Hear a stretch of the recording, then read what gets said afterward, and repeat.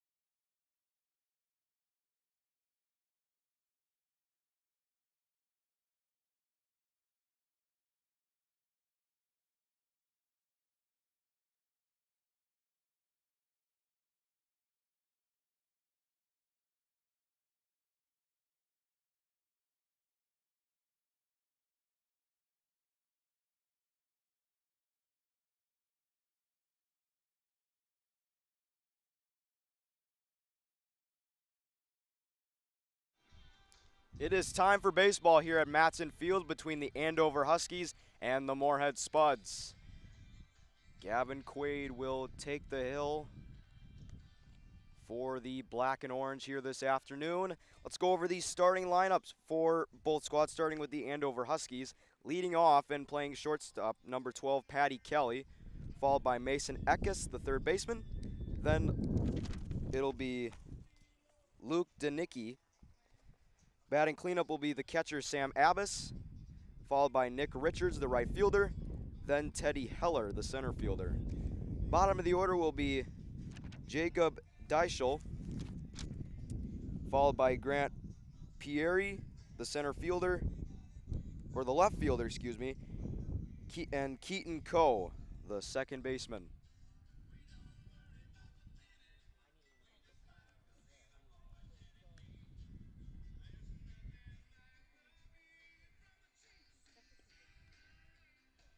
It is just a beautiful day for baseball here in Matson Field. Let's go over the outfield and infield for the Spuds. In left field will be Aaron Ryerson. Center field will be occupied by Carter Heinz, and in right field will be Reese Boney. At third, it will be Colin Wilson, who's usually either at second or on the mound, but as we've seen, he is a very slick infielder. At short will be Titan Bergeson, as per usual. At second base will be Austin Schwantz. First base, Brady Sari, and Colby Aschheim will be doing the catching for Gavin Quaid. And Patty Kelly will lead things off here for the Huskies.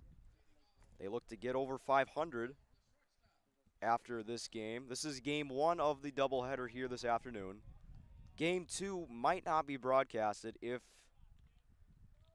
the circumstances point in a certain direction where we won't have enough staff members to broadcast the game, and off we go here at Matson Field as Patty Kelly takes the ball.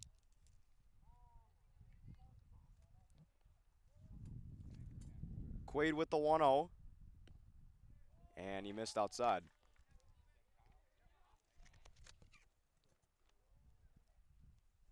After this doubleheader, the Spuds have two more road games, and that will cap off the 2023 regular season, and that's strike one.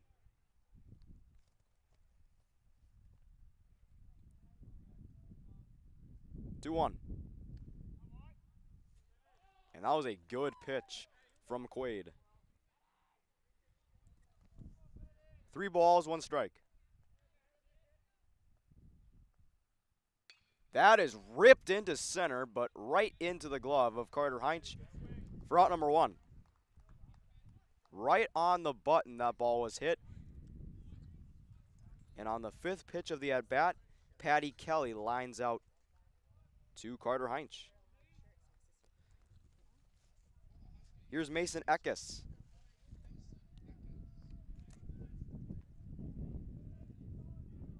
Number 20 for the Huskies. And the third baseman will take a strike. Quickly becomes 0-1. Quaid has been solid on the mound this season. And he gets Mason Eckes to jam right into the glove of Reese Boney for out number 2. That was a jam shot into right field. Good pitch from Quaid. And there's quickly 2 outs here in the first.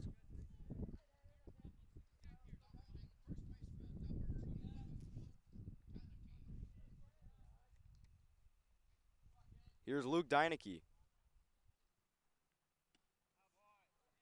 That was a good curveball from Quaid that just missed.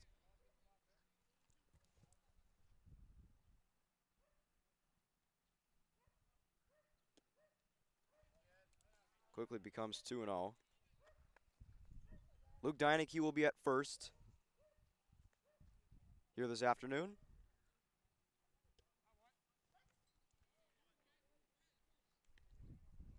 It's now 2 balls and a strike.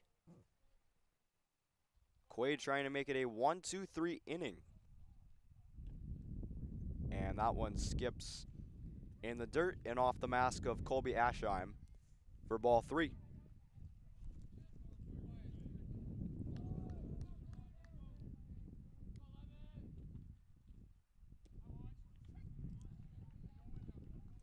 Now it's a full count.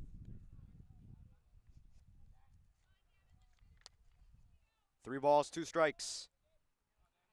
Quaid rocks and deals. That is, oh, nice play by Bergeson. And in time for the out. What a play by Titan Bergeson. What a play to end the inning. A tough play as that throw is just able to beat Luke Deineke going down the first base line. 1-2-3 inning. Spuds due up to bat.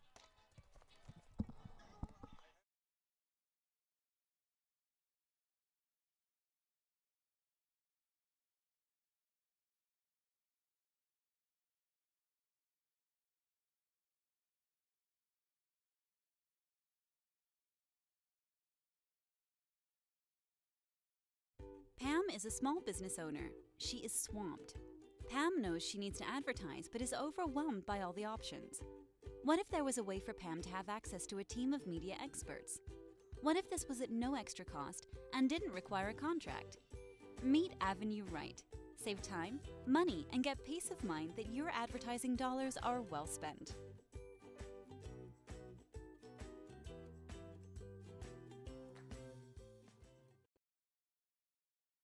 Bottom of the first here in game 1 of this doubleheader between the Huskies and the Spuds. Gavin Quaid able to go through the top of the order of the Huskies lineup as he's able to, the Huskies were able to make contact, but Gavin Quaid able to keep them in check for the first half inning. Let's go over the starting lineup for the Spuds. Leading off will be Carter Heinz, followed by Titan Bergeson, then Colin Wilson. Batting cleanup will be Aaron Ryerson, then it'll be Elijah Mack, followed by Austin Schwantz.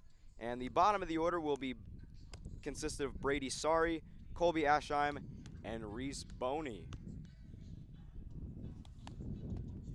And they will all face Colin Anderson, right-handed pitcher for the Huskies.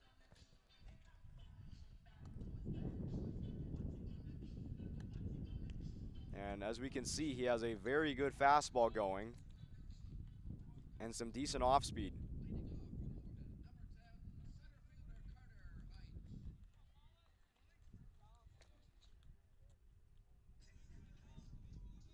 Carter Heinz looks to get the Spuds on the right foot here this afternoon.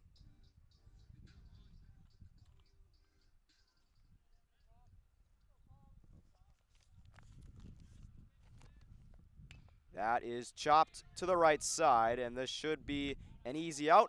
1 pitch, 1 out. Here in the bottom of the first, Carter Heinz grounds out to the first baseman, Luke Deineke. Heinz likes to swing at the first pitch a lot, as we can see there.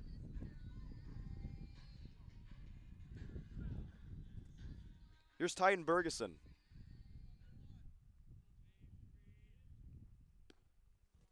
That's strike 1. Good pitch from Anderson. He looks to keep the Spuds hitters on their heels.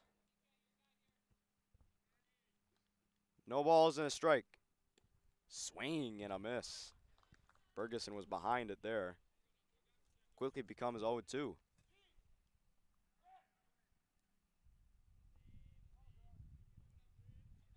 The 0-2. Fouled back.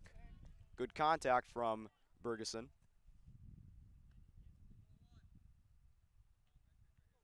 Bergeson was able to make a very nice play at his shortstop position to end the top of the first. And he fouls it towards the left side.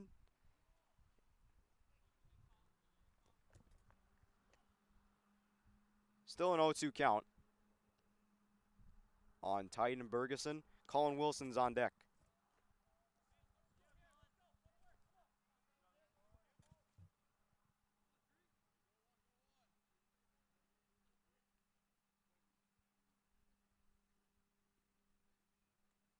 Spuds have the potential of having a home game in the section tournament. Another 0-2 to Bergeson, and he rips that one foul. Bergeson's making some good contact here against Colin Anderson.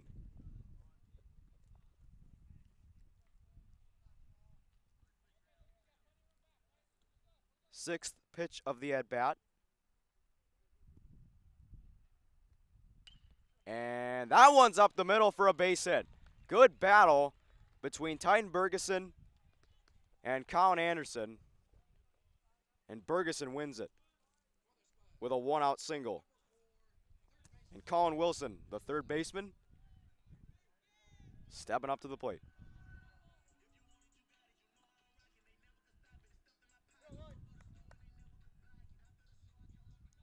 Colin Wilson, just overall a very solid hitter.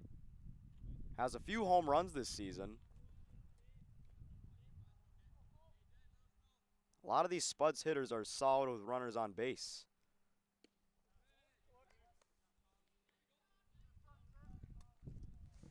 And the speedy Titan Bergeson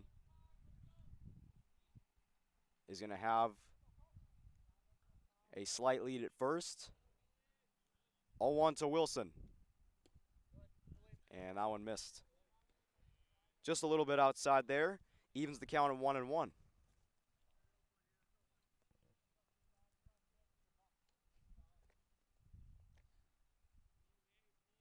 And throw back.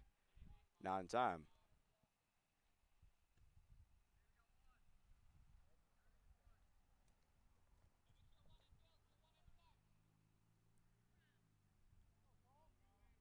One and one to count.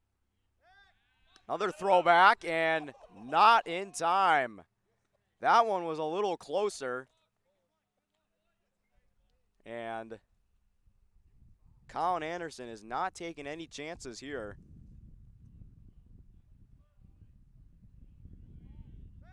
Another throwback, not in time again.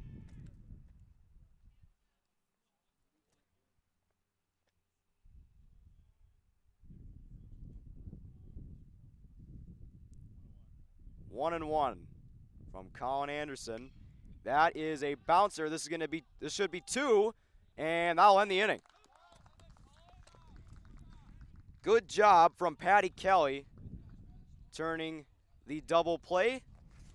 Spuds leave one on as they go through three in their lineup. We head to the top of the second here at Matson Field with still no score.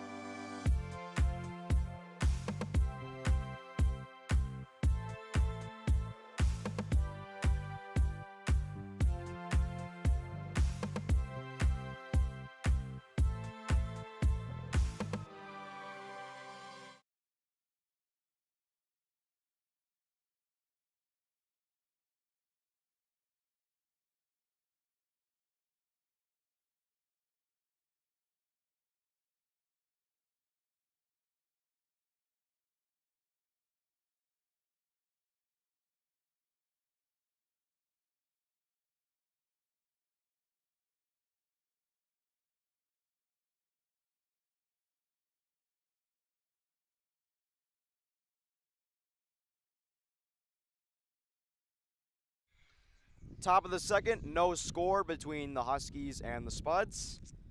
Middle of the order is due up for Andover.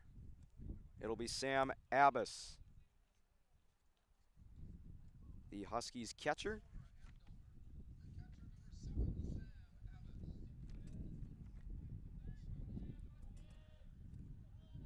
Quaid had a very quick 1-2-3 inning in the top of the first. He looks to keep it going. And that one is ripped into left, and Ryerson isn't going to get it. It's going to bounce off the wall. This is going to be a tough play over at second. Not in time. Good job from Brady Starry, able to cut off the throw. And there will be a courtesy runner. So Sam Abbas with a leadoff double. And we'll see if we can get the name of the courtesy runner. Number 5 for the Andover Huskies. Let's see. It'll be Cullen Rowe. Pinch running for Sam Abbas, who hit that double on a line. I mean, that ball was smoked.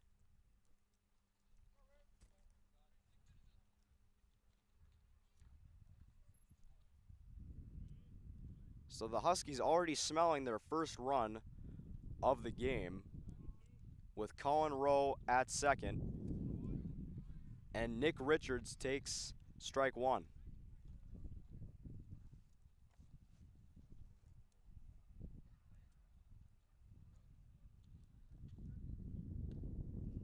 And some off-speed miss there.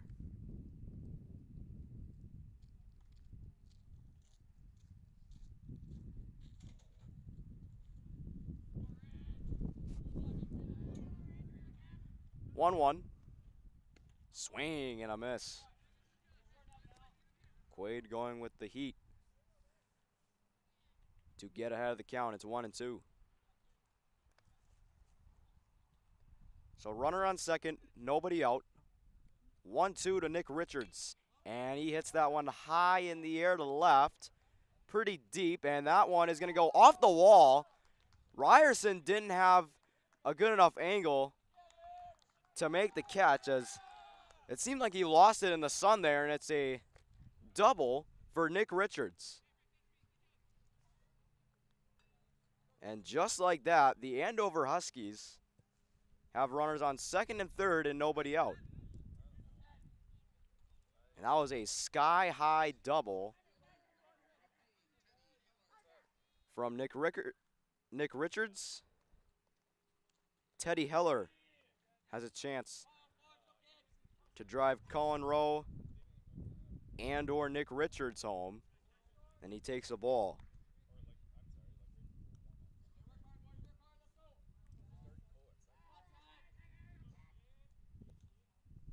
The 1-0 to Teddy Heller, and he swings and misses on that off-speed pitch. Looked like a changeup to me. 1-1. Good curveball from Quaid. Strike two.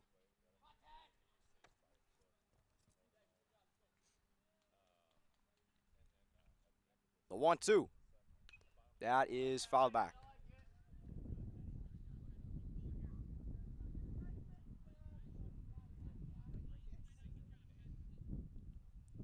So currently it's a 4-pitch at bat.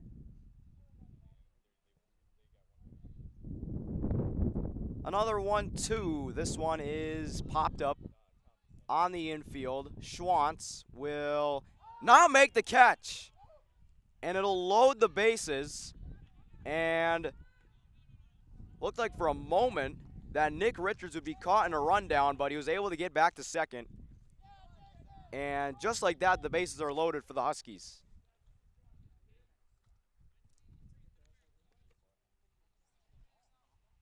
And the sun is definitely going to be a problem for these outfielders as it is really beaming down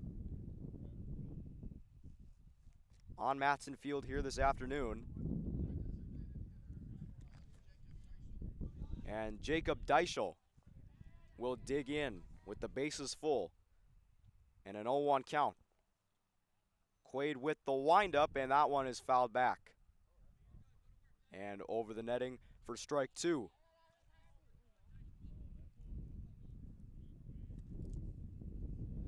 So quickly, it's an 0-2 count on the DH for the Huskies, Jacob Deichel. Swing and a miss. Quaid struck him out. First strikeout of the day for Gavin Quaid.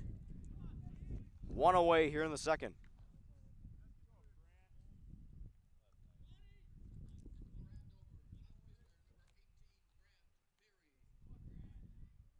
Here's Grant Perry. And that one gets away. Here comes Colin Rowe to the plate, and it's 1-0 Huskies. A wild pitch from Gavin Quaid went off the backstop over the glove of Colby Aschheim, and it's 1-0 Andover on the Eventide scoreboard.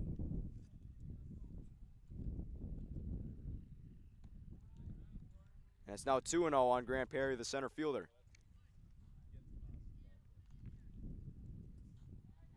So Nick Richards moves to third. Teddy Heller moves to second on that wild pitch. It's now 3-0.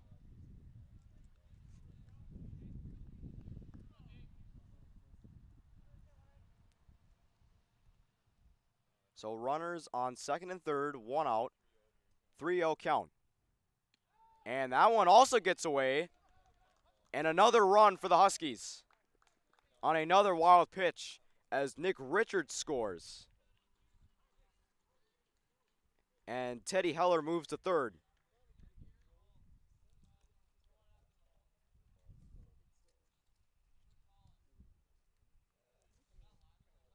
So the Andover Huskies get 2 runs on 2 wild pitches from Gavin Quaid. And it's 2-0 on the Eventide scoreboard now. And this is the perfect start for the Huskies.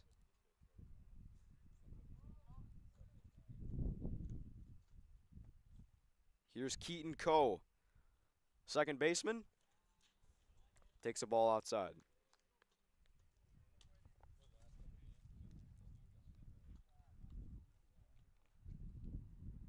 One ball, no strikes. Runner takes off. Aschheim doesn't throw it. And a good jump from Grant Perry.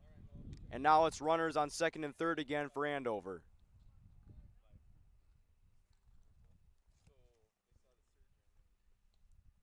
1-1 count now to Keaton Coe, and he fouls that one off the netting for strike 2.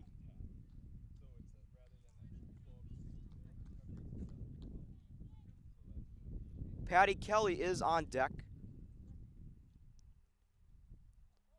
for the Huskies. Quaid with the 1-2. It's now 2-2.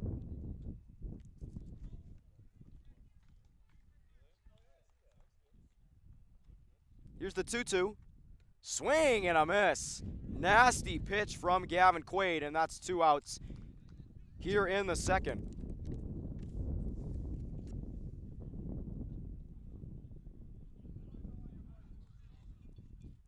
Definitely took something off that pitch there, as that is strikeout number 2 for Gavin Quaid. And Patty Kelly, who lined out to center field, grounds one to Austin Swantz on the first pitch of the at-bat to end the inning. So the Huskies get 2 on 2 wild pitches from Gavin Quaid. A good start for Andover as they lead it 2-0 going into the bottom of the second. Aaron Ryerson, Elijah Mack, and Austin Schwantz due up for Moorhead.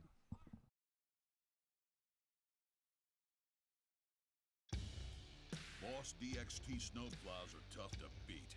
Featuring dual trip tech, flared wings, and optional D-force for improved scraping and backdragging performance. Choose from 3 different sizes in steel, stainless steel, and poly. The Boss DXT is built to restore order. Your home for Boss Snowplows is Bert's Truck Equipment on Highway 75 North in Moorhead.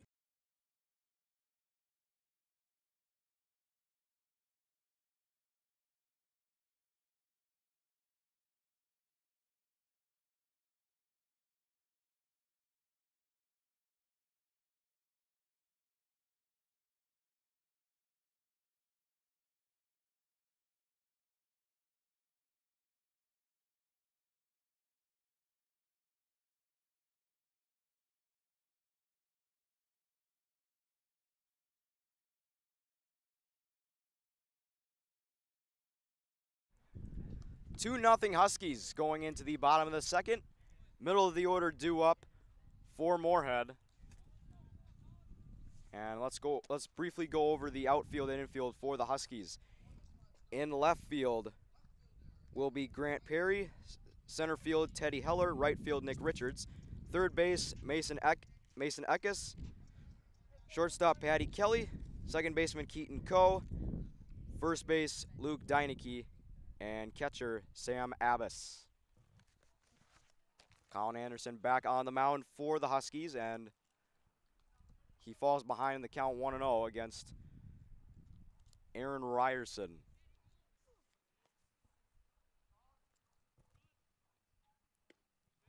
Now he evens the count.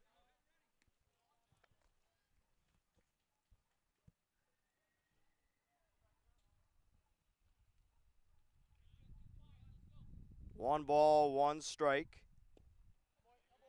Tried going with a changeup down low, misses. It's 2-1.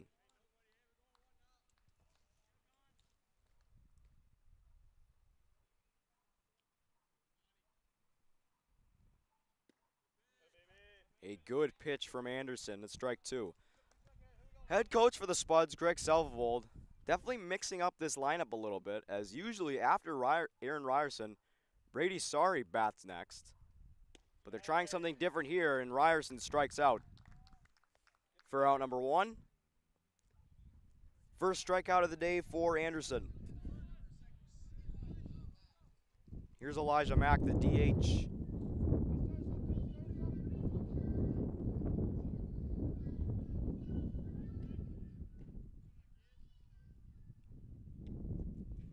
That's strike one.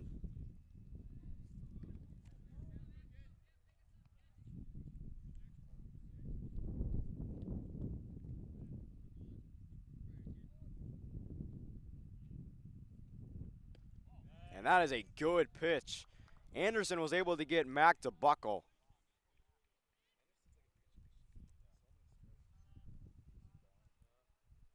Colin Anderson finding the strike zone very efficiently, and he strikes out Elijah Mack for out number two. Making quick work of Elijah Mack. And now Austin Schwantz will bat.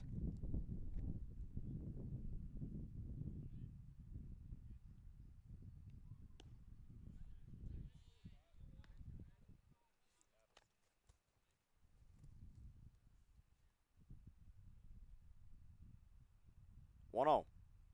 That is out of play. Brady Sorry is on deck for the Spuds. 1-1 to count. That one skips in the dirt. But a good block from Sam Abbas.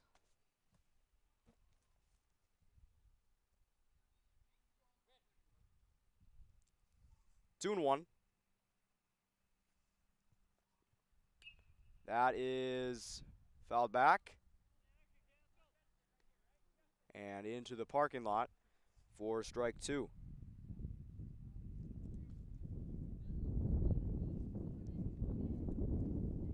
The 2-2 from Anderson. And foul tip that could not be secured by Abbas.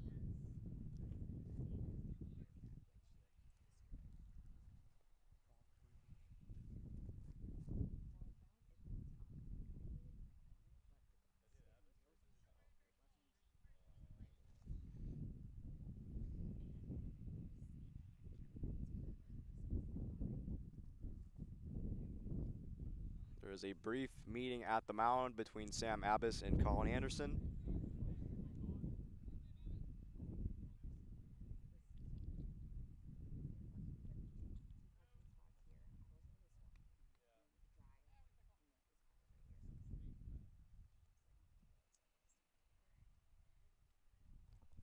Anderson has really kept these Spuds hitters in check through 1 2/3 innings. Looks to make it 2 innings of shutout baseball. Another 2-2. Fouled back off the netting. Schwantz is battling.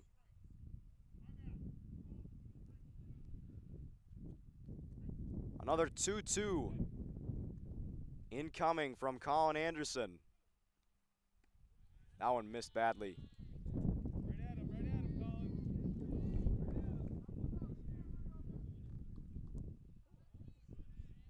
Payoff pitch from Anderson. And he walked him. And the inning continues for the Spuds. Brady Sari's up to bat.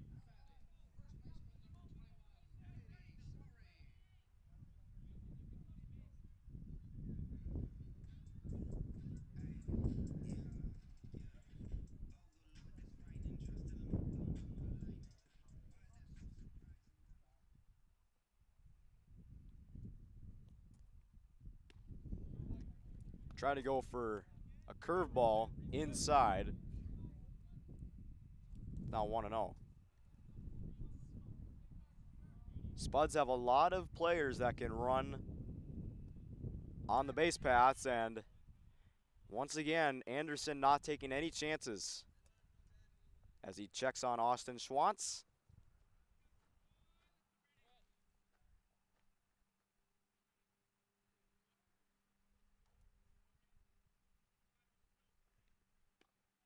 And that one high and tight on Brady Sari for ball 2. Colby Aschheim is on deck.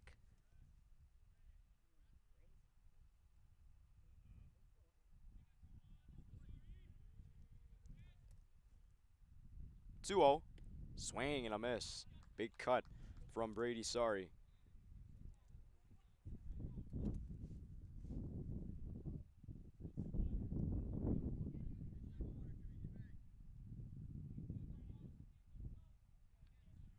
Two one. And that almost hit him. That's two pitches that are almost in the exact same spot. Excuse me, from Colin Anderson. It's now 3-1. Back-to-back walks given up by Colin Anderson.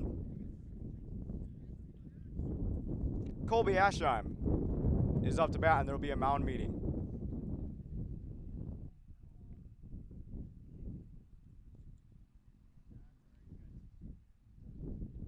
Colin Anderson started the inning strong, back-to-back Ks of Aaron Ryerson and Elijah Mack.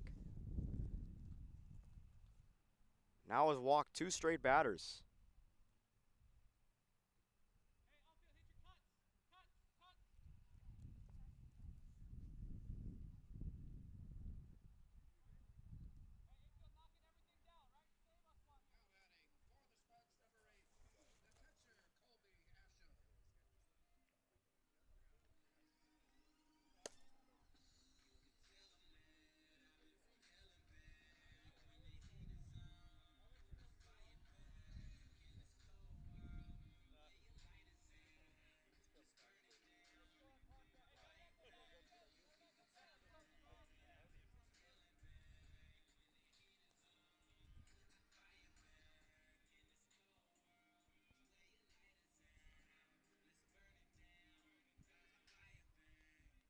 Colby Aschheim has been a very, very good situational hitter all season.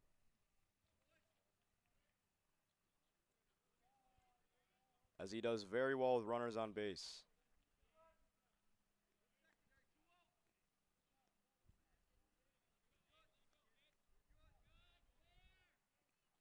And that one gets away. Runners advance to second and third on a wild pitch from Anderson.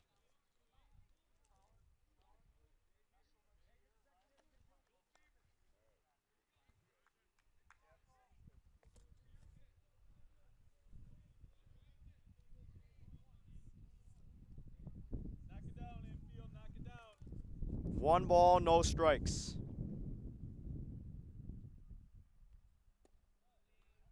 Just missed the zone there, as I was a little bit outside.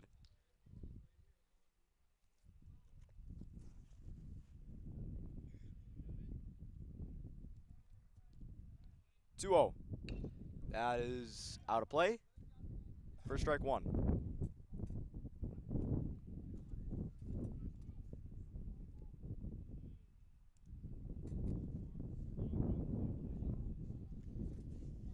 Andover's pitching has been pretty solid as they were able to win against Centennial 2-0. Good cut from Aschheim. Better pitch from Colin Anderson for strike 2.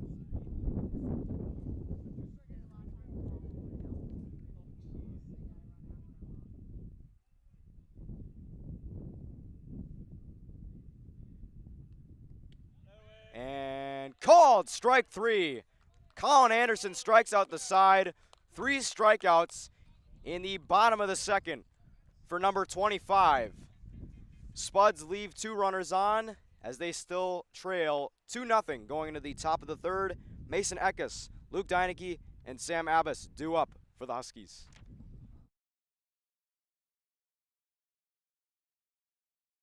We asked the team how we should celebrate the $2 million given to Casasa members last year. Dana wanted us to hire a marching band. Amanda thought that we should drop 2 million balloons.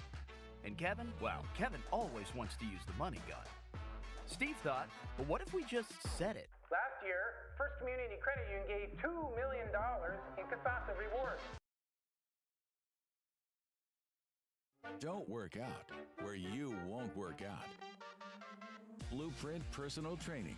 At Blueprint, you'll work directly with an experienced personal trainer and nutrition coach in our brand new private gym. Tell us about your fitness goals, and we'll provide the personalized workouts and motivation to get the results you want to see.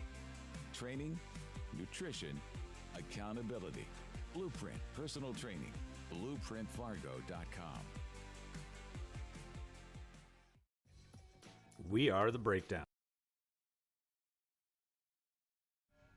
Top of the third here at Matson Field. Andover leading Moorhead 2-0 as the Huskies were able to escape a predicament where they had 2 runners on as Colin Anderson gave up 2 straight walks after striking out 2 straight batters, but he's able to make up for it with a strikeout of Colby Aschheim. So a solid outing so far for Colin Anderson.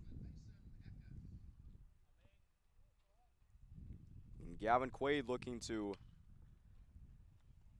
keep doing strong here. Sorry, giving chase, and that is not going to be played. It's going to be strike 1. Mason Eckes.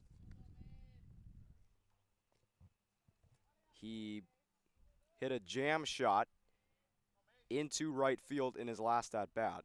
Part of a 1-2-3 inning in the top of the first. And some good contact being made by Eckes, and that's strike 2.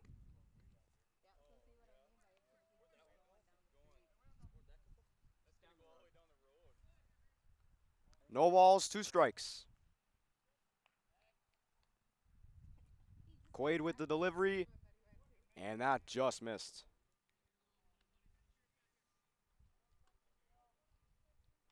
Tried getting Eckes to bite. 1-2 from Quaid. Same spot, same result. It's now 2-2.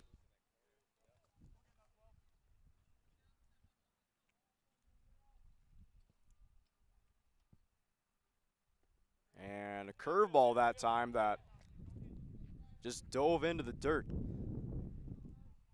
Some good drop on that curveball from Quaid. Another 2-strike count. That is into right. Boney should have it, and he does for out number 1.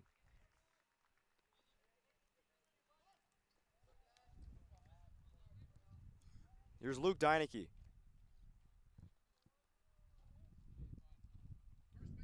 He grounded out to Tyden Bergeson, who made a very nice play, a very close play, to end the top of the first.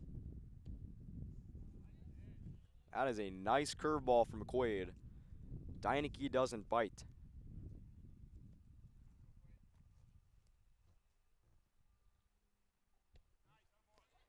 And he makes up for it with that off-speed pitch. 1-1.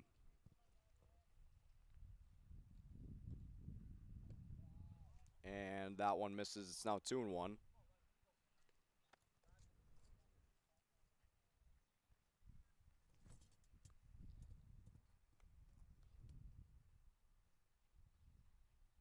And that one gets away towards the backstop for ball 3.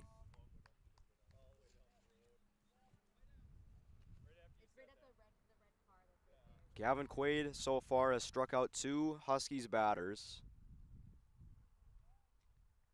And that one is ripped foul towards the left side.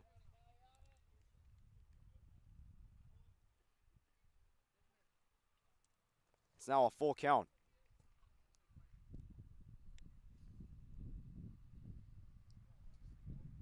Quaid has also given up 3 hits. And the 2 runs from the Huskies were on wild pitches. And that was a pretty wild pitch there from Quaid. That was nasty. Strikeout number 3. And that's out number 2.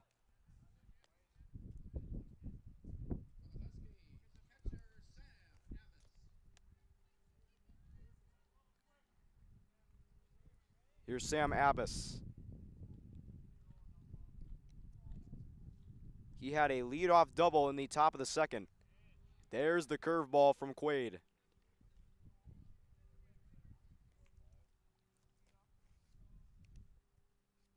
Easy way for Quaid to get ahead of the count. It's now 0-1. Ball 1.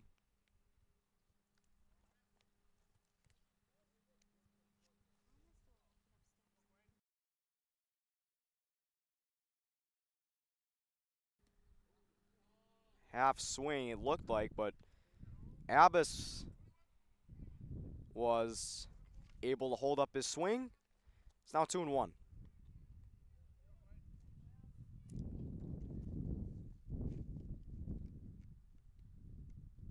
And that missed the zone there. It also popped out of Aschheim's glove for ball 3.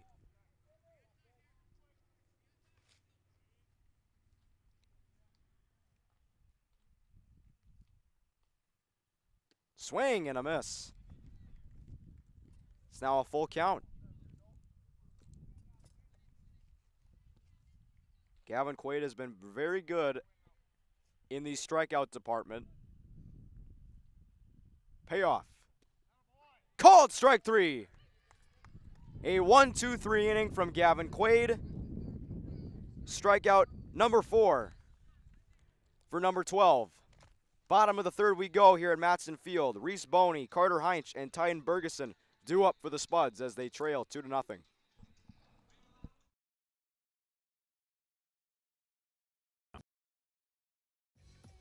We are The Breakdown. For almost 2 decades, we've published the most comprehensive yearbooks on Minnesota high school sports and run the best in-season and off-season events. We cover every corner of the state. We are The Breakdown.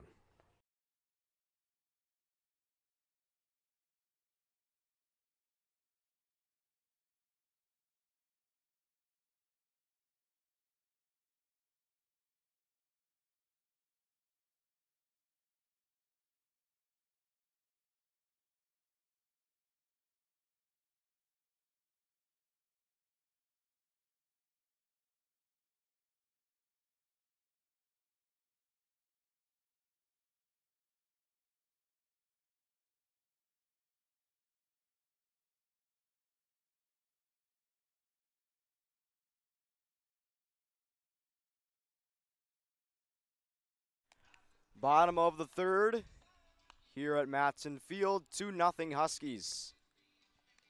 As they went 1-2-3 against Gavin Quaid.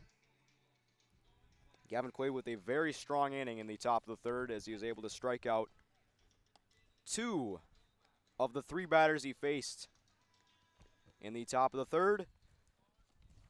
And the Spuds look to get the bats going as Reese Boney will start things off here in the third for the Spuds.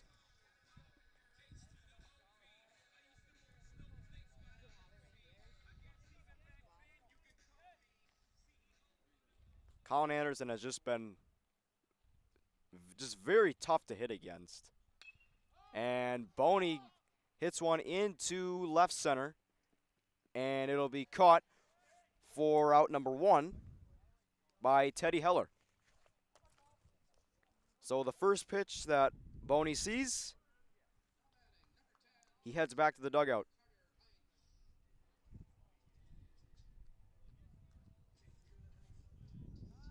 Here's Carter Heinz.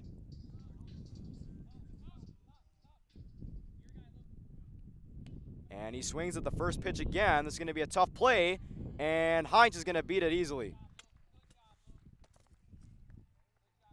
And looked like Patty Kelly may have had a shot at it, but Carter Heinz is just too fast. And will they count that as an error? I don't think they will.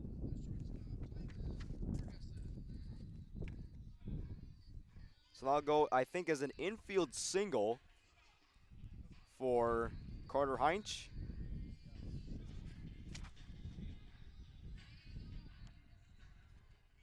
Looked like for a moment that Mason Eckes, the third baseman, was going to be the one making the play, but Patty Kelly tried.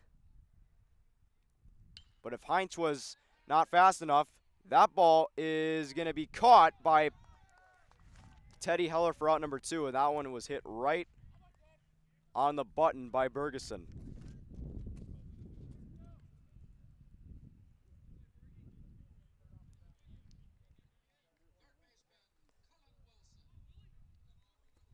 Here's Colin Wilson. He grounded into a 6-4-3 double play in the first inning.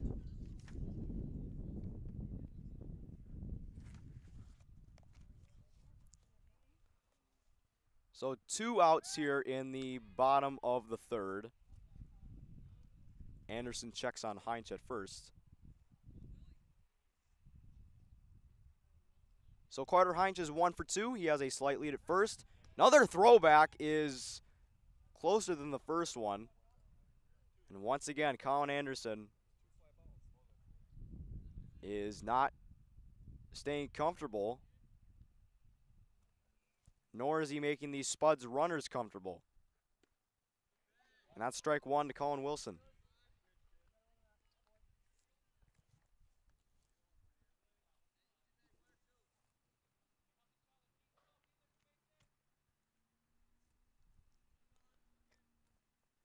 No balls and a strike. And that is chopped to the left side, and they get the force.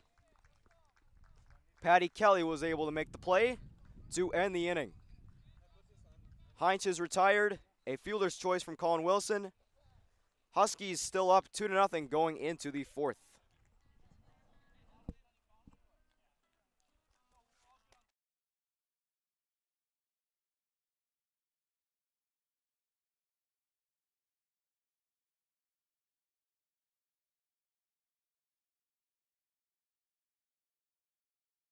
Before I became a real boy, life was easy. I just sat there doing sandwich stuff. But being alive is so hard. So if you don't want to get up to get a sandwich, you shouldn't have to.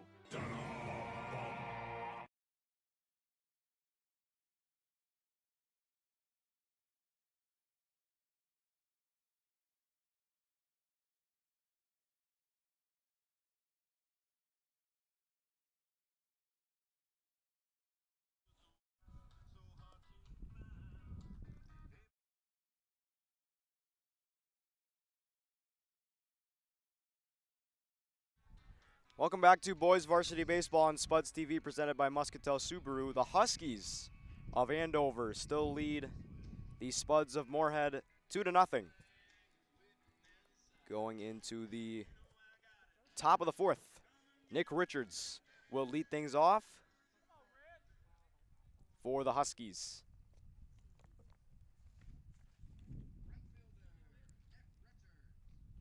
He hit a double that was sky high in his last at-bat. Almost got out of the park. And he takes a ball as that one almost hit him.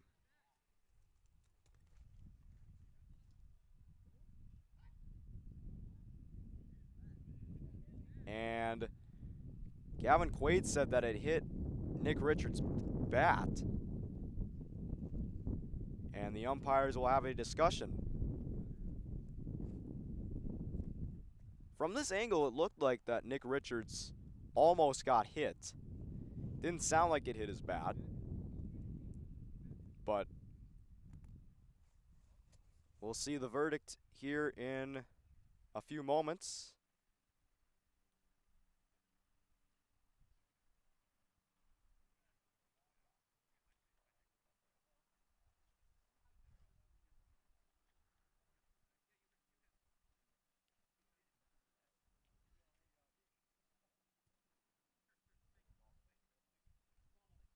And they'll count that as a foul ball, as it must have hit Nick Richards' bat.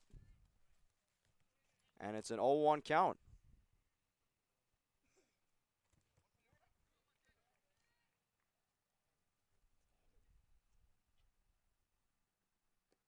That one in the dirt. Counts even.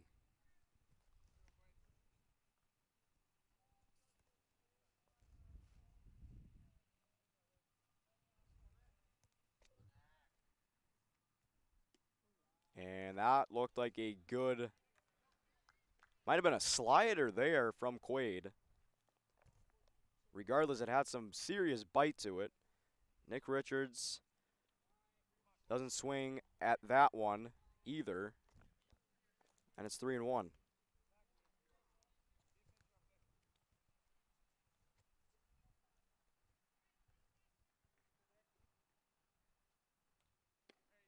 And that's strike two. Gavin Quaid just keeping it simple. Full count. That is popped up and out of play. Almost caught by a spectator.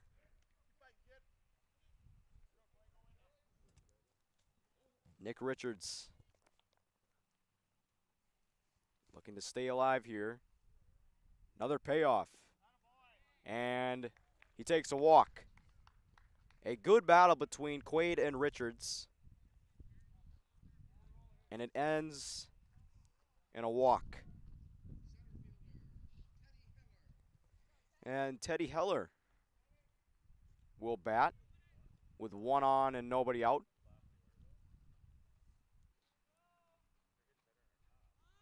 And a bunt, or an attempted bunt from Heller.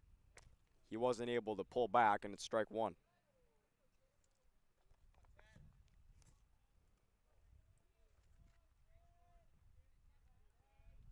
No balls and a strike. And that time he was able to make contact with that bunt, but he's in an 0-2 hole now.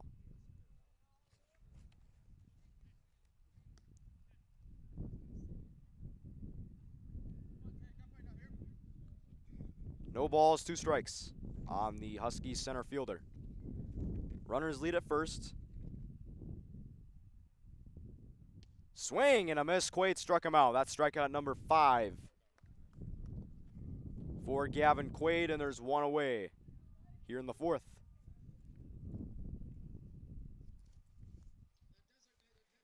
Here's Jacob Deichel. He struck out swinging in his last at-bat. That came in the 2nd inning, and that one is popped up. Bergeson calling for it. 2 away.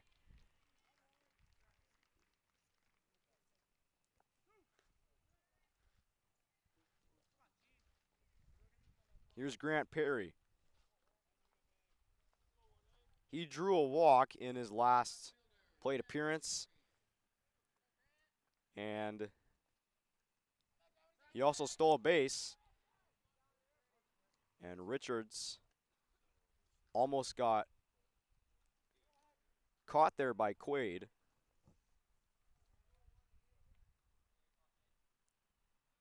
Slight lead at first. And that one is into center.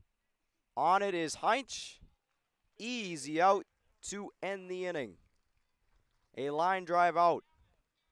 Ends the top of the 4th for the Huskies. They keep a 2-0 advantage going into the bottom half of the 4th. here at Matson Field.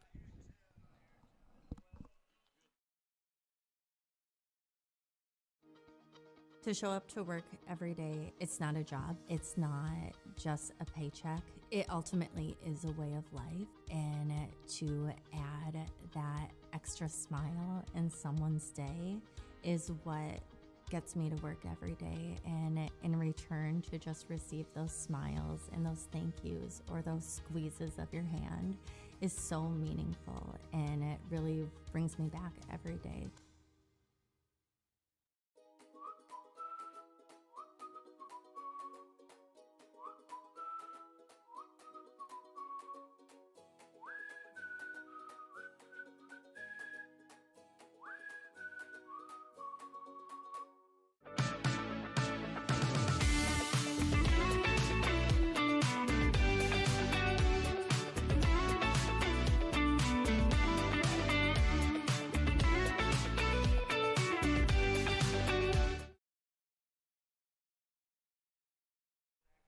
Middle of the order due up for the Spuds as they trail 2-0 against the Andover Huskies. Their pitcher, Gavin Quaid, has been very good after the Huskies put up 2 runs in the top of the second, as it was another quick inning for Gavin Quaid in the top of the 4th. And Colin Anderson, Andover's pitcher, has been essentially, you can say, a brick wall for the Huskies. He's been a very stingy pitcher here this afternoon, and he starts off strong against Aaron Ryerson with a strike. And he struck out Aaron Ryerson in Ryerson's last at bat. That's going to get through down the left field line for a base hit. This is going to be at least 2, and a leadoff double for Aaron Ryerson. Just what the Spuds needed most. An extra base hit from just anybody in their batting order.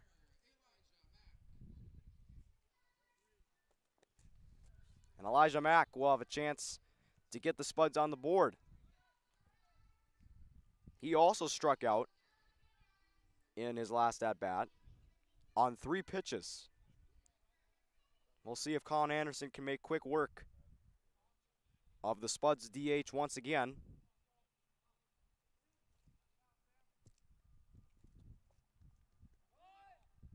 And Mack showed bunt. Throw back to second. Not in time. That was really close. Too close for comfort there for Aaron Ryerson.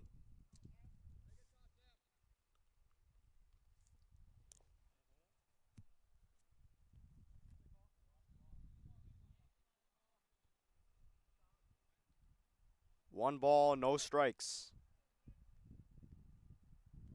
Runner takes off. Throw down the third is off the mark. And Ryerson slides in safely, feet first. And he's 90 feet away.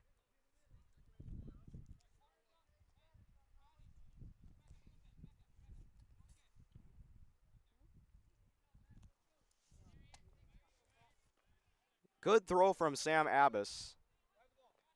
And it was just a little off the mark as he tried to get it to Mason Eckes.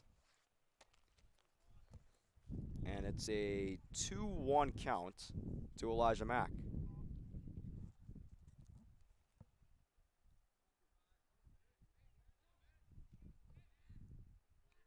Anderson once again from the stretch. Swing and a miss.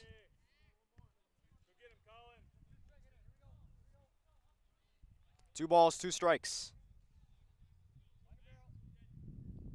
Colin Anderson has 3 strikeouts so far. And that is hit out of play.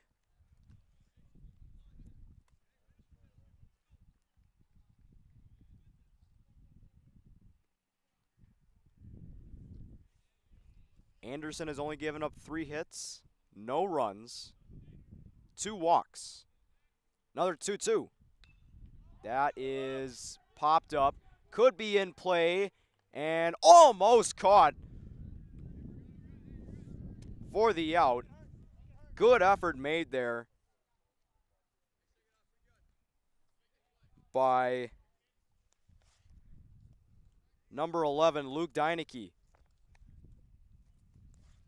But it popped out of his glove, and the at-bat will continue.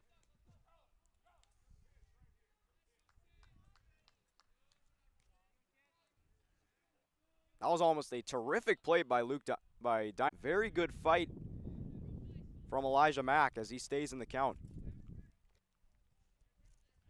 Ryerson 90 feet away.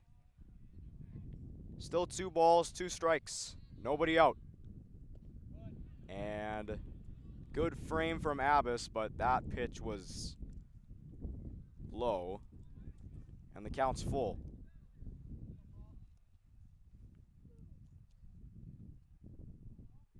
Colin Anderson with the payoff. That is into left, shallow left, and it's going to be caught. And Ryerson couldn't tag. That was too shallow anyway, and that's out number 1 as Elijah Mack flies out to Grant Perry.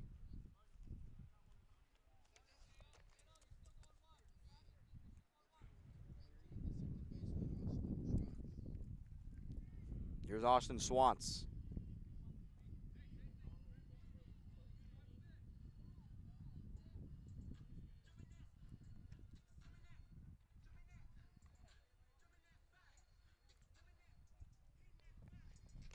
Schwantz walked in his last at-bat. He advanced on the base paths thanks to a wild pitch.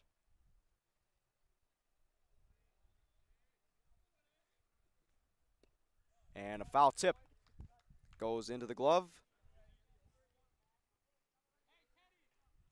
of Sam Abbas. No balls, 1 strike.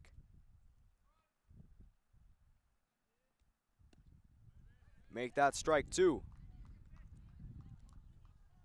Anderson is certainly not having any trouble finding the zone.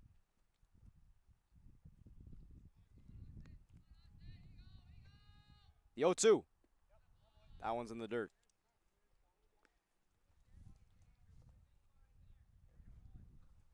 Brady Sari is on deck. Colby Aschheim is in the hole for Moorhead. 1-2 from Anderson.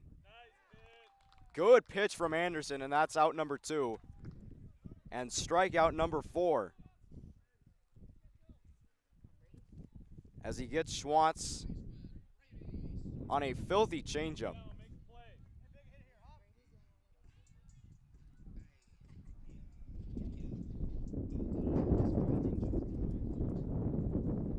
Brady Sari, chance to drive in a run with 2 outs.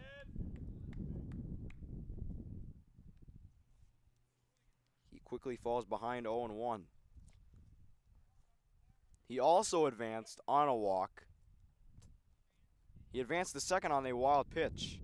And he hits one into right field. This should end the inning, and it does. Right into the glove of Nick Richards. And the Spuds miss out on another opportunity. Ryerson stranded. And still a goose egg on the board for the Spuds. They're still down 2-0 going into the 5th here at Matson Field.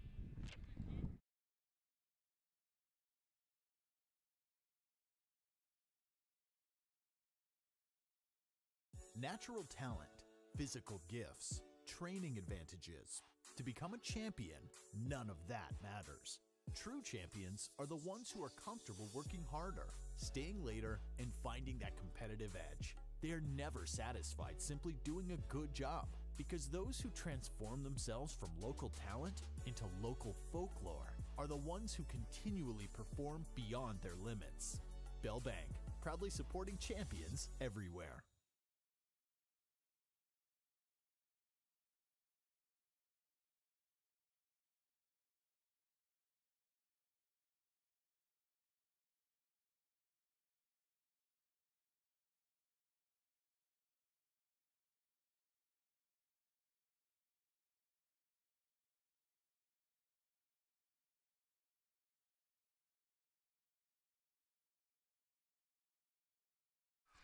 2-0 Huskies here in the top of the 5th, as their pitching has been astounding here this afternoon, limiting the Spuds to only 3 hits.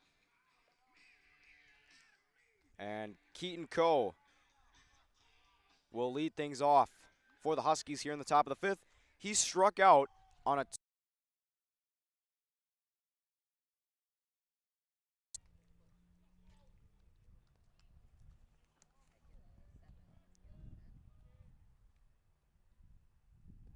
and Quaid misses in the dirt for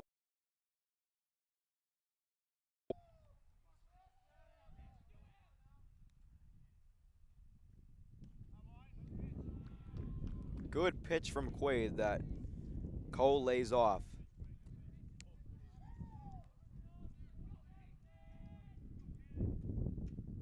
2-0.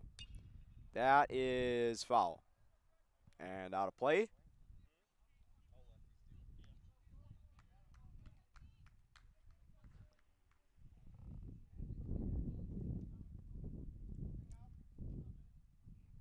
Two one. That is another foul. Another one out of play.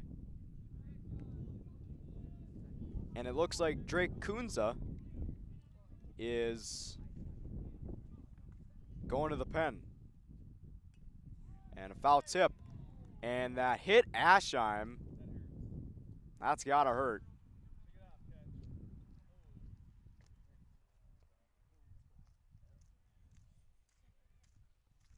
And let's hope he's okay. That is not an ideal situation there, I must say.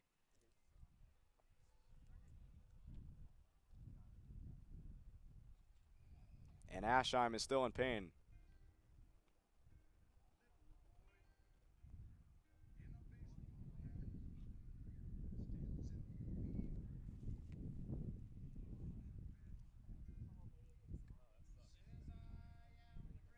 Looked like it fouled off. Keaton Coe must have fouled it off of Aschheim's thigh.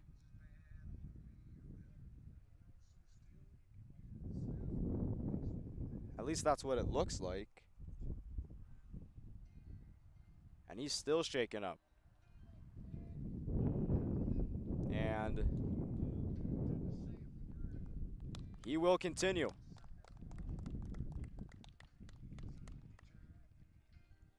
So Aschheim is okay. Just needed a few seconds to shake it off, as for a moment it looked like he was in serious pain.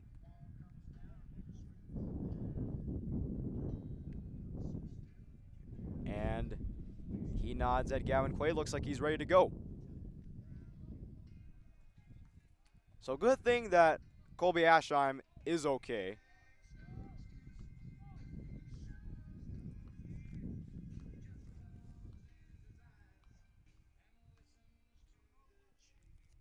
So it'll be a 2-2 count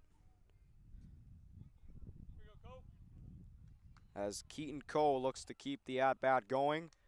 Quaid looks to finish it. And he almost does, as Aschheim with a pretty good frame, but Coe didn't bite there. Full count. Called strike 3. Another strikeout for Gavin Quaid. One away here in the 5th. Strikeout number 6 for Quaid through 4 1/3.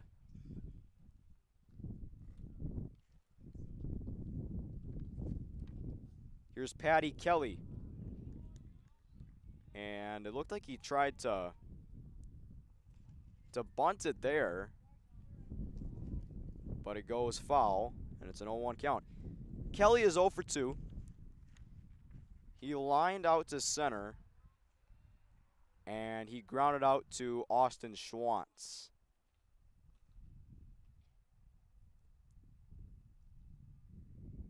0-1 from Quaid. That is up the middle and a base hit. That is the first hit of the game for Patty Kelly. He's 1 for 3.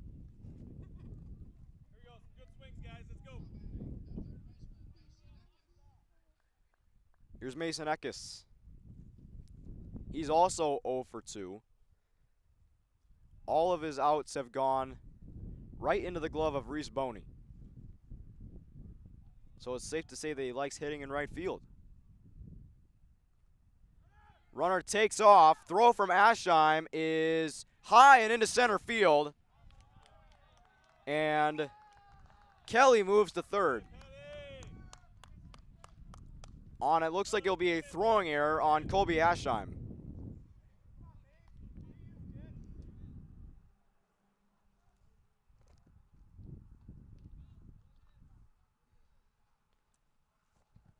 So I don't believe that'll be scored as a stolen base.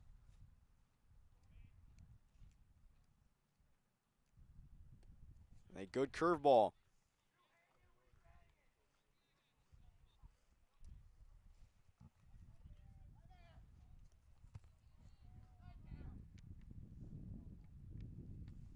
Here comes the 1-1.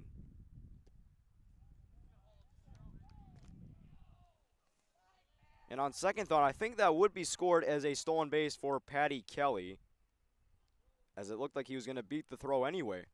Here's the 2-1 from Quaid. Another curveball that lands in for strike 2.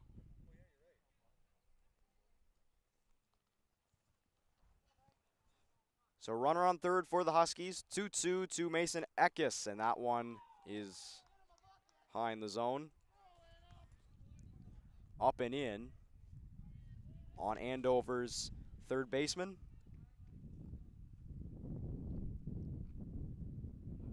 Here comes the full count pitch from Quaid. He got him. Nasty stuff from Gavin Quaid. And curveball Quaid has 7 strikeouts. And there's 2 gone here in the 5th.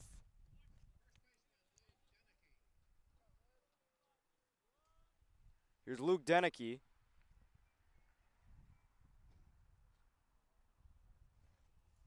With 2 outs. Patty Kelly is still on third.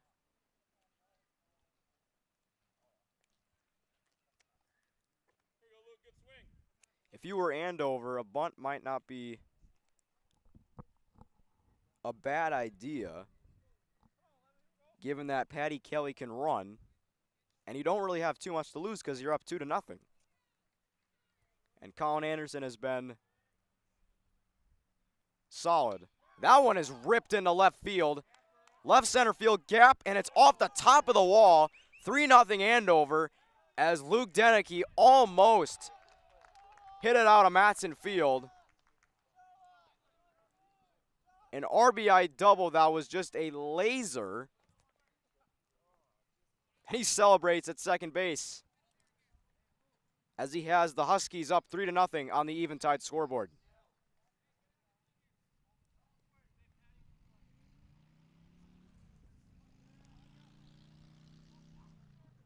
Deneke is 1 for 3.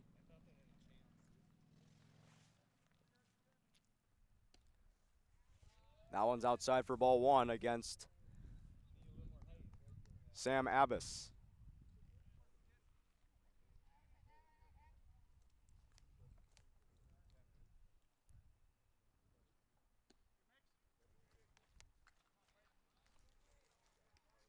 Quaid's behind in the count 2-0.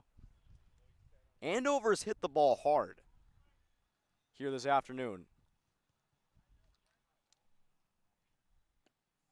And Quaid trying to go for some off speed, trying to mix it up, and Andover is staying very disciplined as Sam Abbas looks to make it a 4-pitch walk. And he won't this time, as that's strike 1.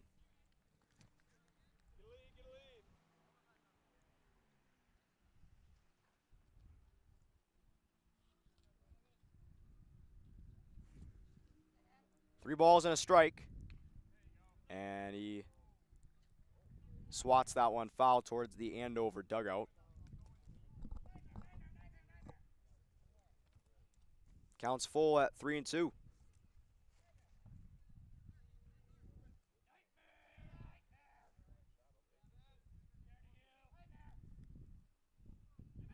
Three balls, two strikes, full count.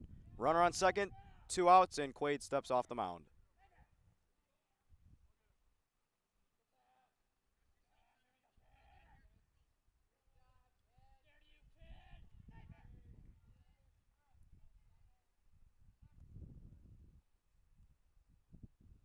Full count from Quaid. He got him. Another beautiful pitch from Gavin Quaid. That's strikeout number 8. He does give up 1 run, though, on an RBI double from Luke Deneke. That makes it 3-0 Huskies on the Eventide scoreboard. Bottom of the 5th we go here at Matson Field with the Spuds down 3-0.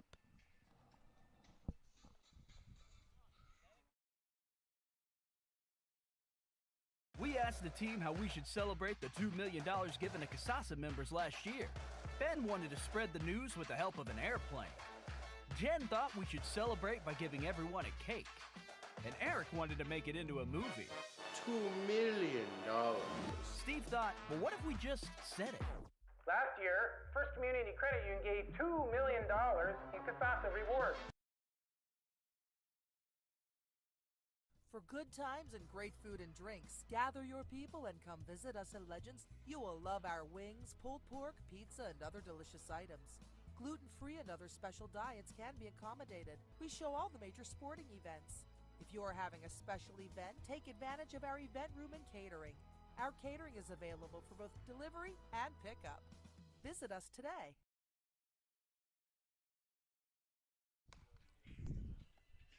3-0 Andover here in the bottom of the 5th. Spuds still trying to get the bats going here this afternoon as Colin Anderson has really just pitched a gem so far. 4 innings, no runs on only 3 hits. And Colby Aschheim will start this inning for Moorhead.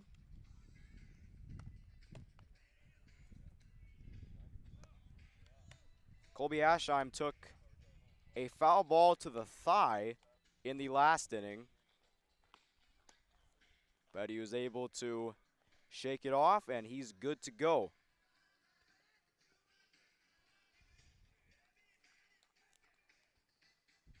So this inning will be Colby Aschheim, Reese Boney, then back to the top of the order, and Carter Heinch.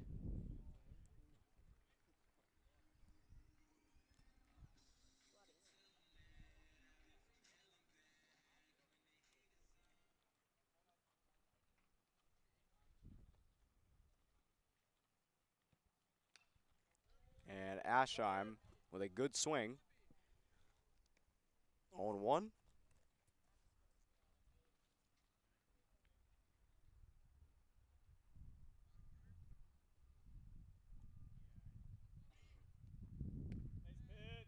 Good pitch from Anderson, and he starts out strong here in the bottom of the 5th as he has Aschheim against the wall in an 0-2 count. Strikes out on 3 pitches. That was easy. Quick work of Colby Aschheim. And that is strikeout number 5 for Anderson.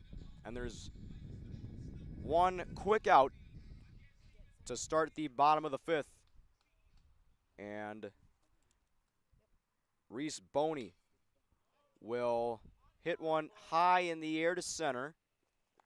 Heller has got it for out number 2. So 4 pitches and already 2 outs.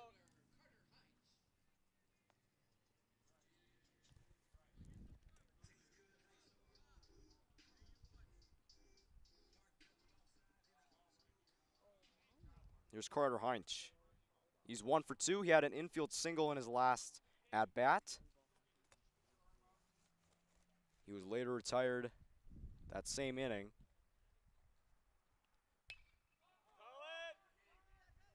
That one is a pop-up, shallow left, and a very quick inning for Colin Anderson as he goes 1, 2, 3 through the Spuds hitters here in the bottom of the fifth.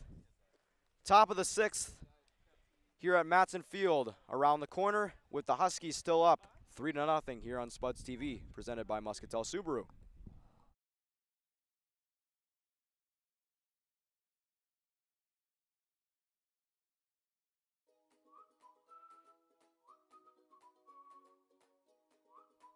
At Moorhead Dental Associates, you'll get the very best care and state-of-the-art technology. Dr. Scatfold and Dr. Johnson are now accepting new patients. Call or stop in to Moorhead Dental Associates.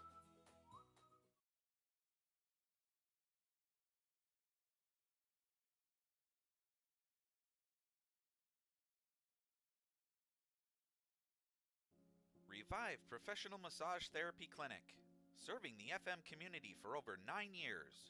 Locally owned and operated. Open 7 days a week, day, evening, and same-day appointments available.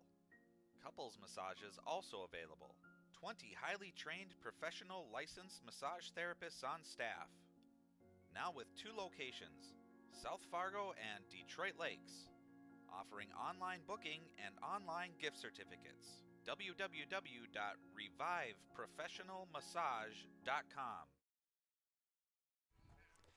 Top of the sixth here at Matson Field. Huskies up 3-0 over the Spuds. Gavin Quaid back on the mound, and he's had a pretty solid outing despite giving up 3 runs on 5 hits. Drake Kunza has checked into the game at third base. He will replace Colin Wilson. Colin Wilson will move to second, replacing Austin Schwantz. Gavin Quaid will face Nick Richards to begin the sixth. And a good fastball that misses low.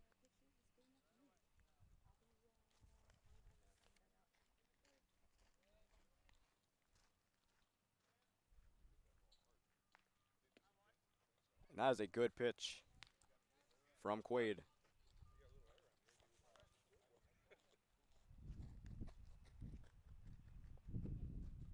One, and that hit him. So the first batter of the sixth, Nick Richards, takes a ball to the side. And there will be a runner on first with nobody out, and there'll be a courtesy runner for the Huskies. Number 99. We'll see if we can get a name. It'll be Keegan Fogarty. I hope I'm pronouncing that name right.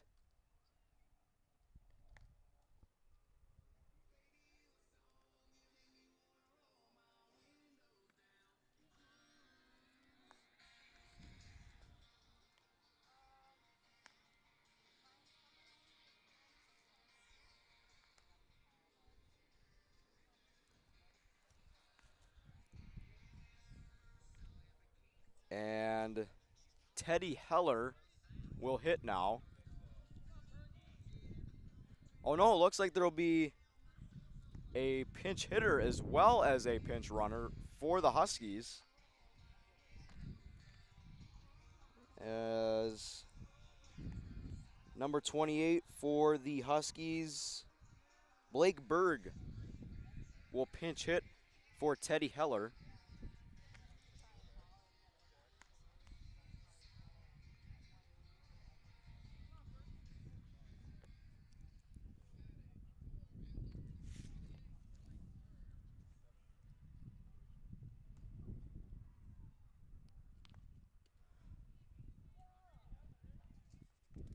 So that'll be ball 1 to Blake Berg.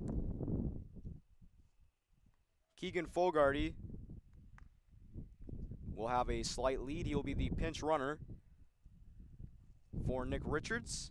And that's strike one.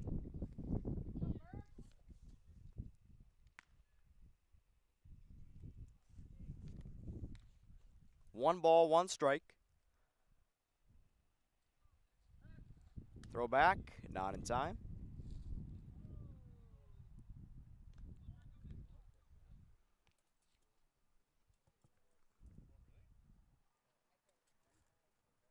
One ball, one strike again.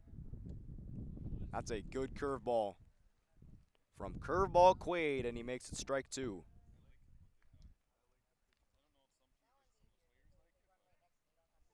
Trying to make it 9 strikeouts. On the day. 1-2 to Berg. Runner takes off. Throw from Aschheim is not in time. Good throw from Aschheim, but it was a little late. And Keegan Fogarty has a stolen base.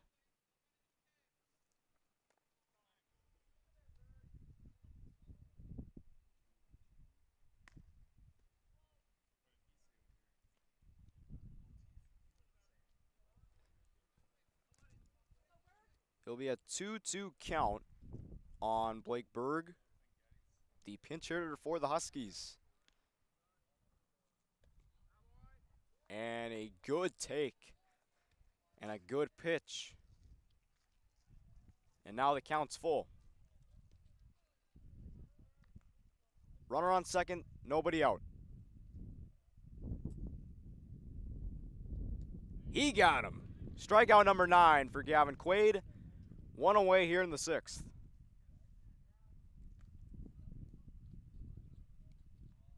Gavin Quaid is really doing well with his off speed in 2 strike counts. And it looks like there'll be another pinch hitter for the Huskies. It looks like it'll be Josh Novak. Pinch hitting for Jacob Deichel.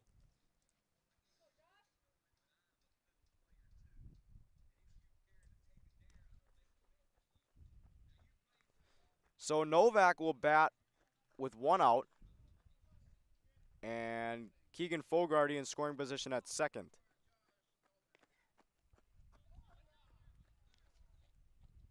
And from the looks of it, looks like Andover is getting their bullpen ready, but that doesn't mean they'll pull Colin Anderson from the game, as he has been very solid through 5 innings for the Huskies. 1 ball, no strikes. Make that 2-0.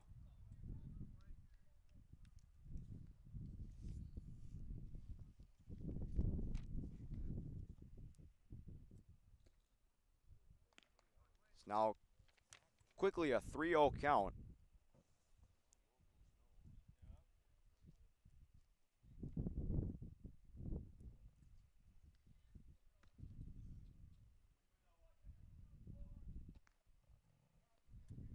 Three balls, no strikes. That's strike 1.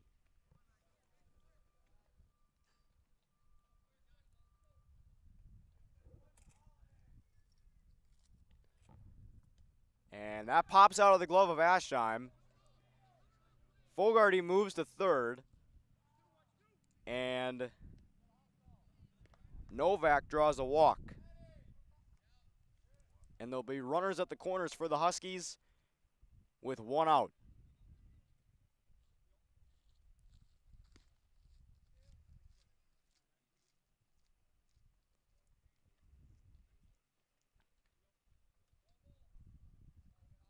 And it'll be Grant Perry at the plate. Big opportunity here for the Huskies, and that's strike 1.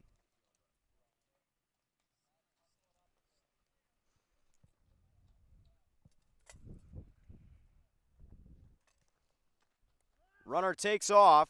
Ashheim with no throw. And a stolen base for Josh Novak.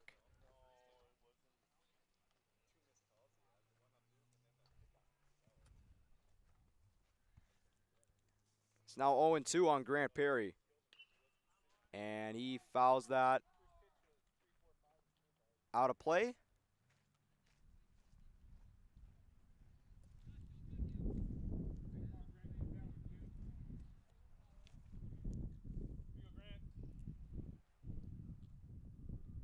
Another 0-2. Chopped. Gonna be a tough play. Quaid, no throw. And it's 4-0 Andover. That was a very tough play from the get-go for Gavin Quaid. And that infield single from Grant Perry makes it 4-0 Huskies on the Eventide scoreboard. And here comes Coach Salvold.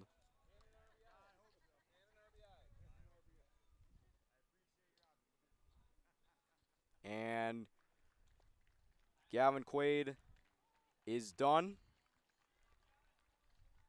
Drake Kunza is in for the Spuds. We'll be back in a moment with this pitching change here on Spuds TV.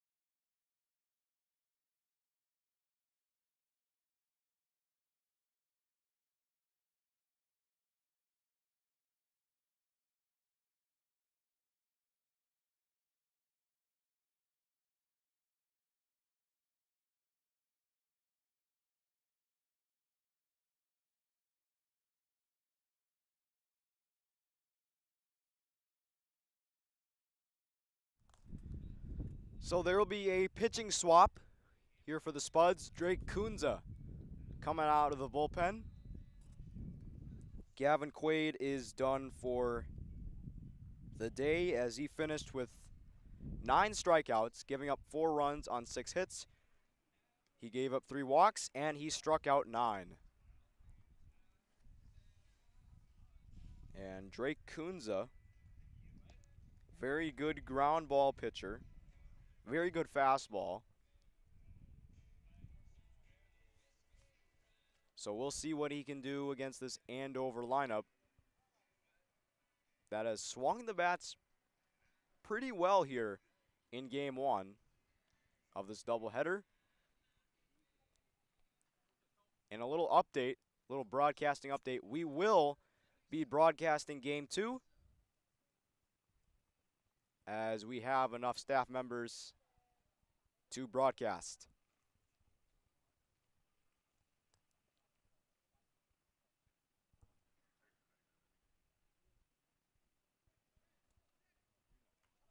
Keaton Coe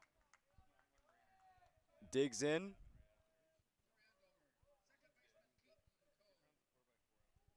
And there's a brief stoppage in play there, but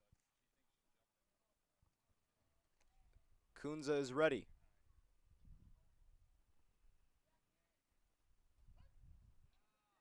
And time has been called. Runners at the corners for the Huskies. 1 out here in the top of the 6th.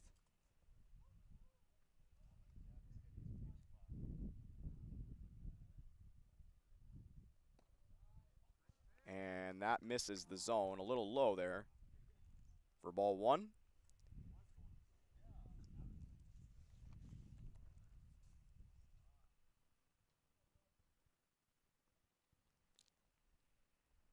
Runner takes off. Ashheim throws down. It's going to be cut off by Colin Wilson. And a stolen base for Grant Perry.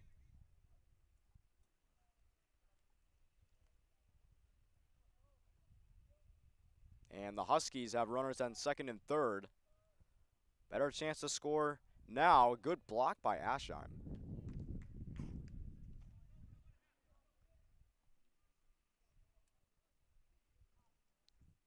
Two balls and a strike. Make that 2-2.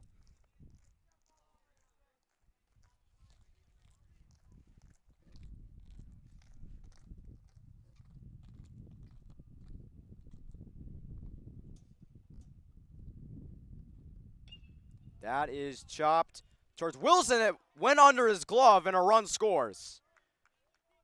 Bergeson able to back him up, and it's 5-0 Huskies.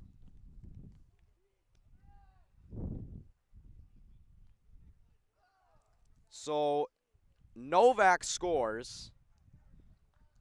Perry to third. And it's 5-0 Huskies here in the sixth on the Eventide scoreboard.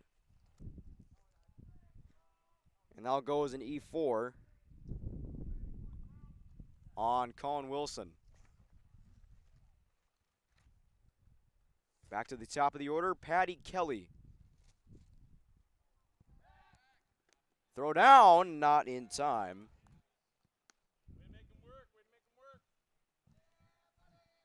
Keaton Cole making Drake Kunza work.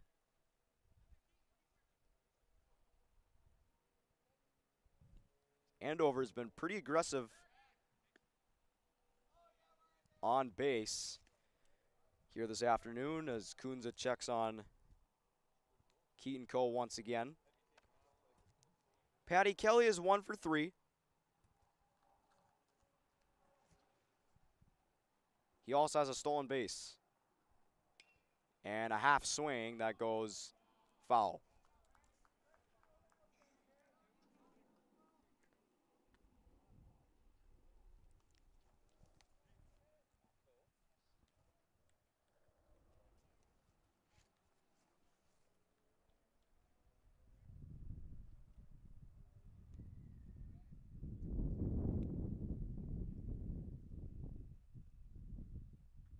No balls and a strike, and Coe is going to be caught in a rundown. Throw home, not in time. It goes past the glove of Aschheim, and Coe will just jog to third. And it's 6-0 Andover. So Perry was able to get a good jump at the right time, and it looks like he's down. And he collided with Colby Aschheim at home plate. And hopefully, and it looks like he will be okay. He'll walk under his own power. That was a scary collision at home plate between Aschheim and Perry.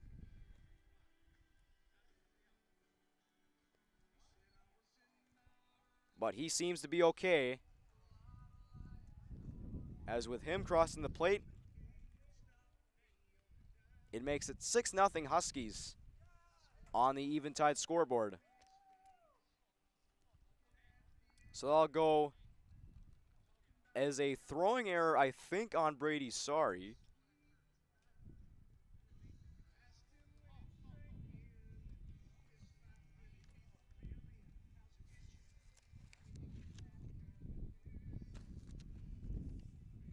For a moment, it looks like they caught Keaton Coe in a rundown. Then Grant Perry was able to catch the Spuds off guard. He was able to score from third to make it 6-0. And Andover is starting to run away with this one.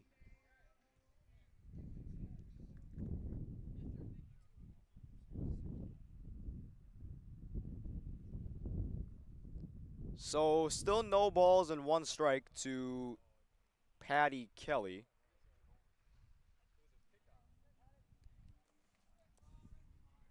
Keaton Coe is at third. That is into left, and that'll be caught by Aaron Ryerson. And a good throw from Ryerson that keeps Keaton Coe at third. And there's 2 outs here in the 6th.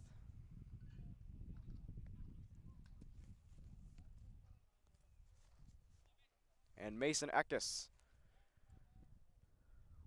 will bat with a runner 90 feet away and 2 gone.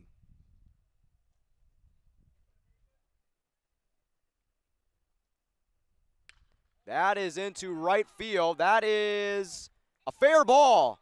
Into the corner, a run scores.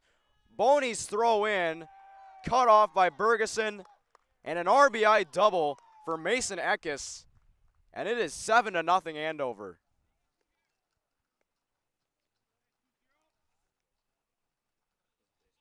Good opposite field power from Eckes. 7-0 lead for the Huskies on the Eventide scoreboard.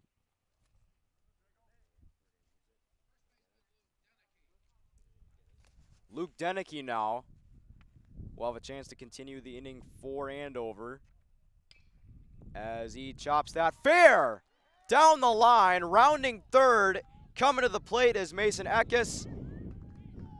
And Eckes and Denicky trade places, back-to-back doubles for the Huskies, and it's 8-0 Andover.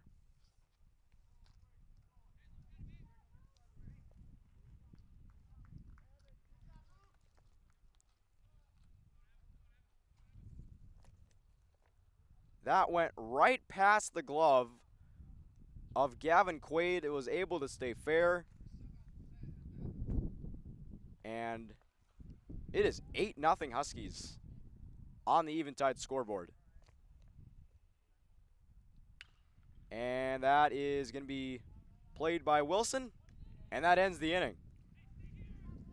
So the Huskies make a ton of noise in the top of the 6th. They get 5. And it is all Huskies going into the bottom of the 6th. Spuds have some work to do. We'll be back here on Spuds TV.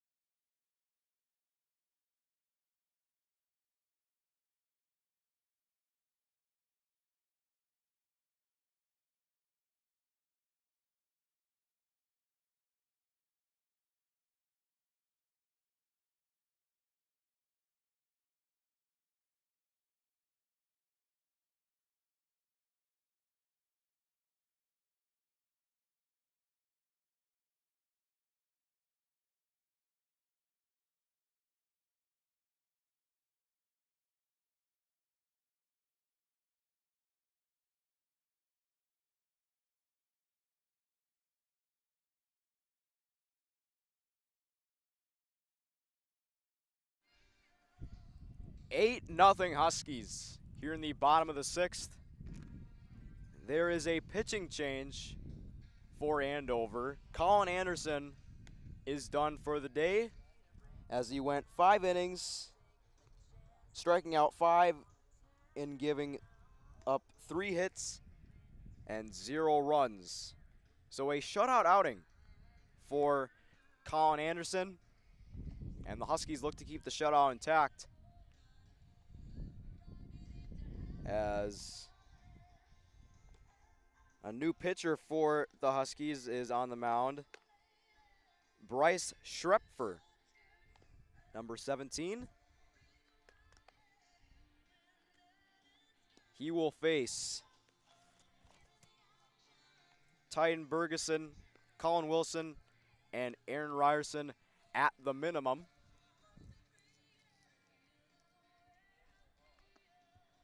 The Huskies were able to get 5 runs in the top of the 6th, as that 5 spot makes it an 8-0 advantage on the Eventide scoreboard. And the Huskies are starting to smell it. Their 8th win of the year is in pretty much walking distance, as you can say. Their pitching has just been unstoppable. Spuds only have 3 hits. Colin Anderson was able to lock down the dangerous Spuds offense this afternoon.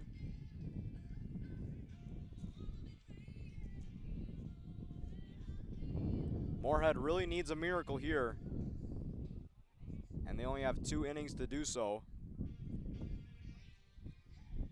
And they're down to their final 6 outs.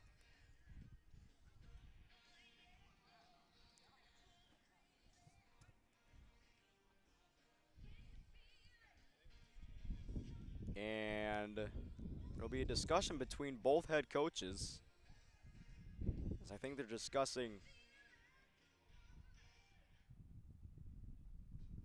possible lineup changes.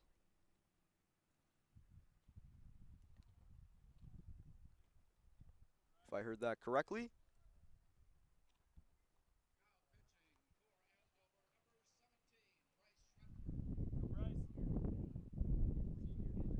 Bryce Schrepfer looks to make quick work of the first 3 hitters of the Spuds lineup here in the bottom of the 6th.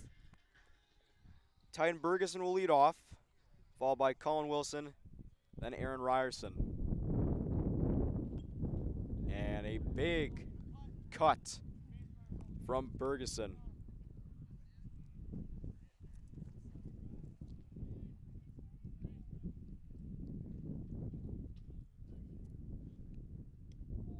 And a good curveball there that misses the zone. It evens the count.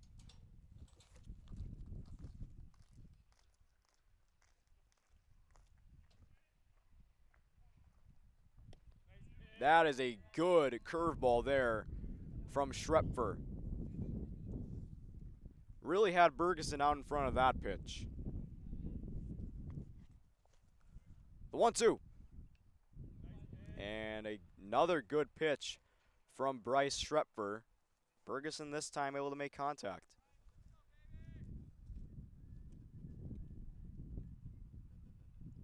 Another 1-2. This one a little outside.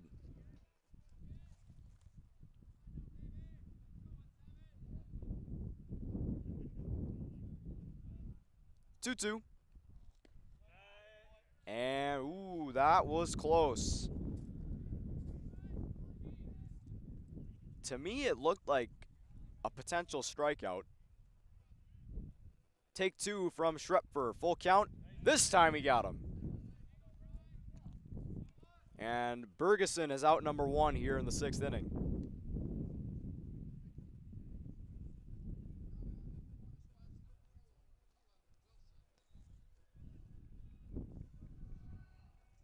Colin Wilson up to bat now. He is 0 for 2. Grounded into a double play and had a fielder's choice.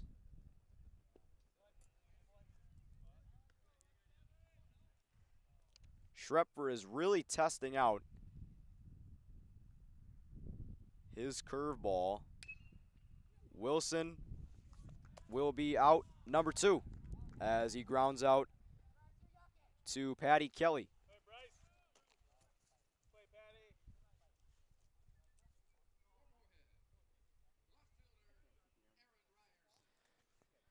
So 2 quick outs for Bryce Schrepfer.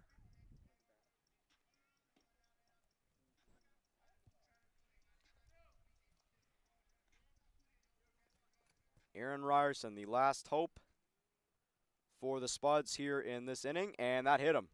Inning will continue.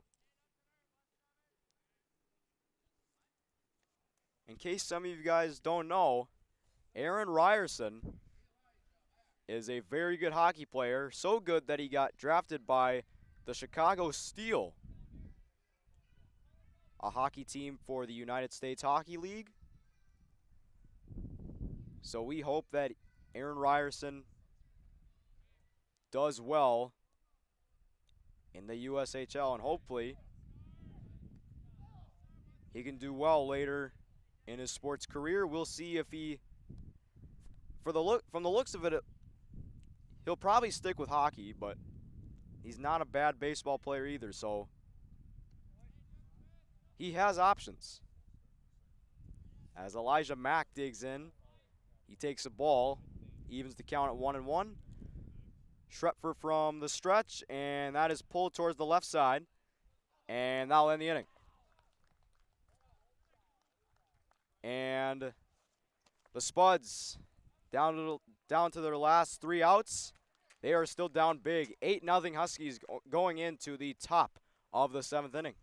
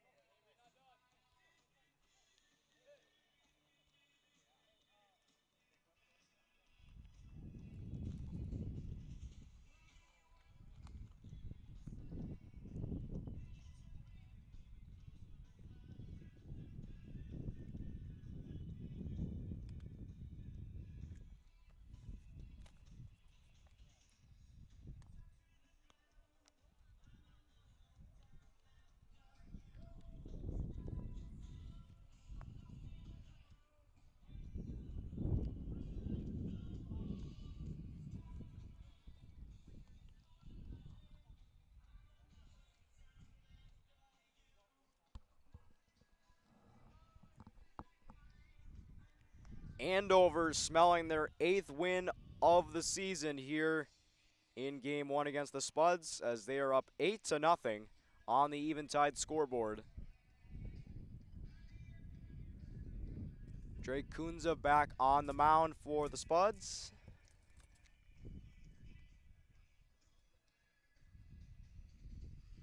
Andover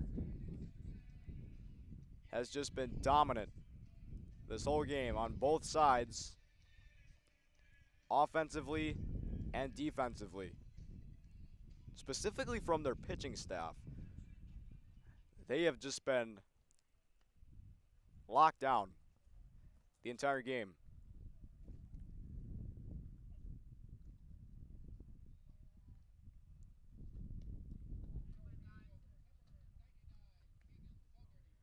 Here's Keegan Fogarty.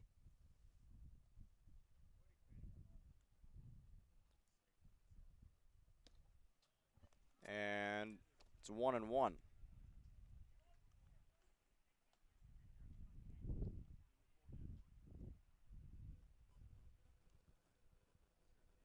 And that one was really out in front of the plate. It's now 2-1.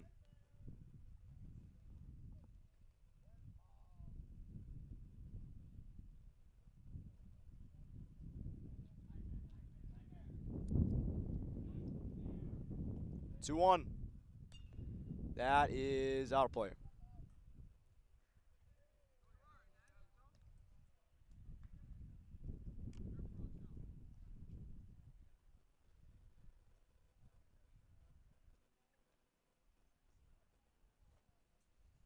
The 2-2 from Kunza is pulled right to Brady Sarr. He'll walk to first for the easy out.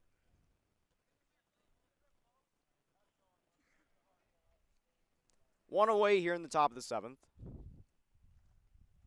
Teddy Heller will bat now. He's 1 for 3. A single, and he struck out twice. He takes the ball.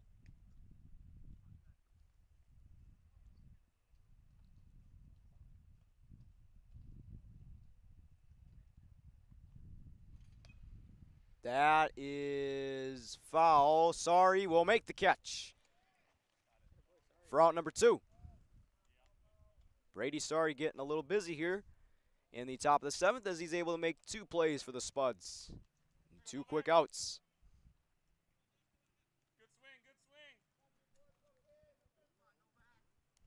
Here's Josh Novak. He took a walk in his last at-bat. He also had a stolen base. Part of a 5-run inning for the Huskies. No balls and a strike. And a good pitch from Kunza that misses just barely.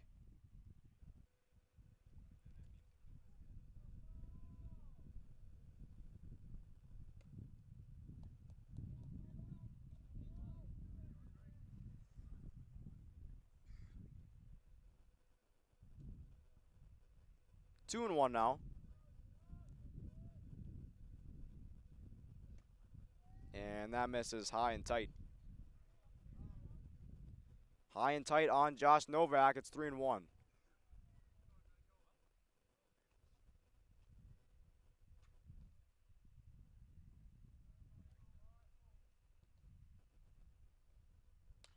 That is a pop-up. Sari has got it to end the inning. Sari's able to get all 3 outs. Last chance for the Spuds going into the bottom of the 7th. Down 8-0 against the Andover Huskies.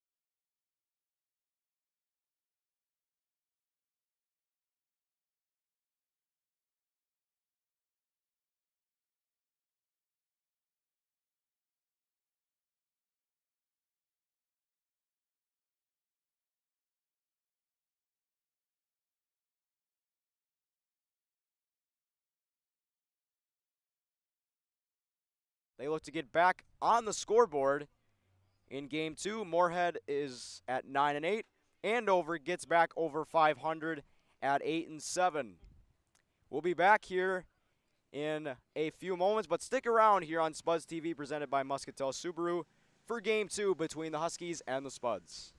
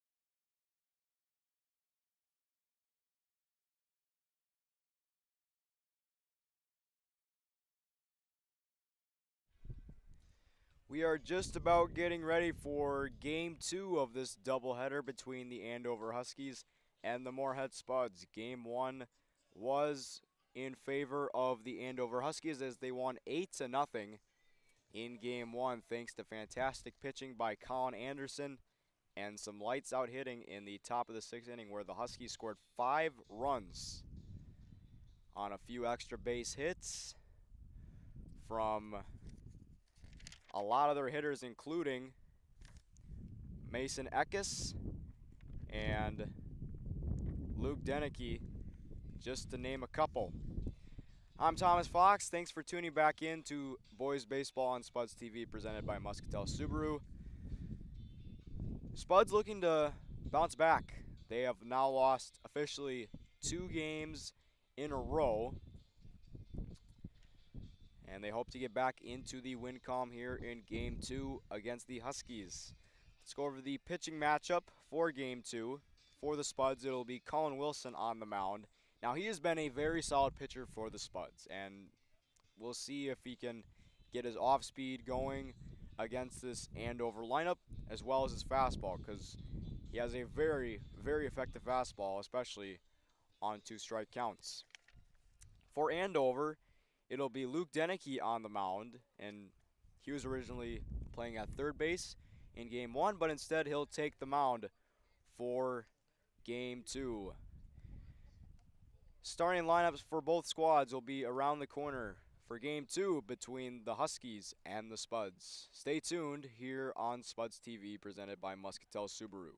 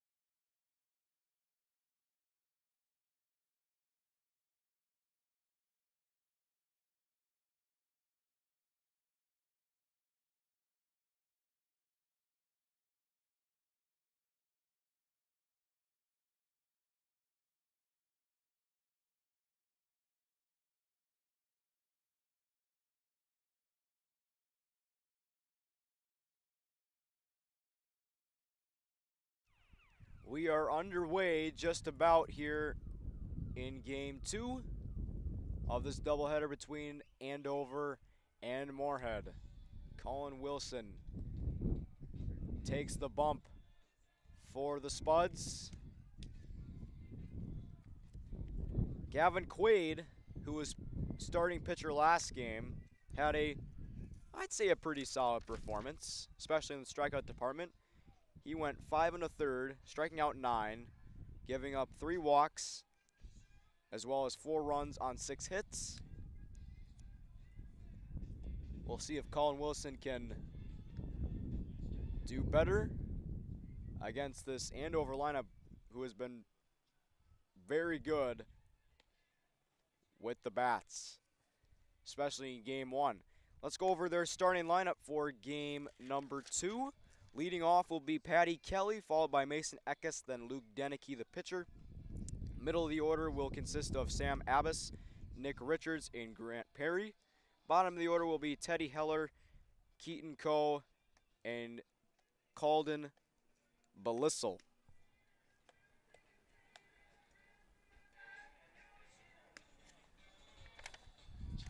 And for the Spuds, if they can win this Game 2, it'll be a huge win for them not only to get off of the losing streak that they're on, but to increase their odds of potentially having a home game in the section tournament.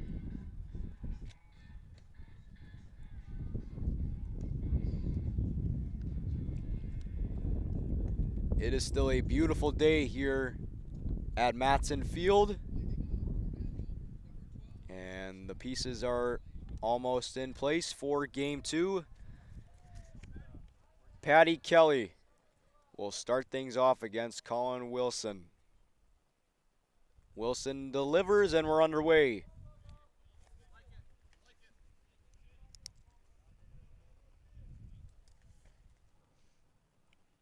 One-all count early. And Kelly tried laying down a bunt.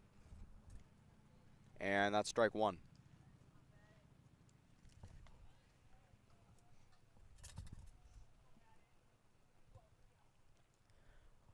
One ball, one strike.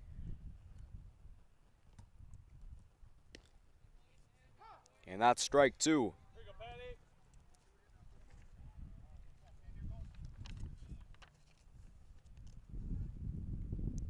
One and 2 from Colin Wilson.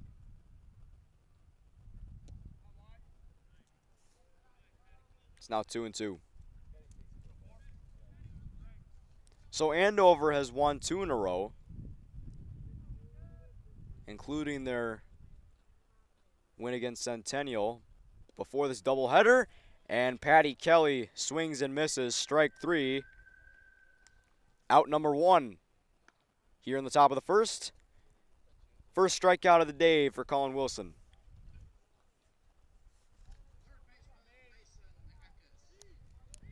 Here's the third baseman, Mason Eckes.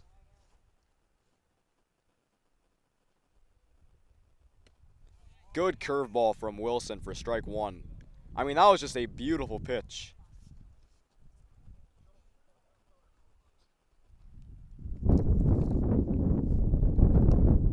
0-1. That is out of play.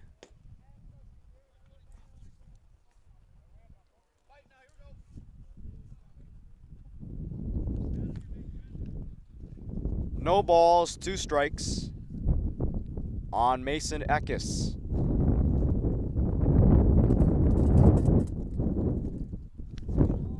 And ball just a bit out of the zone.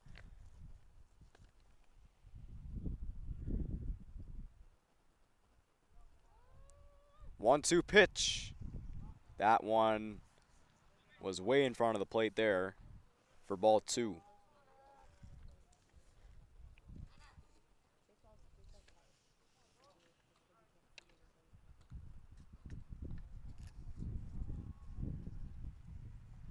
Wilson ready with the 2-2. That is another foul, out of play.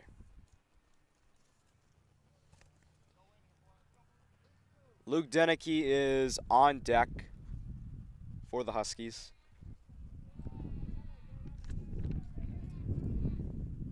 Another 2-2 from Wilson. He strikes him out.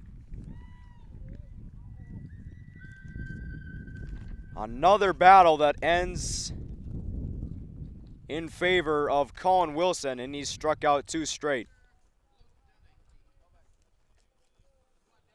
Here's Luke Deneke, the pitcher. Pitcher-pitcher battle here.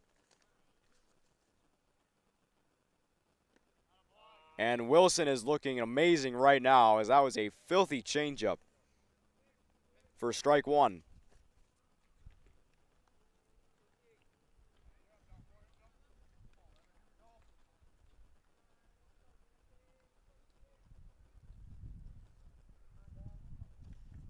No balls, 1 strike. Here's the delivery. Strike 2.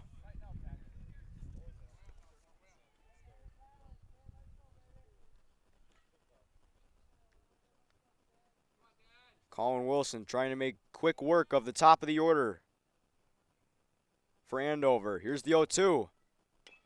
That is a slow roller towards the left side. Gonna be a tough play. Wilson's throw, not in time. Sorry it was off the bag, but regardless, Deneke would have beaten the throw, and it'll be an infield single. So Luke Deneke is aboard, and it's Sam Abbas's turn to step into the batter's box for Andover.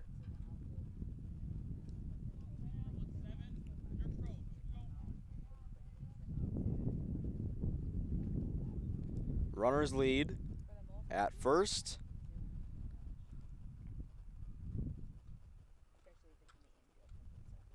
And that one bounced in the dirt. Aschheim's throw, not in time.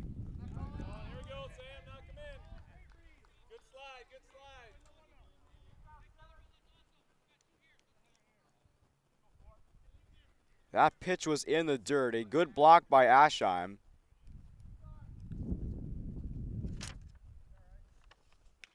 That one's fouled off the netting for strike one.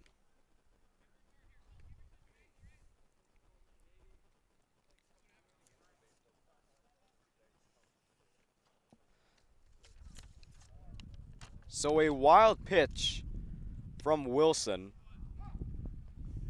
And that puts Luke Deneke at second. And it is a 1-2 count on Sam Abbas. Chopped to the left side.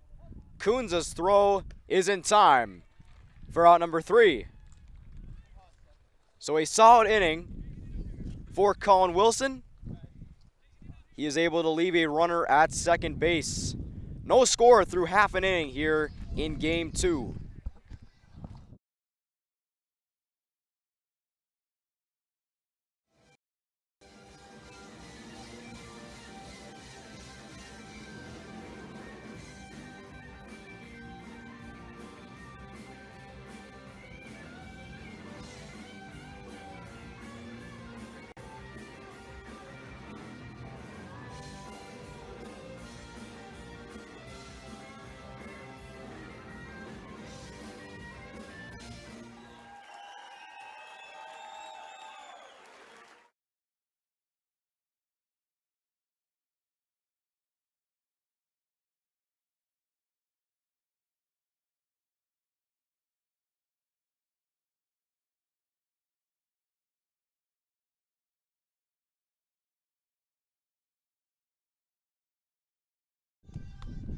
Bottom of the first, no score here in game 2.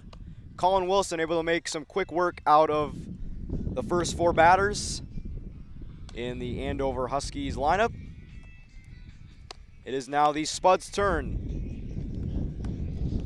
to bat as they will face Andover's right-handed pitcher Luke Deneke.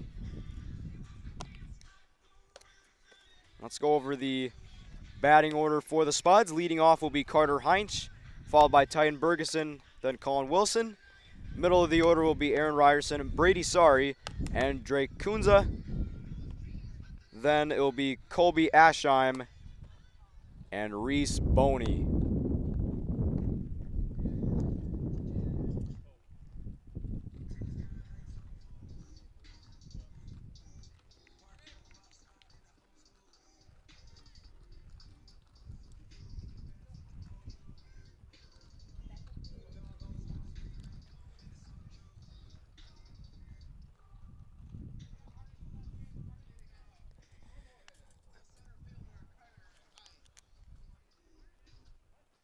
Carter Heinz had an infield single his last game in game 1. And once again, going after the first pitch, something he does so often.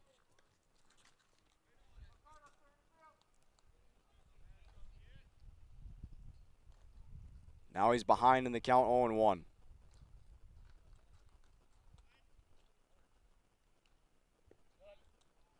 And a good take.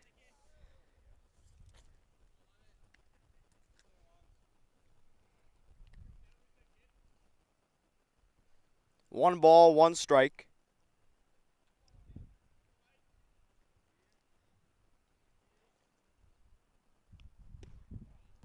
And takes one inside for ball 2.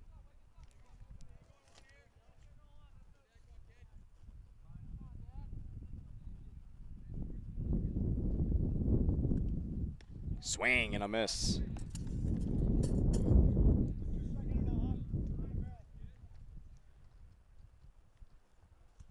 It's now 2-2.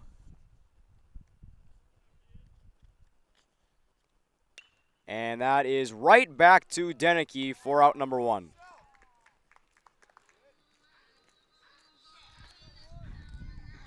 So I did end up missing someone in the batting order. Austin Schwantz will be batting 8th. Reese Boney will be finishing the batting order once again. So it'll be Carter Hines, Titan Bergeson, Colin Wilson, Aaron Ryerson, Brady Sari, Drake Kunza, Colby Aschheim, Austin Schwantz, then Reese Boney. And Bergeson takes a big swing at that one. Quickly becomes 0-1.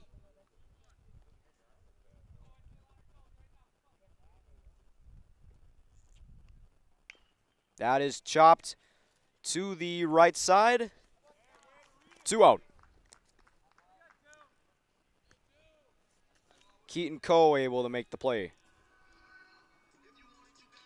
Let's briefly go over the outfield for Andover here in Game 2.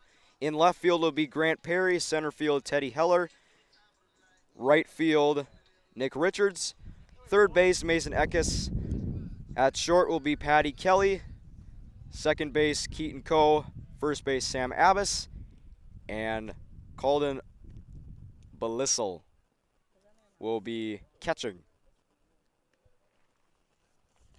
And it's a 1-0 count early against Colin Wilson.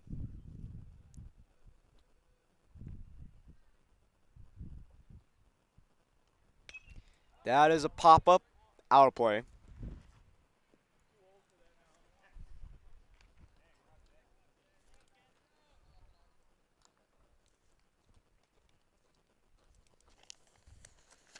One and one on Wilson now.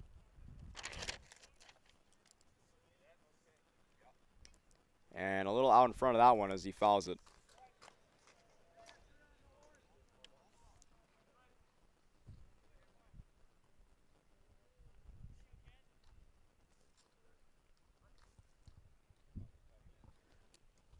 One, two. And that was a good pitch that just missed the zone. Luke Deneke showing off a very good fastball.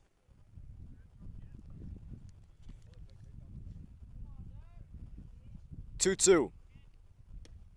And that one is low. Good block from Belissel.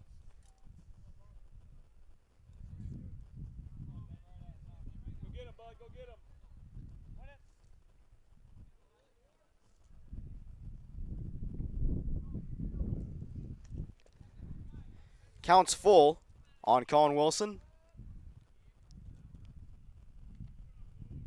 Here's the payoff. He walked him.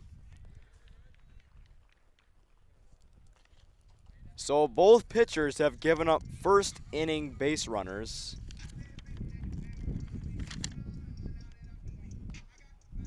Colin Wilson is aboard with 2 gone here in the bottom of the first for Aaron Ryerson.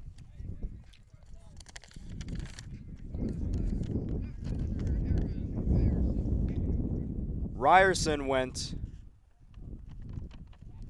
1 for 2. He was hit by a pitch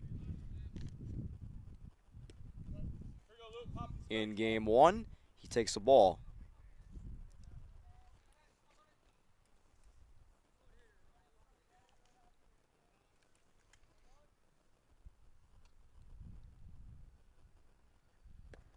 And that one misses low again for ball 2.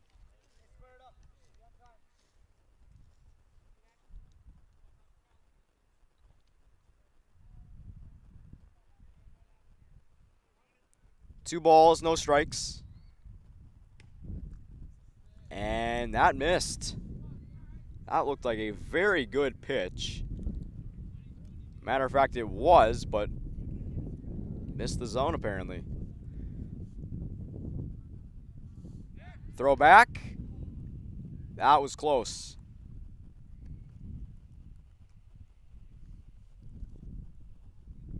Count still at 3-0. Brady Sorry on deck for the Spuds, and that is a 4-pitch walk.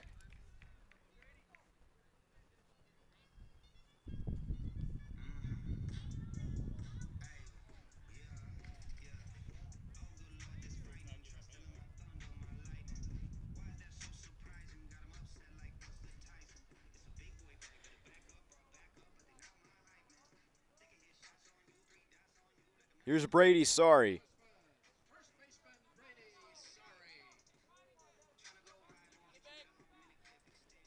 Big chance here for the Spuds to get on the board here in this doubleheader. And that one skips away.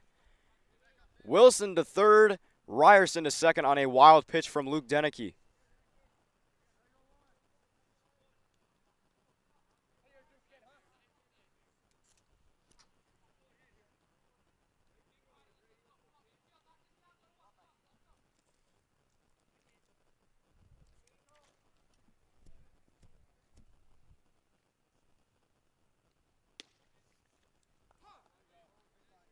Counts at 1-1.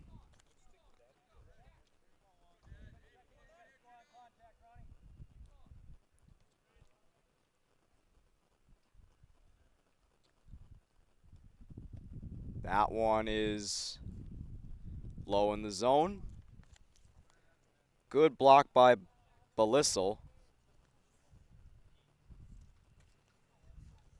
2-1 to count on Brady Sorry. Deneke from the windup, and that one is fouled out of play.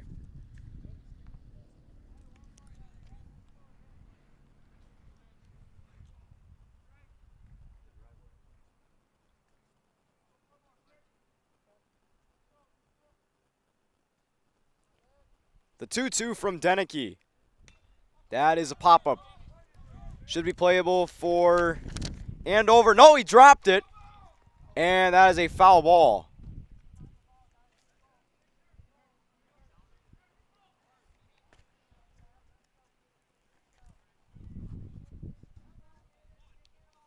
Sam Abbas had a chance at it, but it popped out of his glove. Regardless, it's a foul ball, and the count stays 2-2 on Brady Sorry.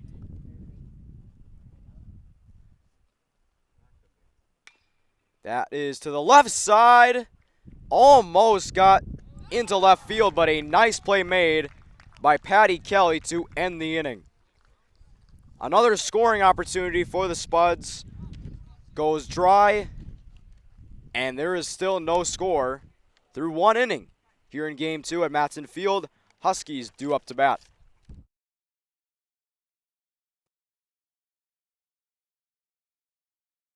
Valley Alignment and Auto Repair has provided the FM area with vehicle service and repairs since 1978.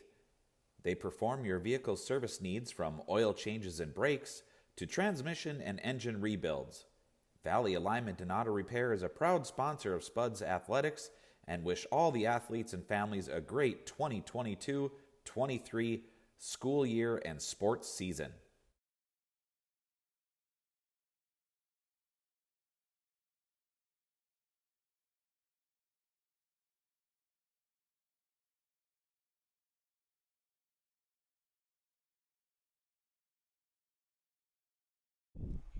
Top of the second here in Game 2. Spuds leave 2 runners on base in the bottom of the first inning. Speaking of the Spuds, let's go over their outfield and infield for Game 2. In left field will be Aaron Ryerson, center field Carter Heinz, right field Reese Boney. Third base will be Drake Kunza, Titan Bergson again at shortstop. Second base, Austin Schwantz, Brady Sorry back at first, and Colby Aschheim back behind the plate doing the catching for Colin Wilson, who had a very strong first inning, striking out 2 Huskies batters and only giving up 1 hit. That was an infield single for Luke Deneke.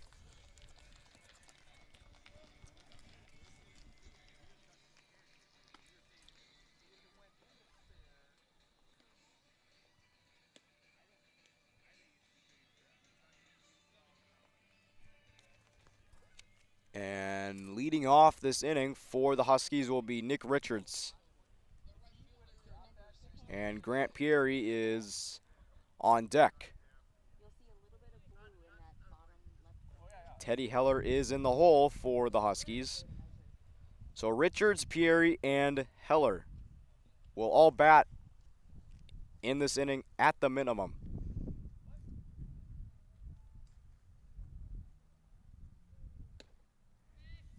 Wilson starts off strong with a strike.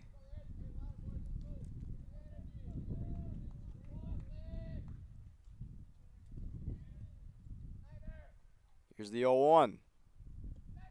And a good take as that one bounces in the dirt and off the pad, the chest pad of Colby Ashat.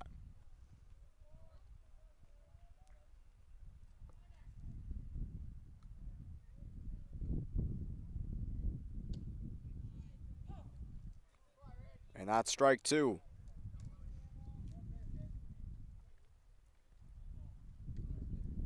One and 2 to count on Nick Richards. And Wilson tried going to the outside, trying to get Richards to chase. Counts even now at 2-2. Wilson the nod and the pitch. That one is fouled back.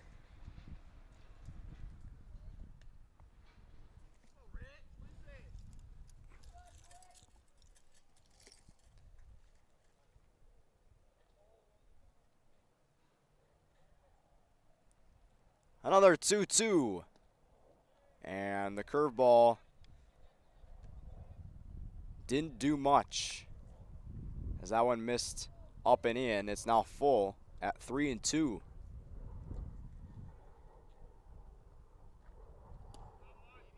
And called strike 3. That got the bottom of the zone just barely. And a backwards K for Colin Wilson. That's strikeout number 3. And out number 1 of this second inning.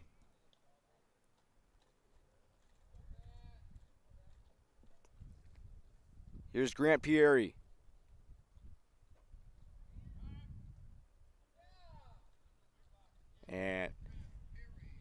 And Grant Pieri calls time.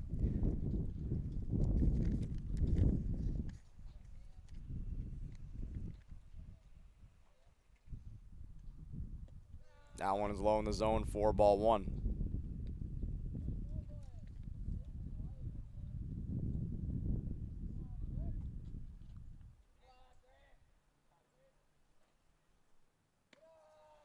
Make that 2-0. Teddy Heller is on deck. Keaton Coe in the hole.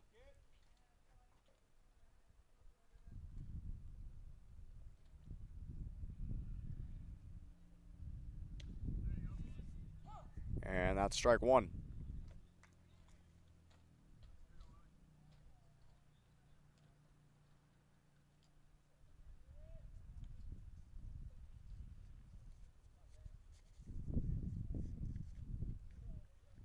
Two one. Swing and a miss. Good swing from Perry. Couldn't catch up to that fastball. It's now 2-2.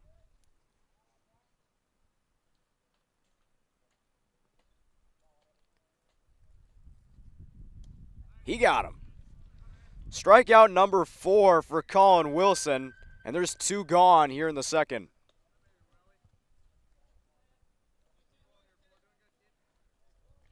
Here's Teddy Heller.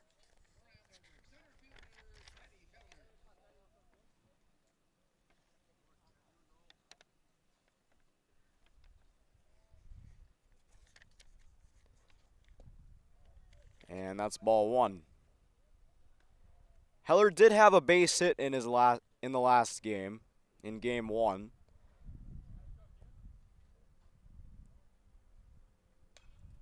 And that is fouled back.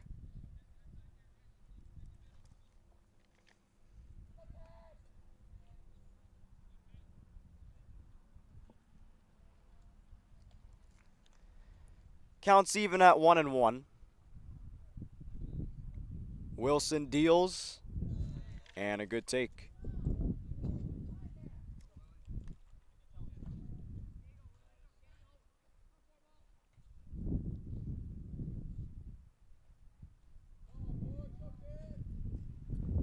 Two balls and a strike. And that is out of play.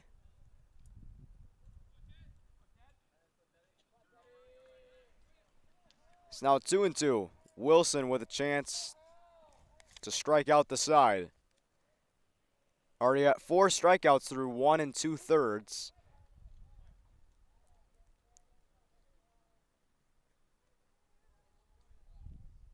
Wilson nods. Here's the 2-2. Couldn't get him to chase there. It's now full.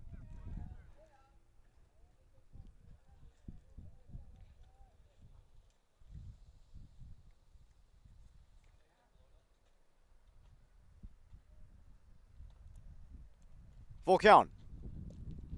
Called strike 3. He strikes out the side. A masterclass of a performance through 2 innings. 5 strikeouts for Colin Wilson through 2. And we remain scoreless through 1.5 here in game 2. Spuds due up to bat. It will be Drake Kunza, Colby Aschheim, and Austin Schwantz due up for Moorhead.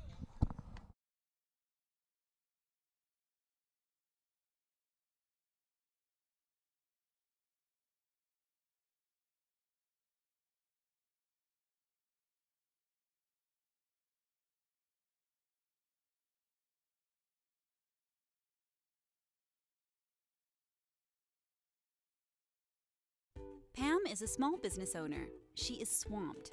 Pam knows she needs to advertise, but is overwhelmed by all the options. What if there was a way for Pam to have access to a team of media experts? What if this was at no extra cost and didn't require a contract? Meet Avenue Right. Save time, money, and get peace of mind that your advertising dollars are well spent.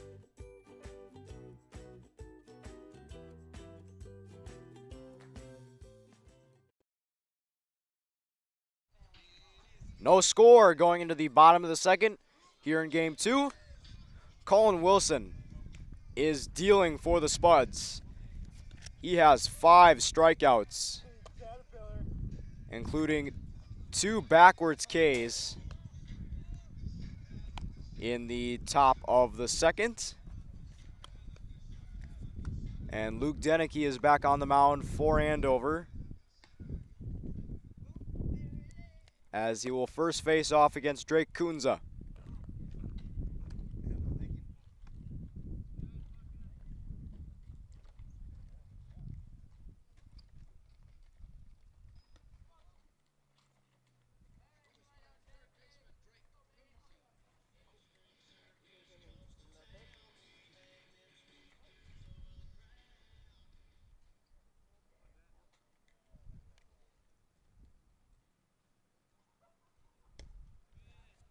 And he takes strike 1 to begin the bottom of the second.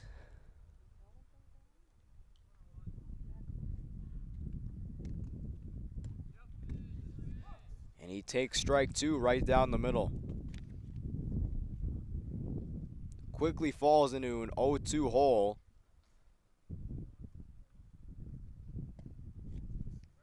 Deneke misses with the ball. 1-2 now on Kunza.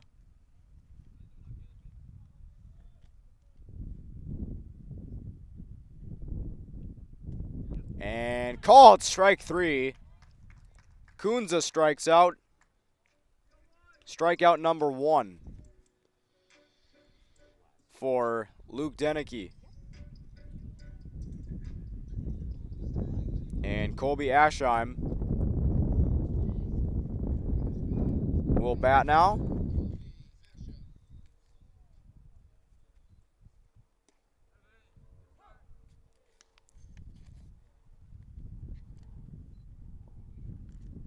Aschheim takes a strike.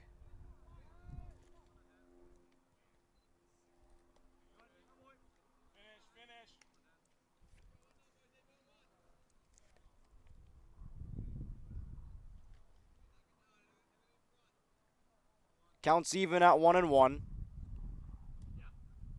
And Asham with a good eye there. It's now 2-1.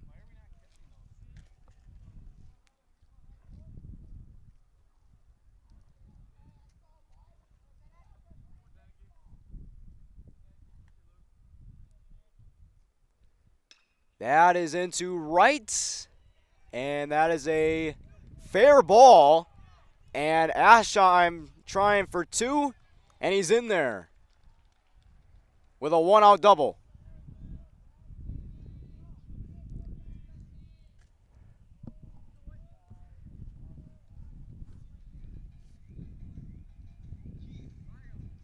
And Asham is in scoring position just like that.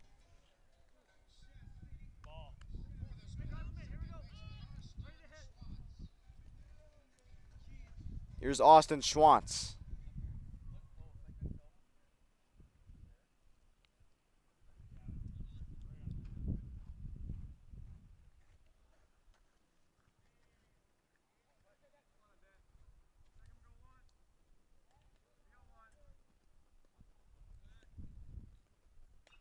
And a good cut from Schwantz there. Makes it 0-1 on the Spuds' second baseman.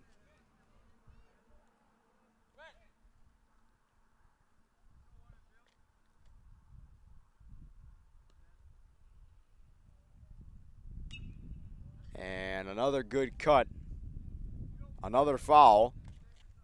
0-2.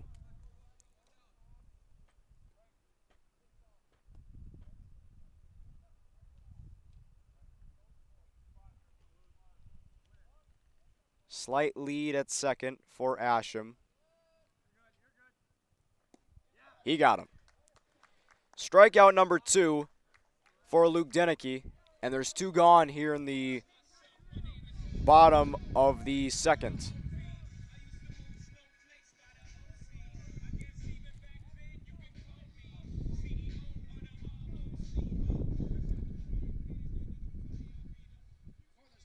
Here's Reese Boney.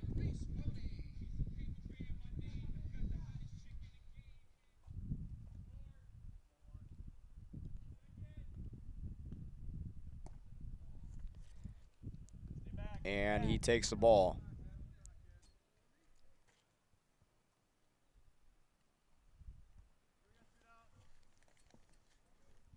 One ball, no strikes. 2 outs. Asham at second. And that's a pop-up. Should be playable. It is. And it's put away by Sam Abbas to end the inning. And the Spuds leave a runner in scoring position once again, as they have really struggled to get some insurance here in this doubleheader. We head to the top of the third. Still no score between the Huskies and the Spuds here on Spuds TV.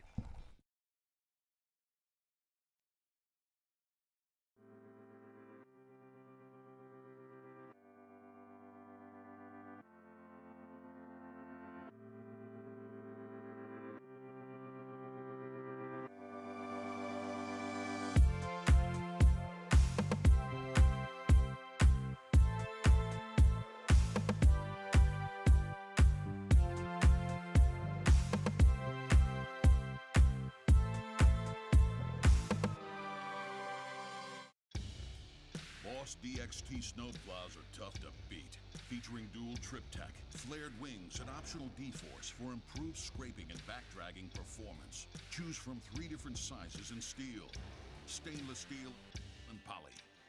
The Boss DXT is built to restore order. Your home for Boss snowplows is Bert's Truck Equipment on Highway 75 North in Moorhead.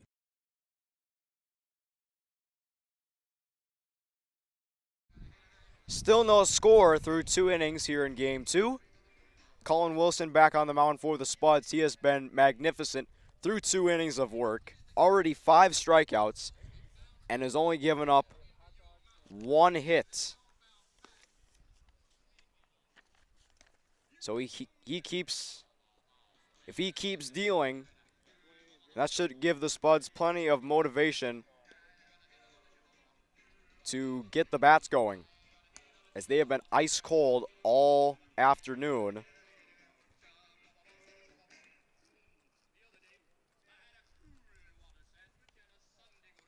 As the stingy Andover pitching staff has kept Moorhead off the scoreboard all day. Both teams have one hit on the Eventide scoreboard.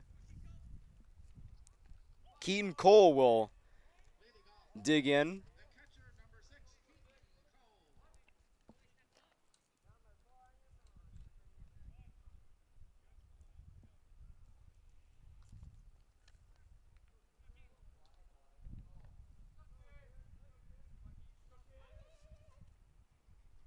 And that is ripped into right field, a base hit. And on the first pitch, Keaton Cole able to hit one into right field. I mean, that was a laser off the bat of Cole. And a good way to start the inning for the Huskies.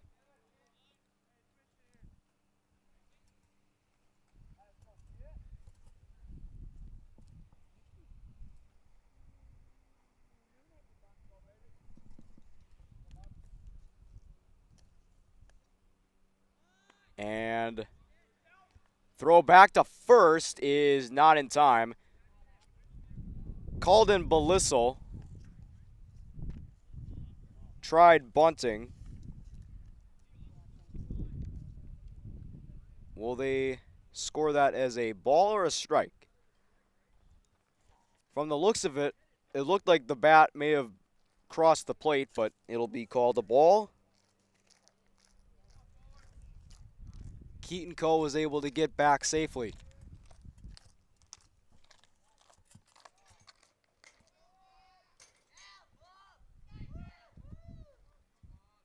One ball, no strikes against Calden Belissel.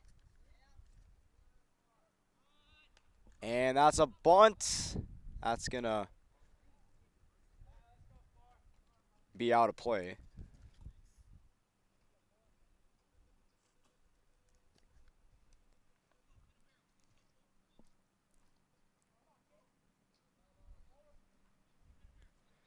Counts even at 1-1 now.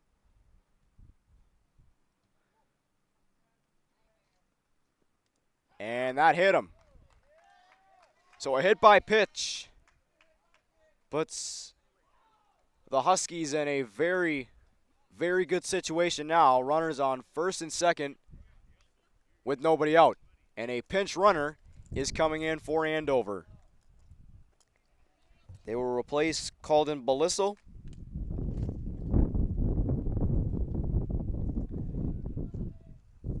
Let's see if we can get a number here.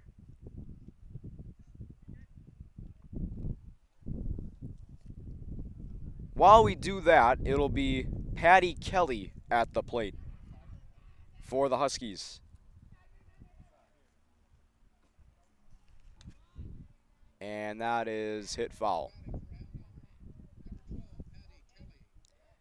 Kelly struck out in his last at-bat.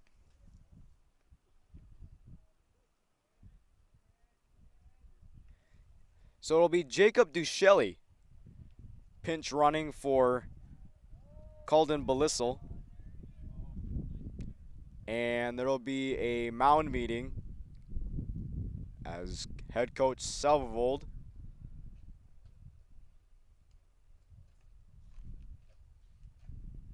is going to be having a chat with Colin Wilson.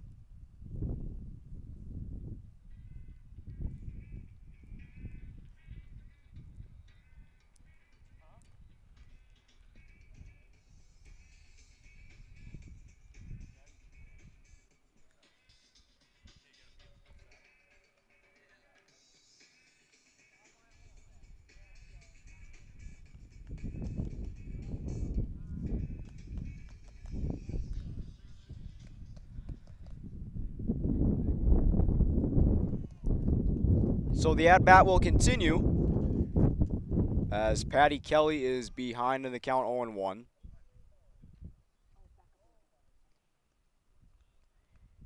Infield moves in for a potential bunt, and that one makes it 1 ball and a strike.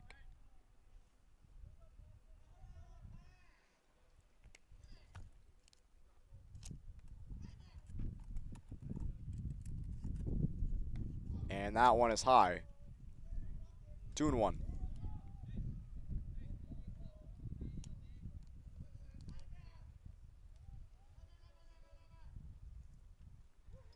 Two balls, 1 strike. Wilson with the nod. And the ball outside.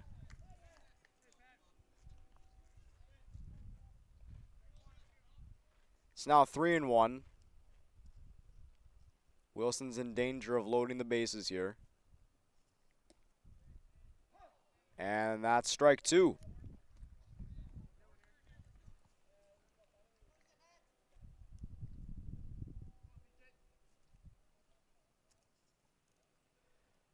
Full count. That is out of play. Good job from Kelly, staying alive in the count and making contact.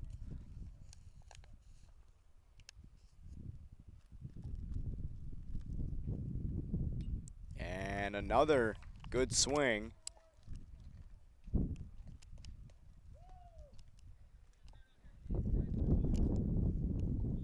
Seven pitch at bats so far. Wilson looking to end it right here. Another 3-2. And he walked him. Just excellent plate discipline from Patty Kelly. And just like that, the bases are loaded for Andover.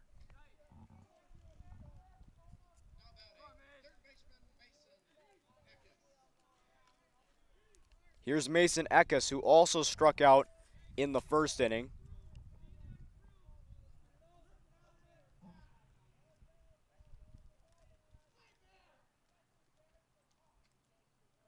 Wilson from the windup. That is going to be hit well into left. It'll be caught by Ryerson. Tagging and scoring from third is Keaton Coe. And it's a sac fly from Mason Eckes. And it's 1-0 Andover on the Eventide scoreboard here in the top of the third inning.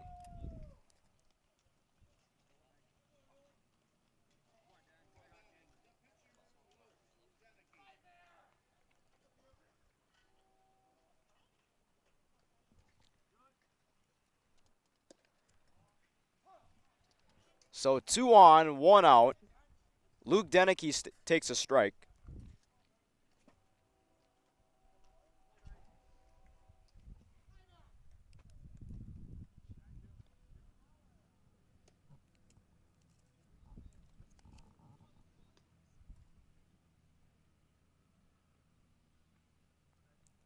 It's now 1-1.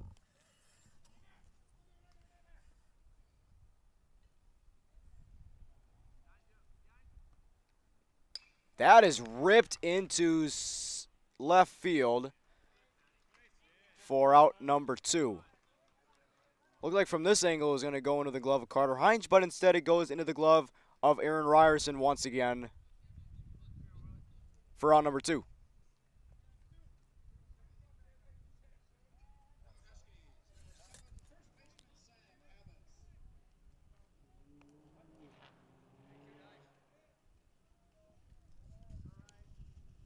Here's Sam Abbas. Swing and a miss. Might have gotten a piece of that. But regardless, it's 0-1. So the Huskies had the bases loaded. They did get one on a sac fly from Mason Eckes. That's all they've gotten so far. That one bounces off the chest of Aschheim. And the runners advance to second and third.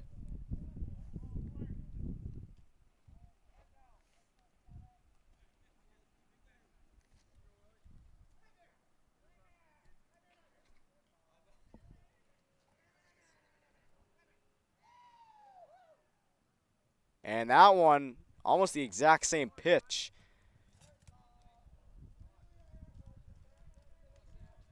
Way in front of the plate, bounced in the dirt for ball 2.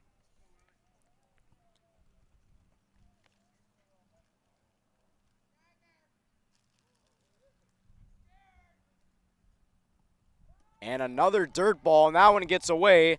And just like that, it is 2-0 Andover.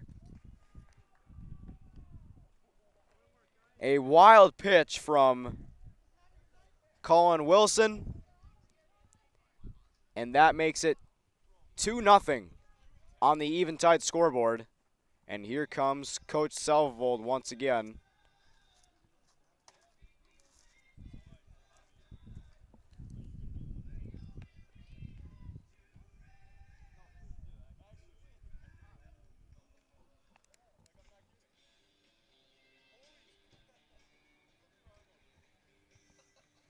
And Wilson will stay on the mound.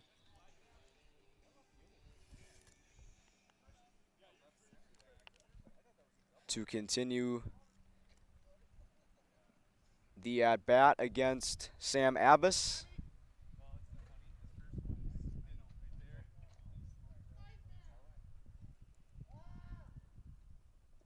And that's a walk. So a 5-pitch walk given up by Colin Wilson. And there's runners on the corners now for the Huskies and 2 away here in the 3rd. And Nick Richards, who struck out in the 2nd.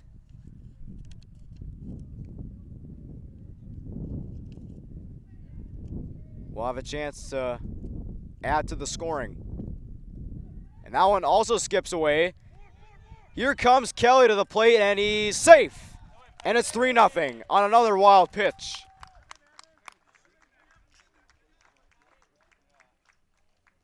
And it is all unraveling here for the Spuds, as that is 4 runs total in the doubleheader that have resulted from wild pitches. And with that, that makes it 3-0 Andover on the Eventide scoreboard.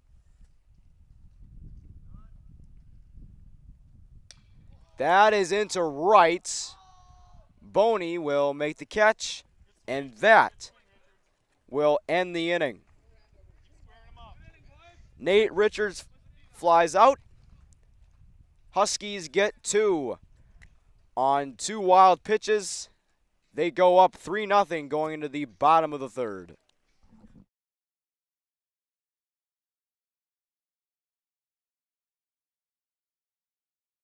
We asked the team how we should celebrate the $2 million given to Casasa members last year.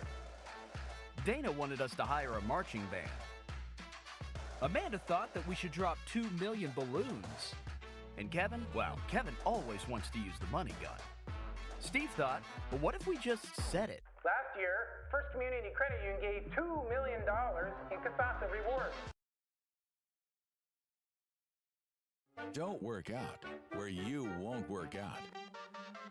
Blueprint Personal Training. At Blueprint, you'll work directly with an experienced personal trainer and nutrition coach in our brand new private gym. Tell us about your fitness goals, and we'll provide the personalized workouts and motivation to get the results you want to see. Training, nutrition, accountability. Blueprint Personal Training. BlueprintFargo.com.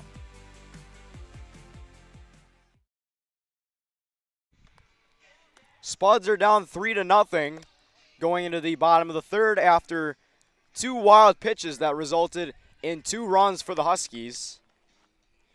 Moorhead looks to get the bats going, as they do not want to keep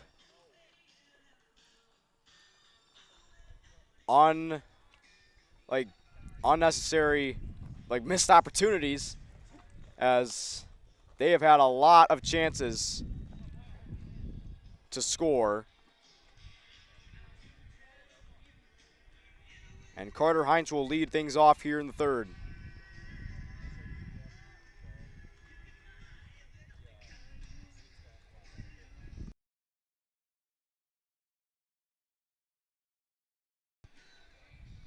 They'll have to work with a 3-0 deficit. Swing and a miss. And Luke Deneke with a very, very good changeup. That's what it looked like from this angle. 0-1 on the Spuds leadoff hitter. And that's strike 2.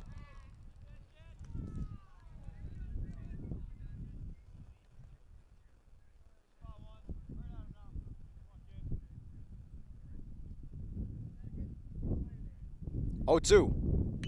That is into left, foul ground, and it won't be played.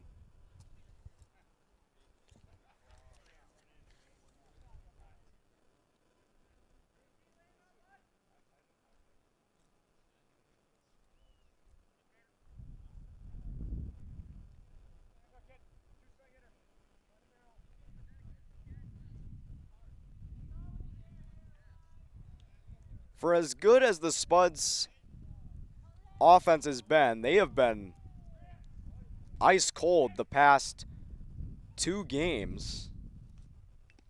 And that is a foul tip into the glove for a strikeout. So Carter Heinz is out number 1 here in the bottom of the 3rd, and Titan Bergeson will try to get the Spuds offense going. That is strikeout number 3 for Luke Deneke.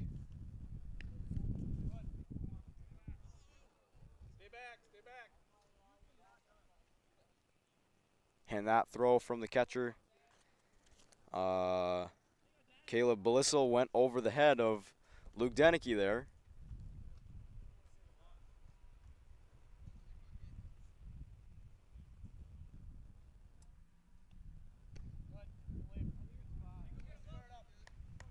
Let him hit it.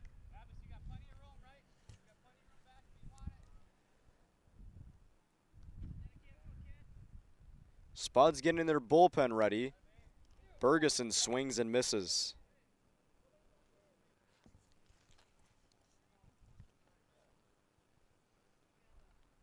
As it looks like Elijah Mack warmed up in the pen. It's now 2-1. Make that 2-2. Bergeson takes a strike.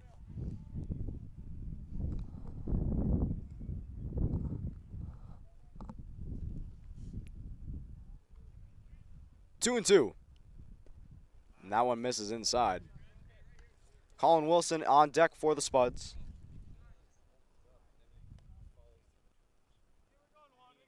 After the 8-0 loss in Game 1, Moorhead is at a record of 9-8. And Andover is at a record of 8-7 as Bergeson takes a walk.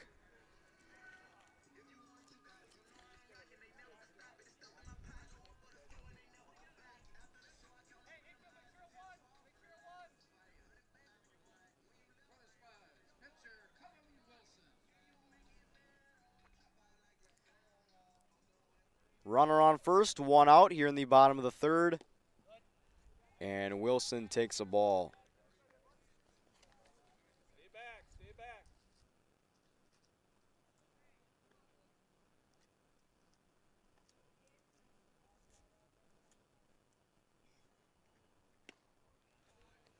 Takes one inside for ball 2.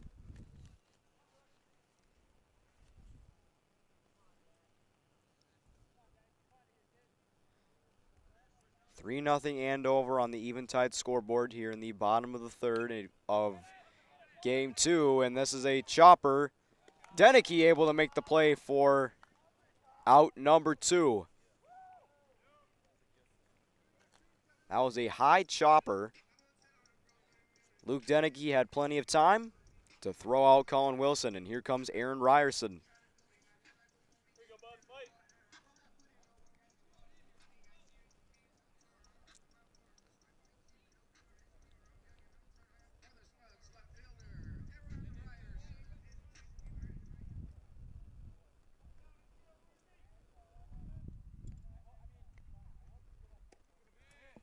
Ryerson takes a strike.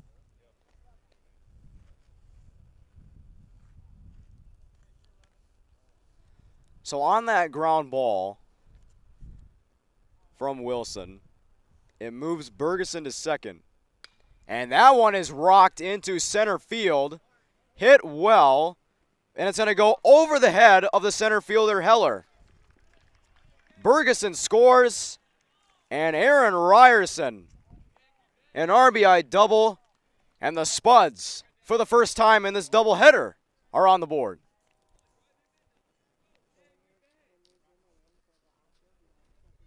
So now it is 3-1 Andover on the Eventide scoreboard, thanks to an RBI double from Aaron Ryerson.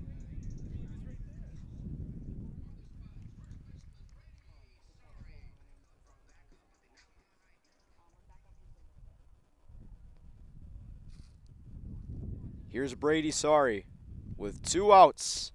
Takes the ball.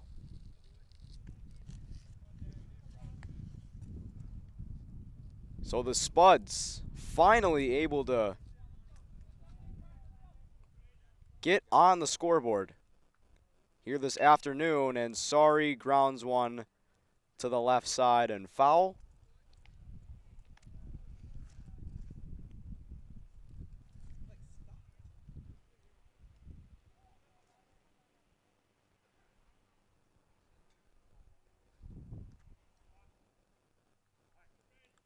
One ball, one strike.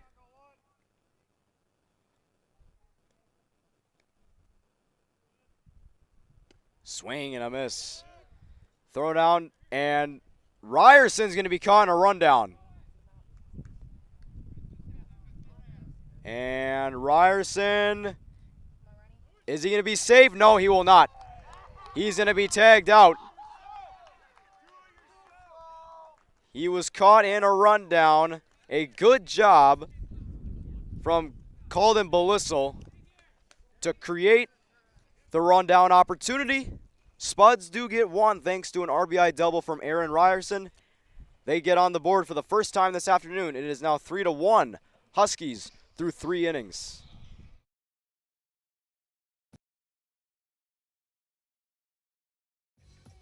We are the Breakdown. For almost 2 decades, we've published the most comprehensive yearbooks on Minnesota high school sports and run the best in-season and off-season events. We cover every corner of the state. We are the Breakdown.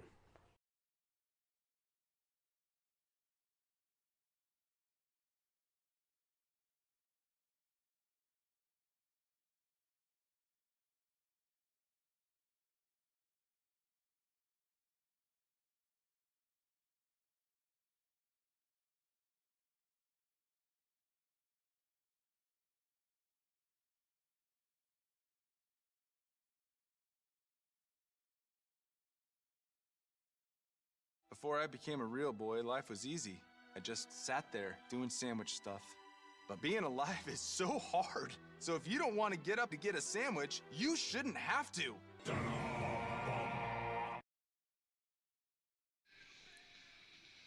3-1 Andover as we enter the top of the 4th here in Game 2.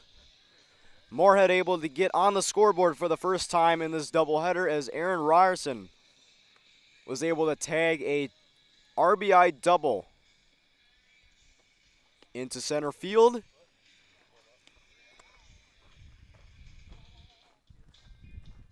And Colin Wilson is back on the mound for the Spuds.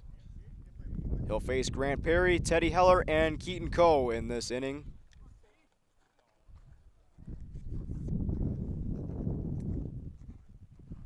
And that's just the minimum.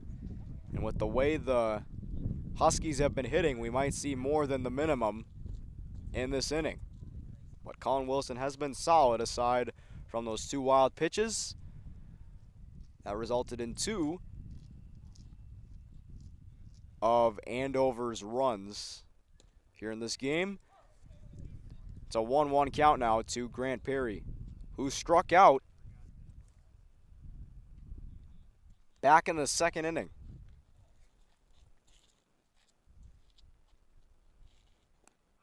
Out in front of that there, good changeup from Wilson. It's now 1-2.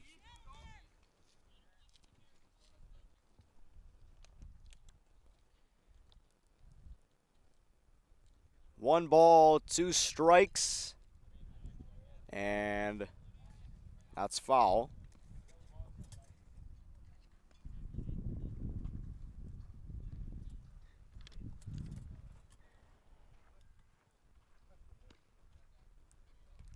Another 1-2. That is another pop-up. Asham, does he have room? He does, and he makes the catch for out number 1.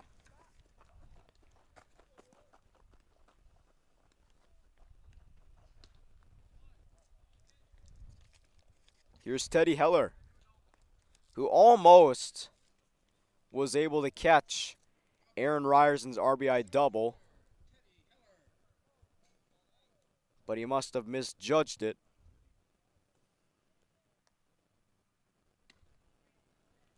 He struck out looking his last time up.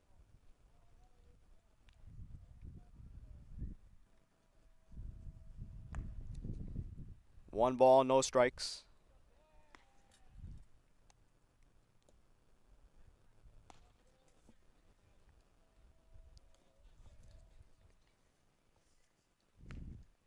Now 2-0.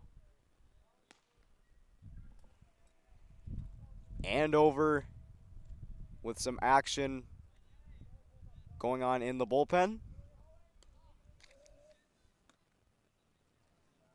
as they are getting their relief pitchers warmed up and ready to go. Here's the 3-0 from Wilson, and that clips the zone for strike 1.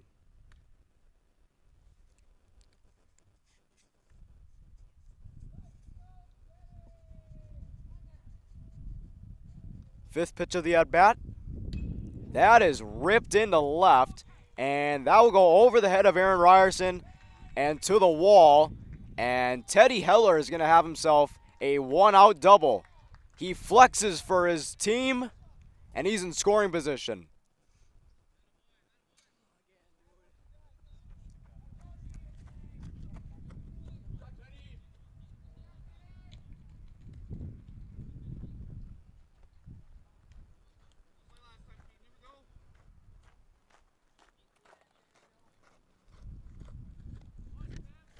Here's Keaton Coe. And that one is high.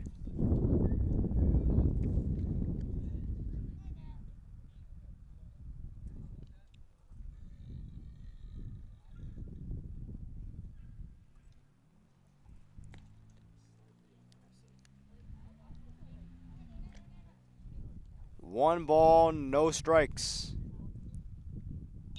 That is fouled back.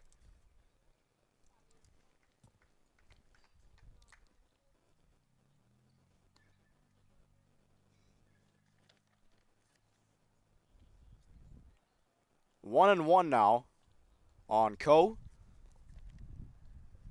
He had a base hit his last time up. It's now 1-2.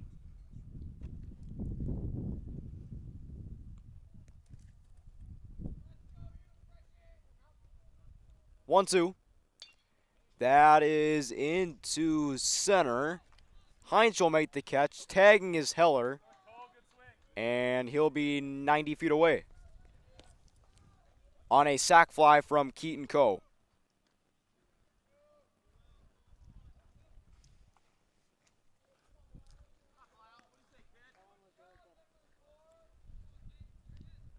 Here's Colton Belial.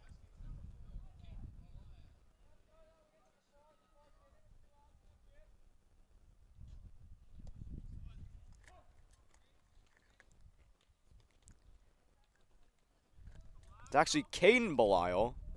I've been pronouncing it Colton Belial.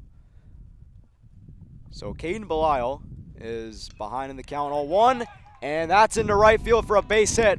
That drives Heller to the plate, and rounding first, heading for second, and in time for the out to end the inning. But an RBI single for Caden Belial, and it's 4-1 Andover going out of this inning. The Huskies get one. Spuds still have some work to do going into the bottom of the fourth here in game 2.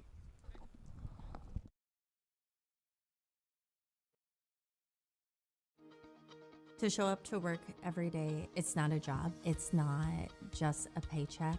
It ultimately is a way of life. And to add that extra smile in someone's day is what gets me to work every day. And in return, to just receive those smiles and those thank yous or those squeezes of your hand is so meaningful. And it really brings me back every day.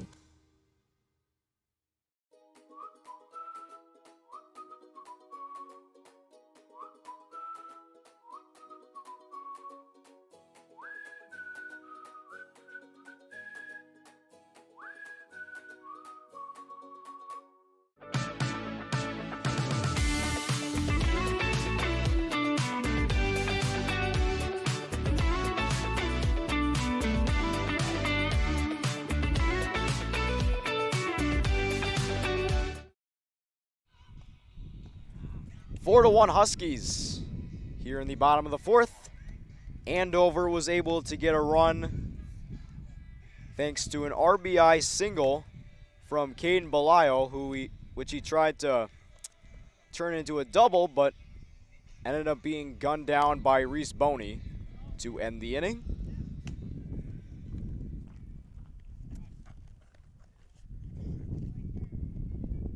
And Brady Sari will lead off here in the fourth.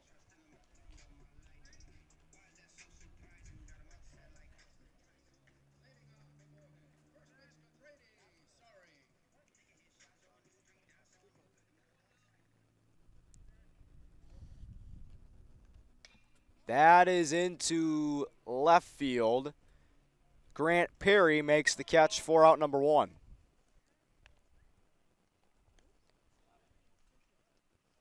One pitch, one out for Luke Deneke.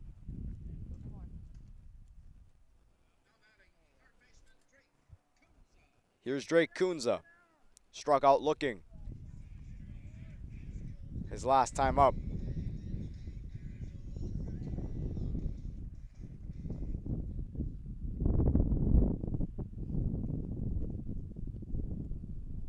And that one just a bit outside. He tried the corner and missed there. It's now 1-0.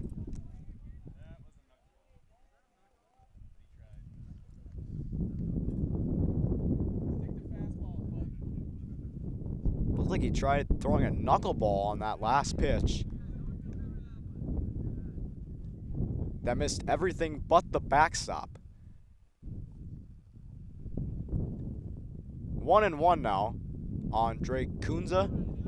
And a good pitch. A good spot from Luke Deneke. It's now 2-1. Here's the delivery. Swing and a miss. Kunza a little late on that swing there, as Deneke has really got his fastball going. 2-2. That one's in the dirt.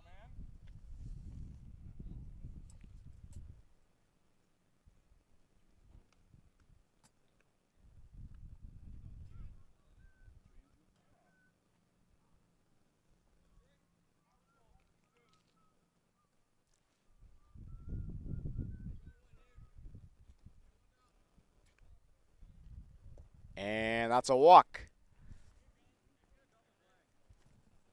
A full count walk given up to Drake Kunza and Colby Asham, who had an opposite field double his last time up. Looks to be 2 for 2 here in game 2.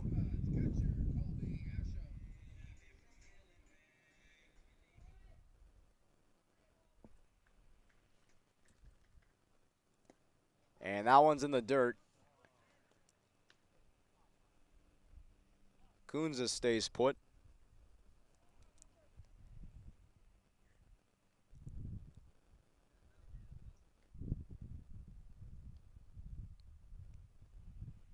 1-0.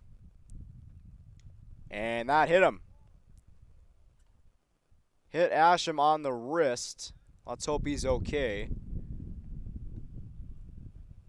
as that was a fastball that hit him right on the hands, but he seems to be okay. And the Spuds have a very, very good shot here at plating some runs, and there will be a mound meeting with Luke Denicky.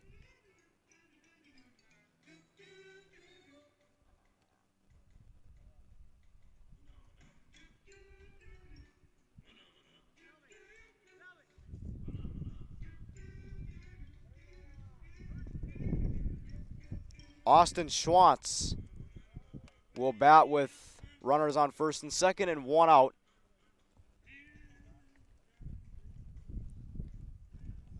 Schwantz struck out on 3 pitches.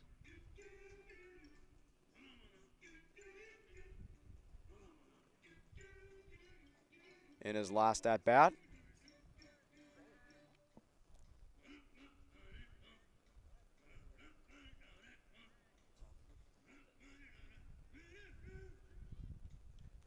Although in that at bat, he did try to stay alive by making some good contact.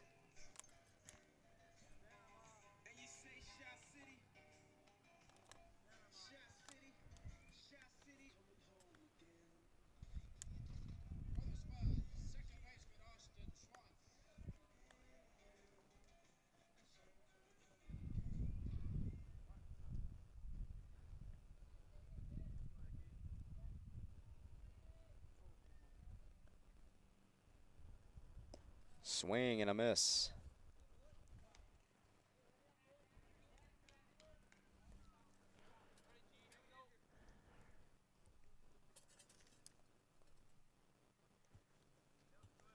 Denicky with the 0-1. That is fouled back into the parking lot.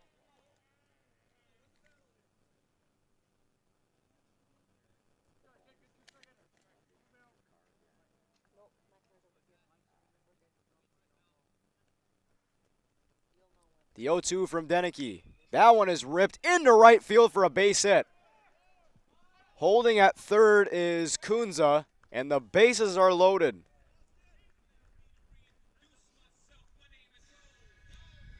All ducks on the pond for the Spuds, and Reese Boney will bat. And looks like there will be another mound meeting.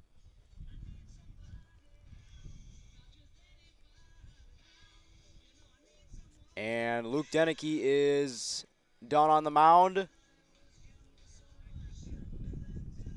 We'll have a pitching change for Andover. We'll be back in a few moments here on Spuds TV, presented by Muscatel Subaru.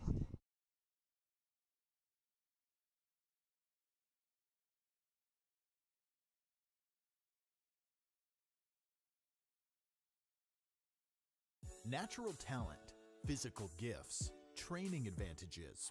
To become a champion, none of that matters. True champions are the ones who are comfortable working harder, staying later, and finding that competitive edge. They are never satisfied simply doing a good job, because those who transform themselves from local talent into local folklore are the ones who continually perform beyond their limits. Bell Bank, proudly supporting champions everywhere.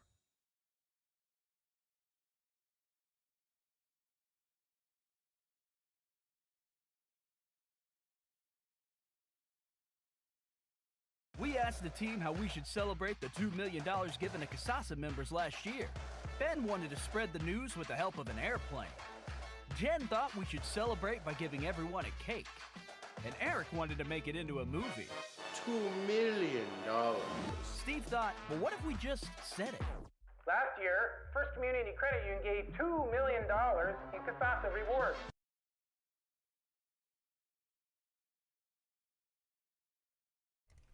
Mason Eckes will be on the mound for the Andover Huskies.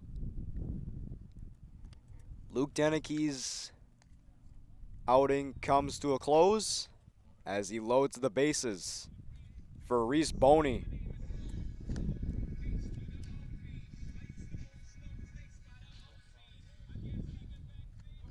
Now hopefully this isn't another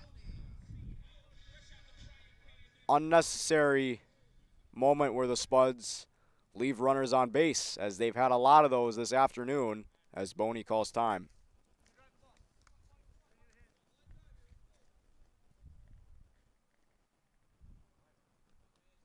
And it's unnecessary, the fact that they're leaving these runners on base, because they don't want to be in an offensive slump during the section tournament.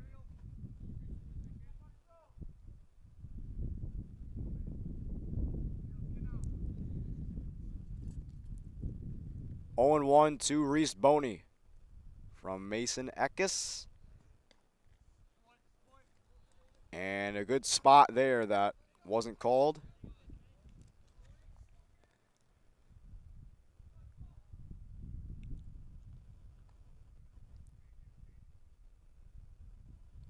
One one.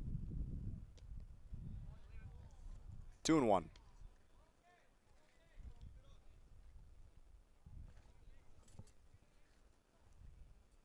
Two and one to count on Reese Boney, and he fouls that one off the catcher, Caden Belisle.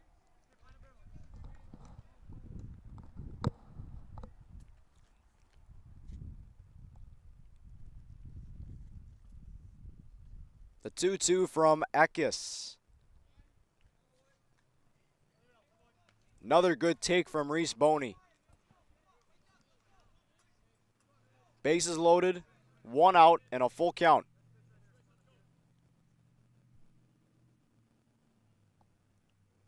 That is in the left field. No, it's going to be a potential double play ball that ends up being a fielder's choice. That ball was hit really hard off the bat of Reese Boney. But Patty Kelly, once again, right spot at the right time, because from right here, it looked like that ball was going into left field. But the Spuds do get one on a fielder's choice from Reese Boney. And it's now 4-2, Andover on the Eventide scoreboard.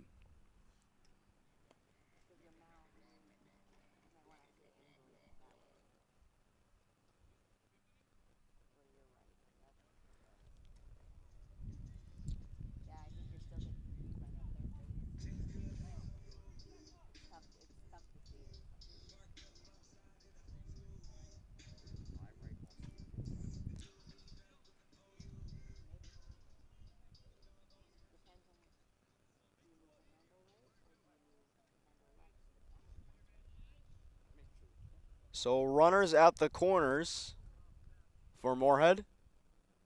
For Carter Heinch, and he takes a big swing. This is the exact situation you want Carter Heinch to be in. One swing, he can give Moorhead the lead. He already has a few home runs this season. And that one's high.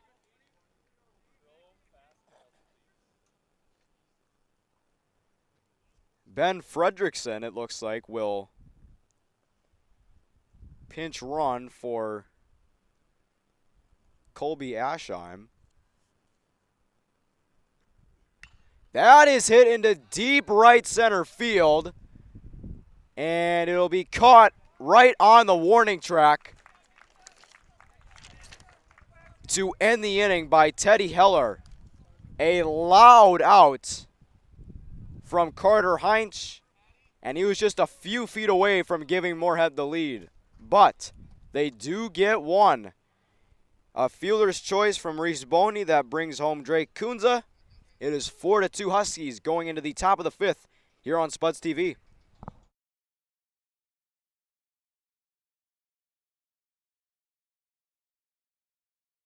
For good times and great food and drinks, gather your people and come visit us at Legends. You will love our wings, pulled pork, pizza, and other delicious items. Gluten-free and other special diets can be accommodated. We show all the major sporting events. If you are having a special event, take advantage of our event room and catering. Our catering is available for both delivery and pickup. Visit us today.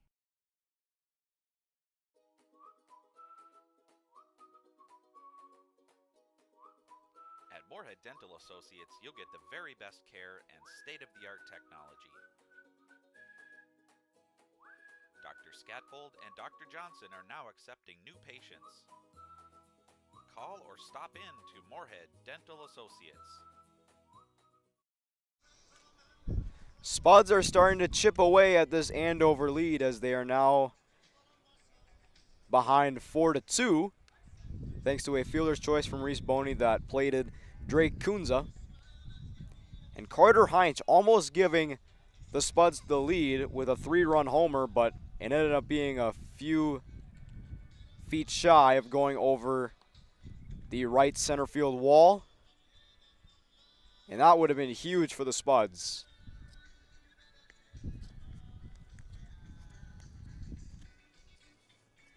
But any runs are good for the Spuds, especially when they're facing a pitching staff as dominant as Andover's.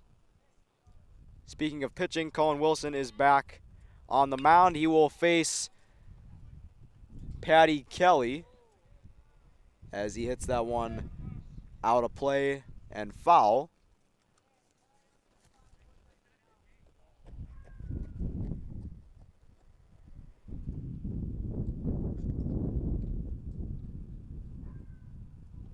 Oh, 1. And that is outside for ball 1.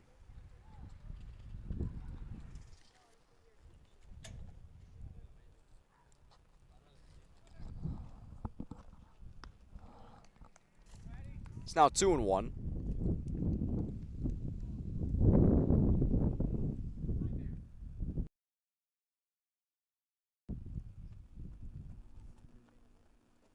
That is going to be fielded by Schwantz. Wide throw, and he's safe. So he had to go off the bag and try to tag Patty Kelly, and he ends up being safe. So that'll go as an error on Schwantz.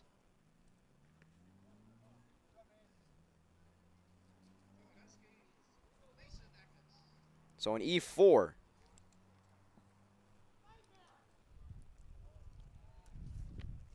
Runner on first, nobody out. Wilson with the delivery. That is to the left side and past the glove of Kunza into left field for a base hit. And he's going to take second.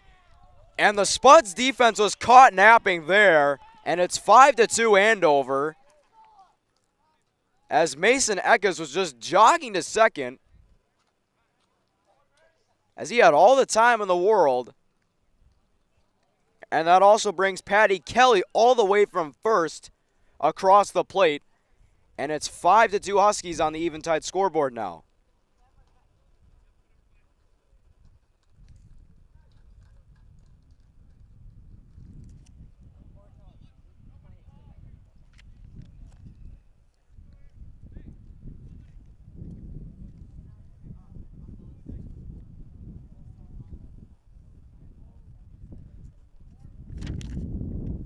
And that's strike 1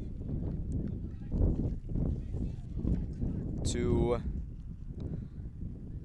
let's see if I can get a number here. Regardless, that's going to be a ground ball to Bergeson, and that's going to be out number 1.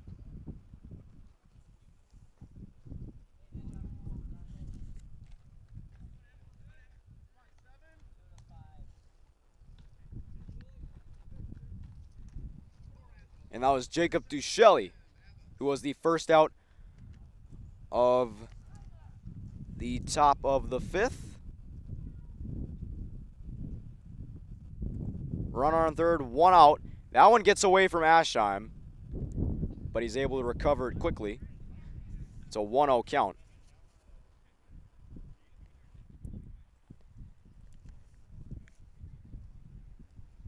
And Sam Abbas,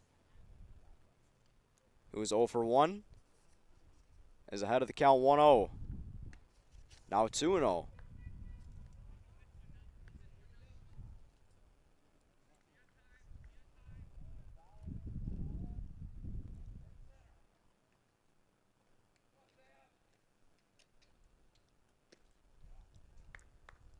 Wilson falls behind in the count 3-0.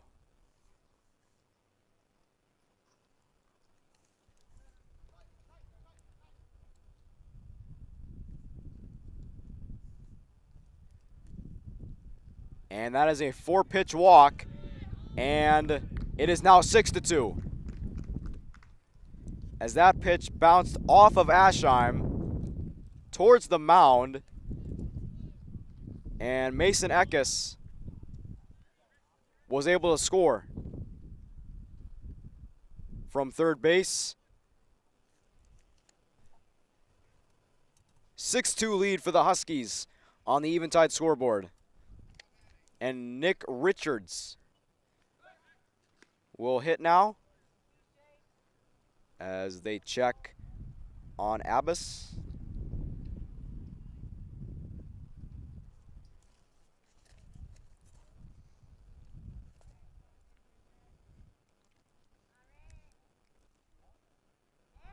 And that's a balk. He didn't get rid of the ball. And Sam Abbas will move into scoring position.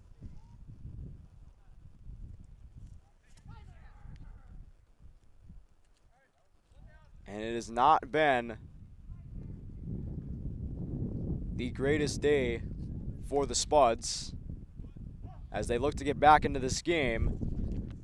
Wilson gets ahead of the count 0-1.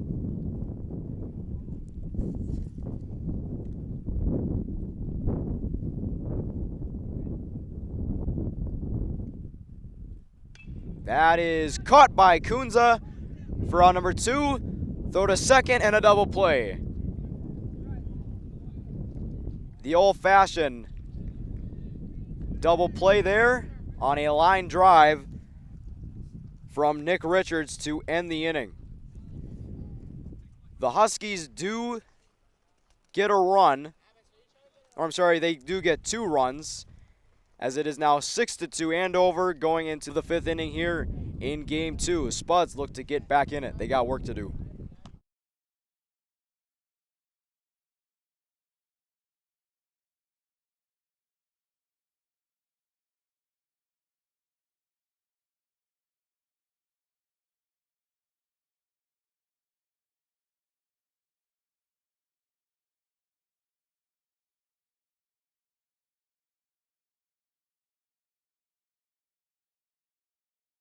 Revive Professional Massage Therapy Clinic, serving the FM community for over 9 years. Locally owned and operated. Open 7 days a week, day, evening, and same-day appointments available. Couples massages also available. 20 highly trained professional licensed massage therapists on staff. Now with 2 locations, South Fargo and Detroit Lakes. Offering online booking and online gift certificates. www.reviveprofessionalmassage.com. 6-2 Andover here in the bottom of the 5th. Moorhead has a relatively deep hole to climb out of as they cannot seem to get the bats going. A lot of scoring chances for Moorhead that have withered away each and every time. They've gotten 2 runs here, but that is all. A lot of chances to score, but they just can't seem to plate any runs to keep up with Andover's pitching staff and Andover's batting order. And that's into right field for a base hit. And a good swing from Titan Bergeson. Some good contact. And right on cue, the Spuds have a base runner.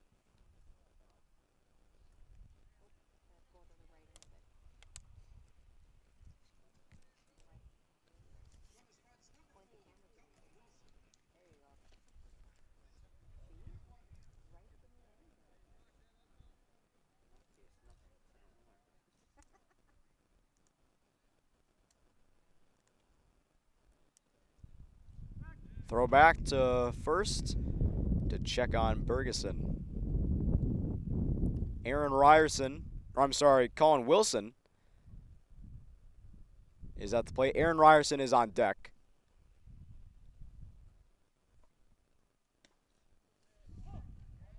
And that is strike one.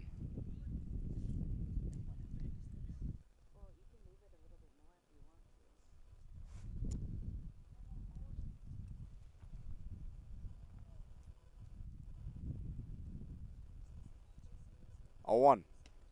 Good curveball from Mason Eckes for strike 2.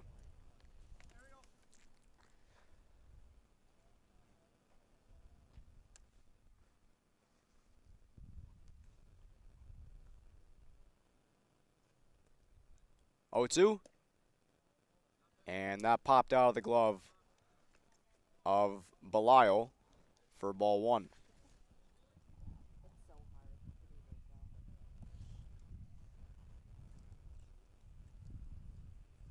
One ball, 2 strikes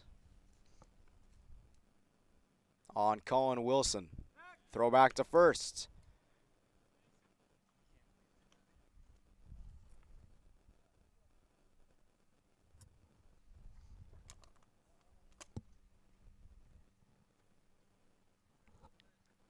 Here's the 1-2. That one is fouled out of play.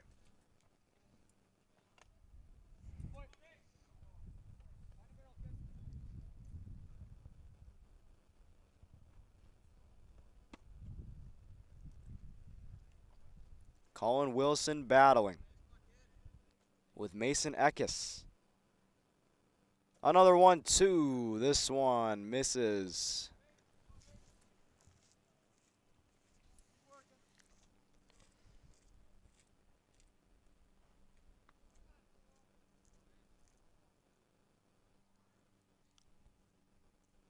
Two. That is going to be a double play ball. And not anymore, as Bergeson is safe. Patty Kelly, for a moment, was about to turn a 6-4-3 double play, but he bobbled the ball. And now there's runners on first and second for Aaron Ryerson.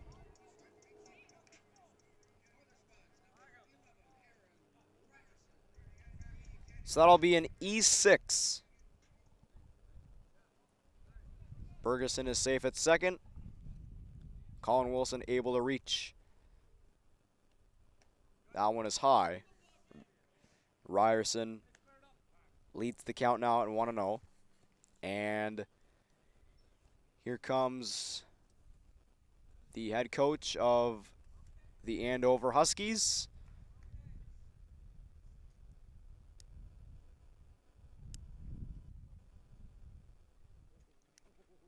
And a pretty serious talk with his pitcher, trying to get him fired up.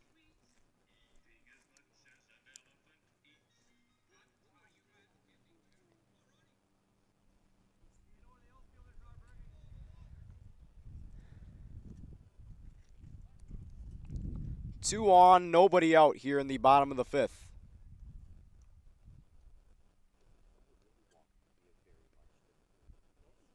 Swing and a miss. Ryerson is 1 for 1. He also had a walk. He had an RBI double in his last at-bat.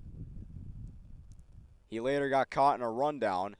That one gets away briefly. Throw it on the third. That's going to get into left field, but a good job from Patty Kelly of stopping that from going into left field. Patty Kelly has been very smooth with the glove here this afternoon.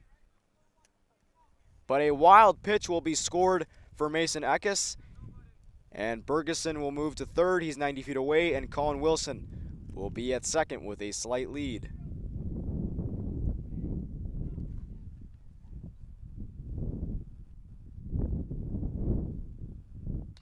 That is popped up. Eckes calling for it. Makes the catch. One away.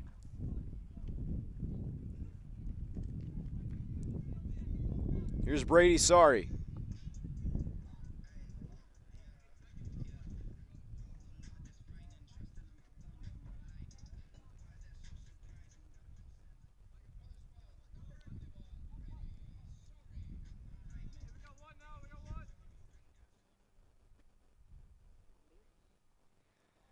Brady Sorry with a big opportunity here. Runners on second and third. Very dangerous hitter.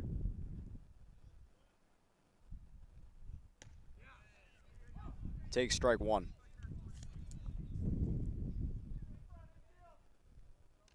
Drake Kunza is on deck.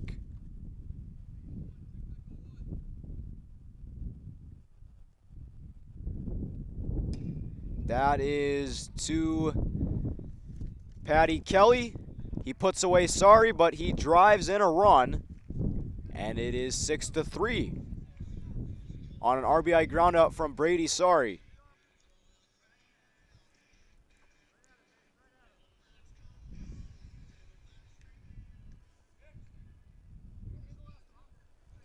And Colin Wilson will now be 90 feet away for Drake Kunza.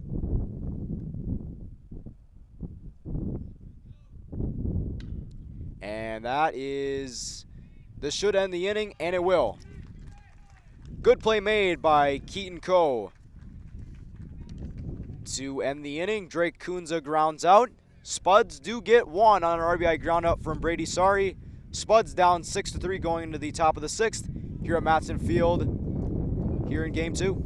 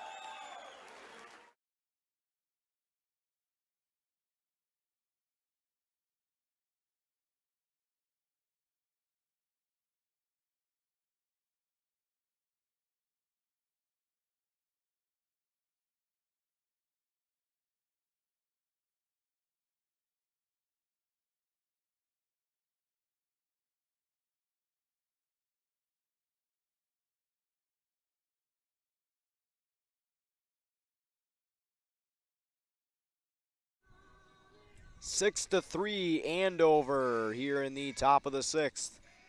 Spuds were able to plate one on an RBI ground out from Brady Sorry. But once again, that is all, as they have really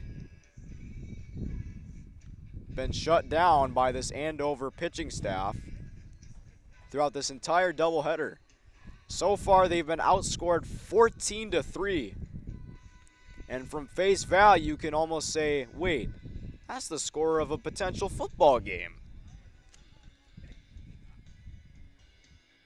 And that is just how good Andover has been here this afternoon.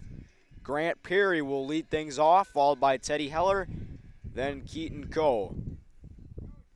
And if push comes to shove, if push comes to shove, sneak in a pinch hitter, as it is getting to that point in the game where the head coach might try to get some more playing time for his bench players, and Grant Perry is behind in the count 0-1. That is a pop for a little bit, but was able to secure it for out number 1.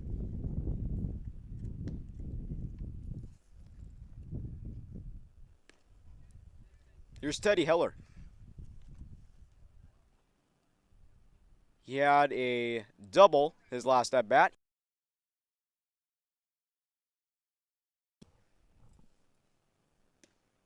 Wilson fires in a strike.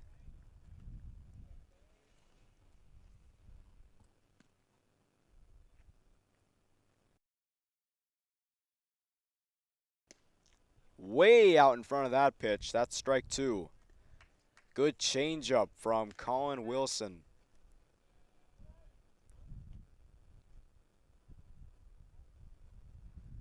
Here's the 0-2. Good curveball that misses. Just a little outside the zone. 1-2. That is a pop-up out of play.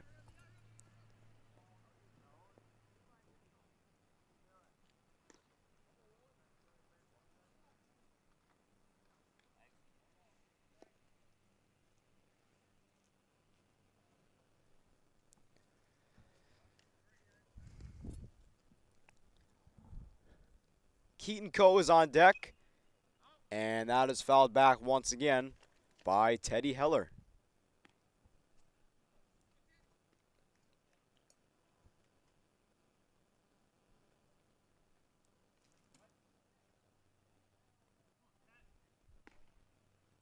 Another 1-2 from Wilson. That one is chopped to the left side and foul.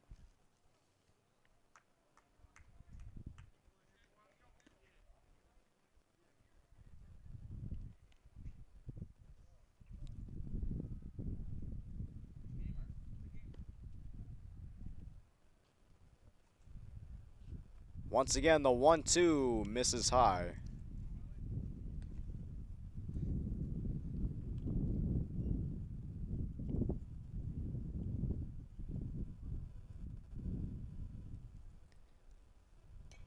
That is chopped towards the Spuds dugout, and a good battle between Teddy Heller and Colin Wilson.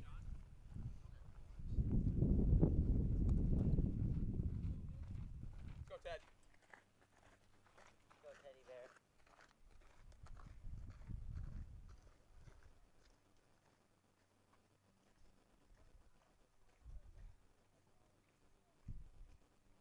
Two-two. And that one was a little high in the zone. Counts full.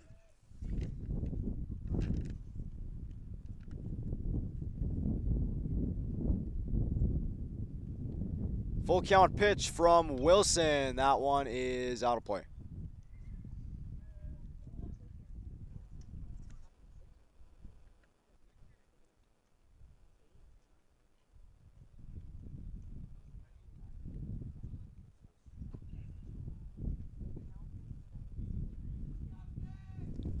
Payoff pitch once again. This one is fouled back another time from Heller. He is really doing everything in his power to stay in this at-bat against Colin Wilson.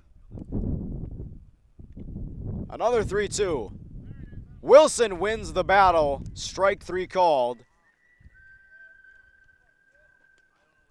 Backwards K for Colin Wilson. And there's 2 gone here in the 6th.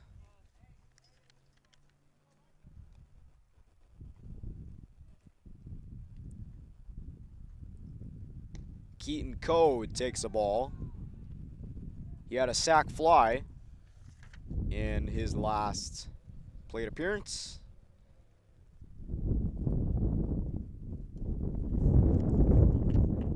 Counts at 2-0.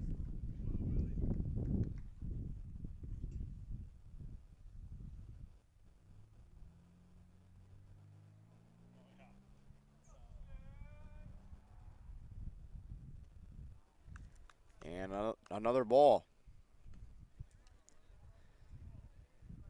3 balls, no strikes on Keaton Coe. And a 4-pitch walk. And Coach Salvold is going to make his way to the mound. From the looks of it, Colin Wilson's outing is done. And it is. He gets an applause from the crowd. And we got a pitching change here at Matson Field. We'll be back in a few moments.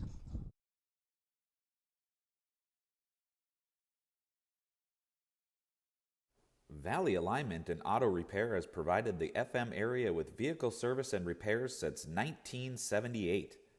They perform your vehicle service needs from oil changes and brakes to transmission and engine rebuilds. Valley Alignment and Auto Repair is a proud sponsor of Spuds Athletics and wish all the athletes and families a great 2022-23 school year and sports season.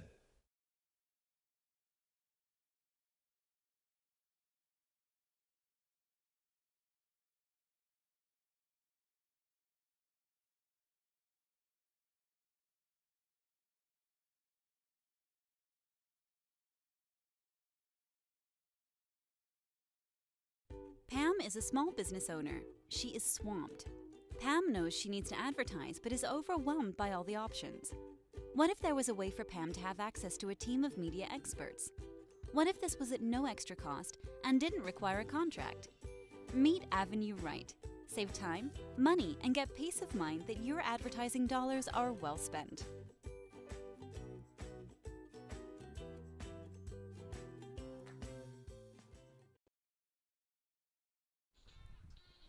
Colin Wilson is done for the day as he went 5 2/3, striking out 6, giving up 3 walks and 3 hits, which resulted in 6 runs. Coach Salvold is going to his bullpen as Lincoln Marquardt is going to make a relief appearance for the Spuds. And one thing about Lincoln Marquardt, he has a very, very good pitching arsenal that consists of a fastball, curveball, and a changeup. And it works very well for him facing any lineup.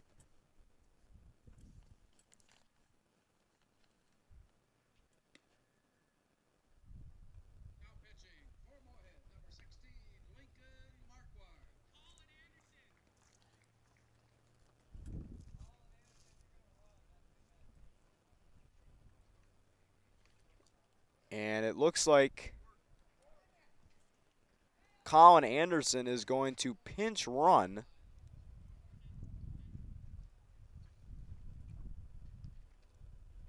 I think that's what I heard from the Andover dugout.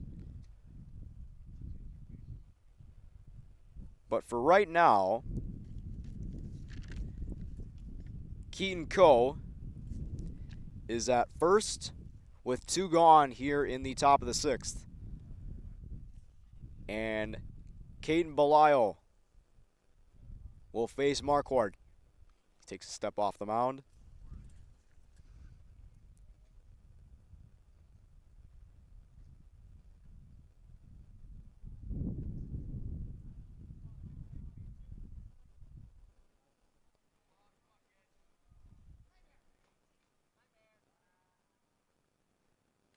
Swing and a miss. Good fastball from Marquardt.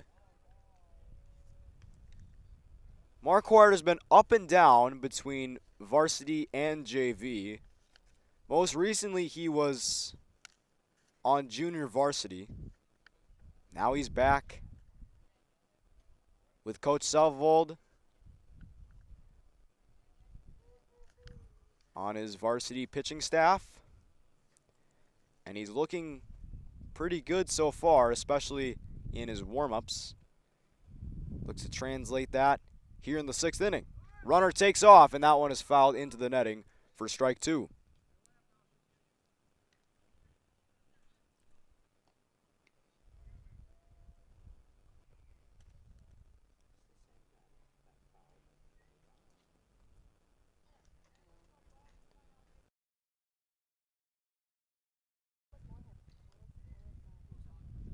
No balls, 2 strikes.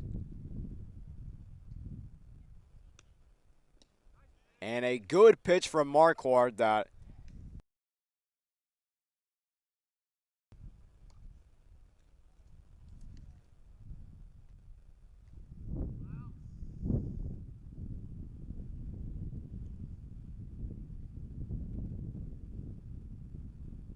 runner takes off, and there's going to be no throw. A stolen base for Keaton Coe. And the count's even now at 2-2. And the Huskies have a runner in scoring position. 2 balls, 2 strikes, 2 out. Runner on second with a slight lead. And that one's in the dirt once again.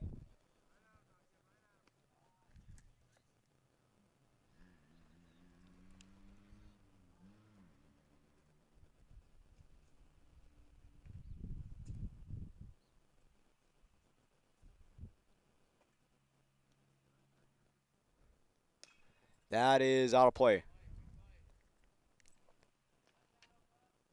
Count stays full at 3-2.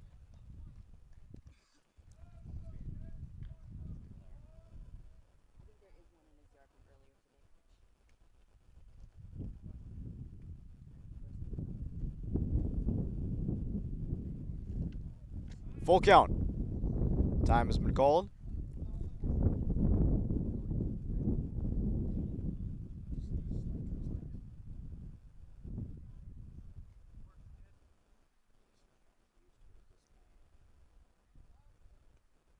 Payoff pitch from Marquardt, and he misses for ball 4.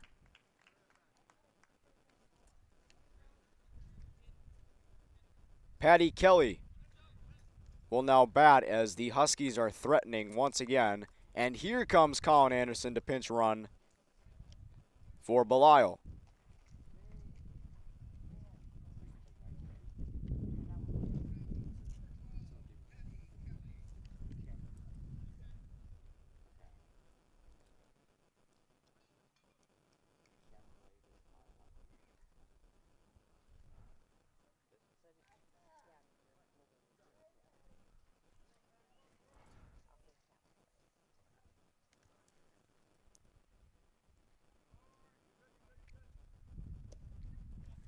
And that's strike 1.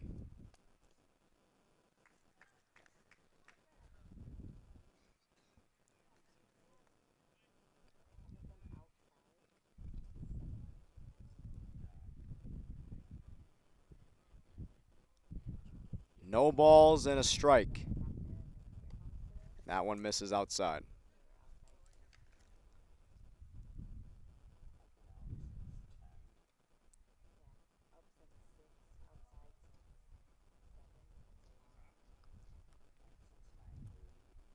One ball, 1 strike. Swing and a miss. That fastball worked wonders there on Patty Kelly. 1 ball, 2 strikes. Runner on first and second. 2 out. At bat continues. It's now 2-2.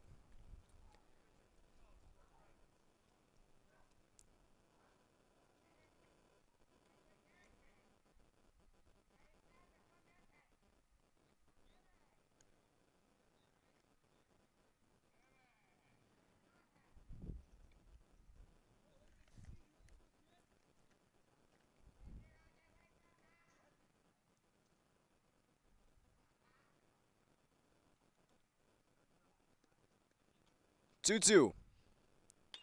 That is into left, and that will be foul.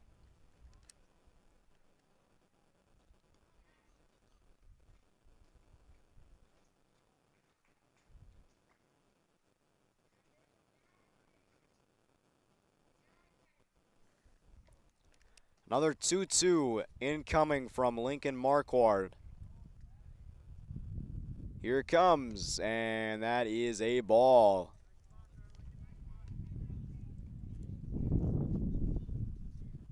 That was a very nice spot, but Patty Kelly was able to be disciplined enough not to swing. Payoff pitch to Kelly, and it's a walk. Back-to-back walks given up by Lincoln Marquardt, and the bases are loaded.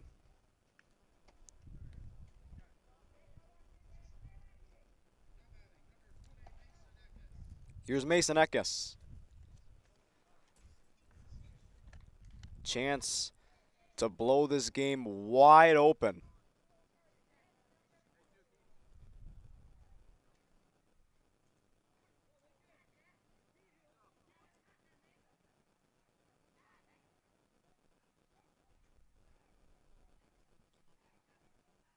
And that one gets away.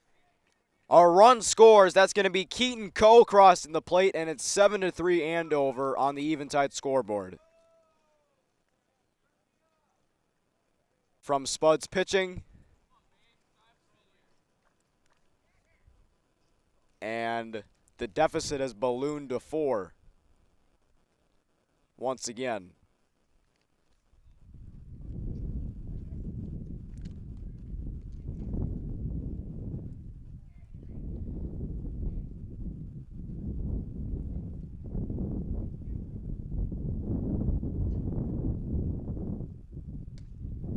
There's a good pitch from Marquardt. Evens the count.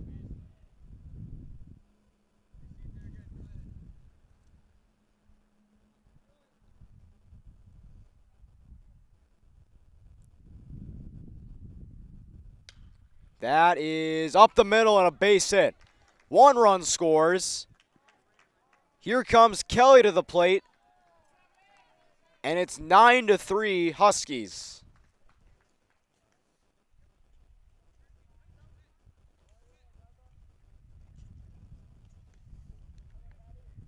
A 2-run single by Mason Eckes. And the lead has inflated to 6 runs on the Eventide scoreboard. It is 9-3 Andover.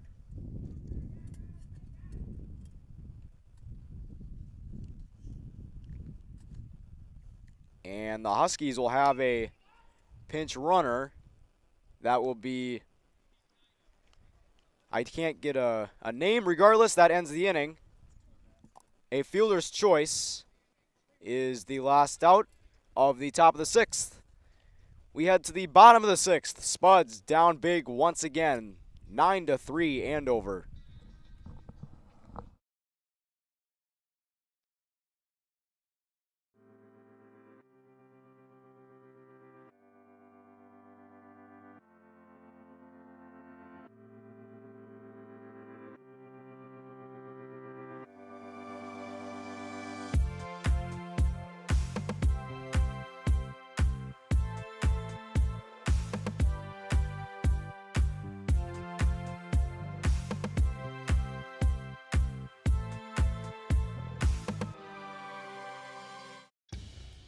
Boss DXT snowplows are tough to beat.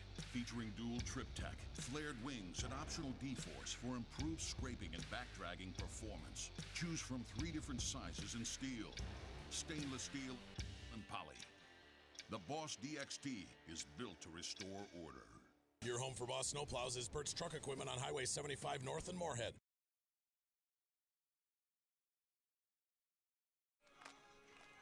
Domination from the Andover Huskies here this afternoon in both Game 1, now Game 2, as they lead it 9-3 over the Moorhead Spuds. Colby Asham will lead things off for Moorhead.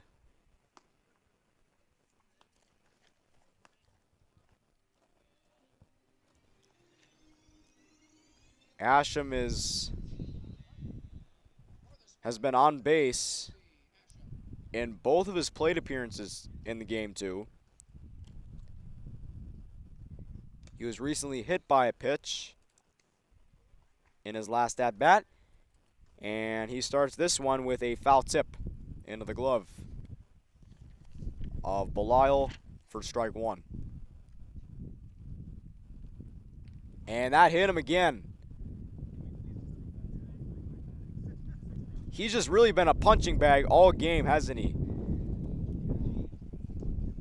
Back-to-back at-bats where he's been hit by a pitch.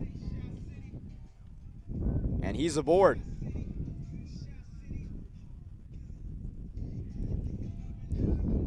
Here's Austin Schwantz.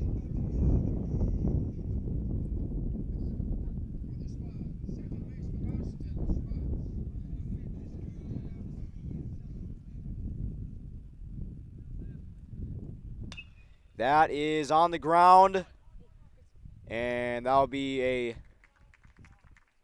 an out. Austin Schwantz is retired. Colby Asham moves to second.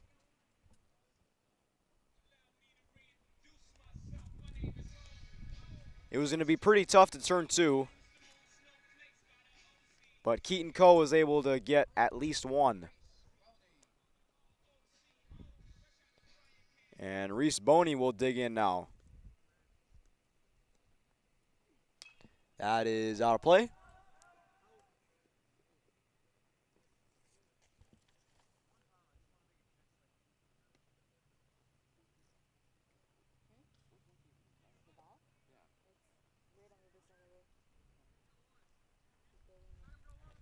No balls and a strike to Reese Boney, the Spuds right fielder.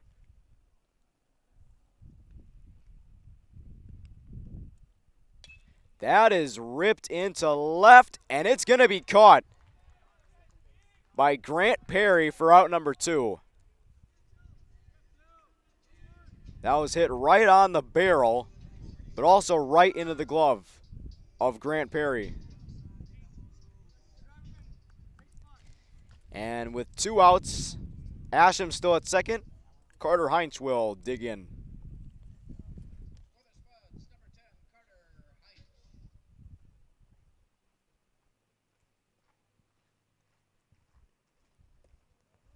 And he takes one low in the dirt.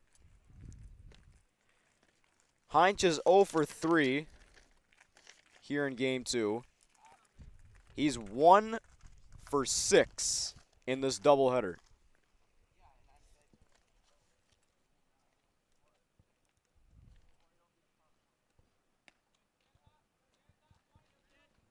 Mason Eckes misses again. It's ball two.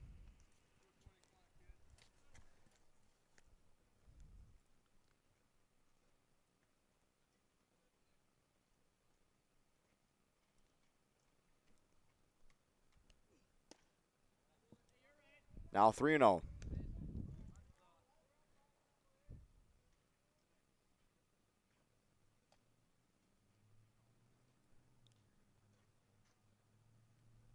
Heinz is very disciplined in this at-bat so far. And a 4-pitch walk.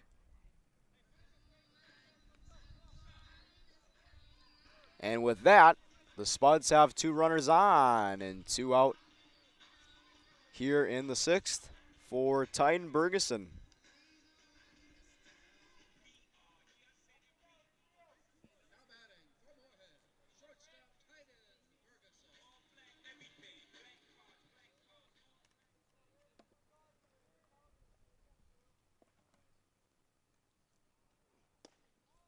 And Eckes misses first pitch of the at-bat.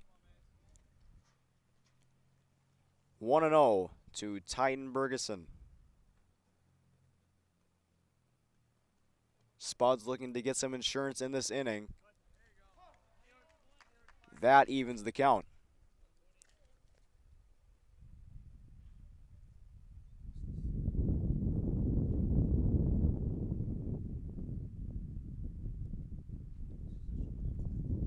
One. That misses inside for ball two.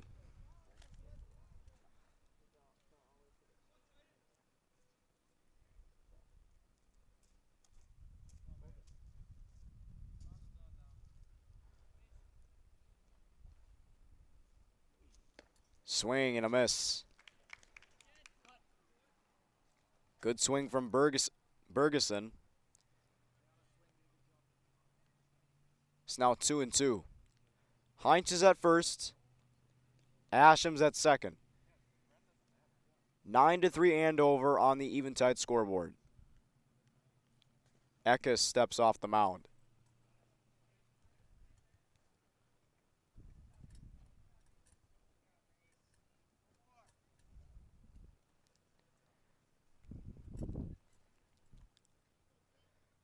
The 2-2. That is on the ground. It's going to be a tough play.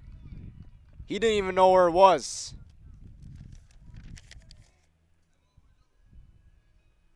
Keaton Coe couldn't recover it.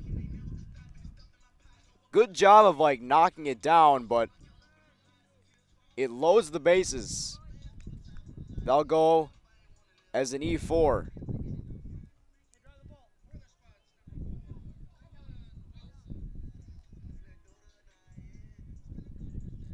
Here's Colin Wilson. That is on the ground. Patty Kelly makes the play over at second to end the inning. Another fielder's choice for Colin Wilson. It is still a 9-3 lead for the Huskies going into inning number 7 here at Matson Field. We will be back shortly here on Spuds TV, presented by Muscatel Subaru.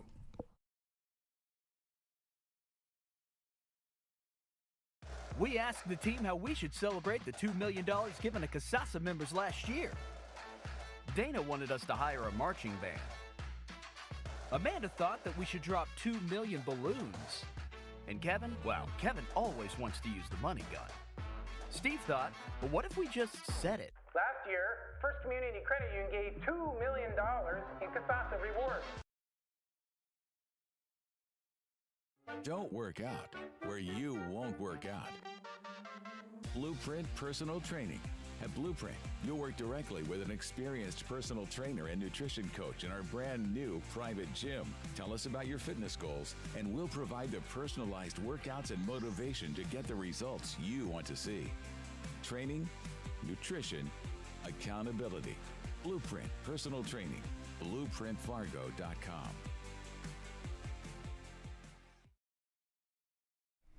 9-3 Huskies here in the top of the 7th. Spuds missed another opportunity to score, and it has just been that type of day for him. Lincoln Marquardt back on the mound for the Spuds, as he will face the middle of the Huskies batting order.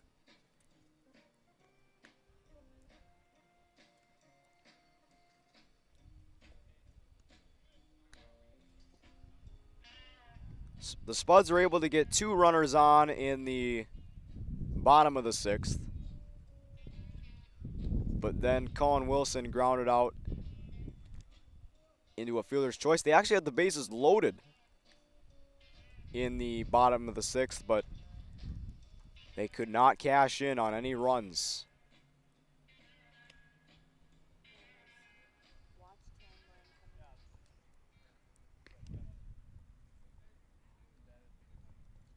And looks like there will be, Blake Berg, the pinch hitter, will be coming in for Sam Abbas.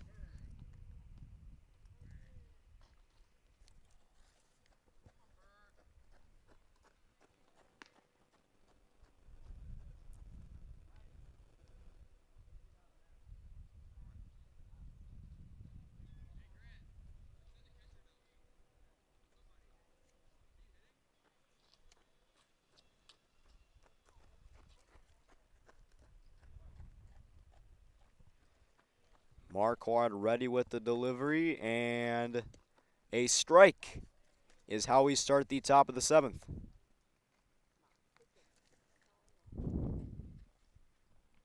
And you think that all the Huskies want is a quick inning, just in general, not when they're at the plate, but in the bottom of the 7th, just to get through the Spuds lineup quickly, and they've done a really good job of doing that with their strong pitching staff. And that is hit well into center field. Hines giving chase at the wall, and it's off the wall. Off the right center field wall, and Blake Berg heading for third. And it'll be cut off by Bergeson. Throw to third, not in time. A leadoff triple for Blake Berg, and he's 90 feet away to start the 7th.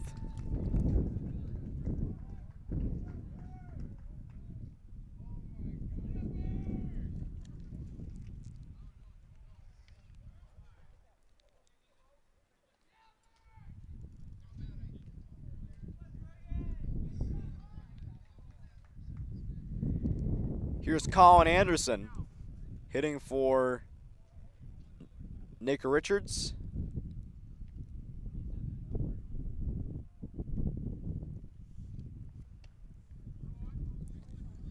And a good pitch as Anderson swings and misses.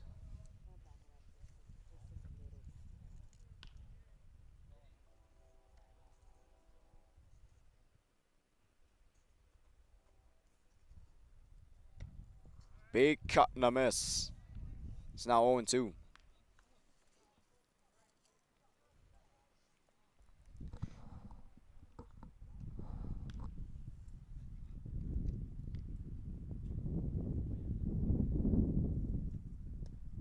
And that misses the zone. It's now 1-2.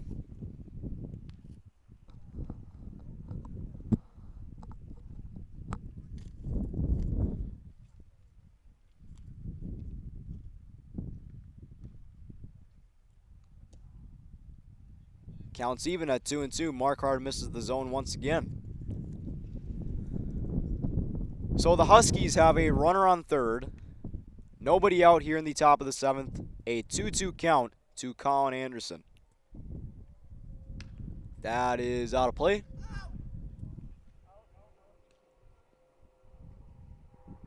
And we have the viewers on this stream, you might not be able to see it, but we have a flyover of Matson Field. It would have been perfect timing if it was during the national anthem, but we'll take it regardless. And Marquardt misses again, just barely. He's throwing some good pitches, but Andover's been really disciplined.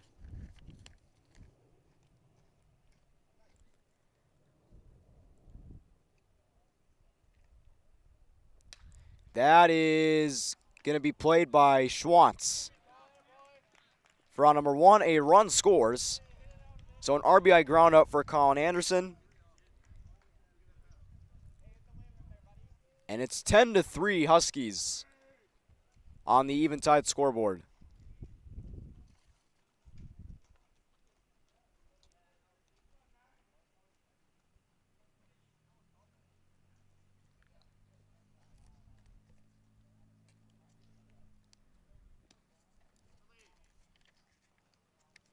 Here's Keegan Fogarty.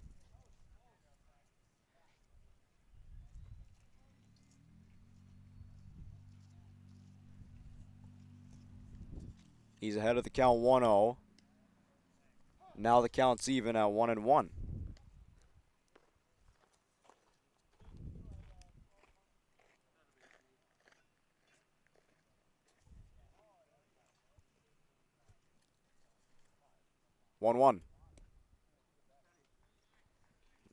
That's a good eye.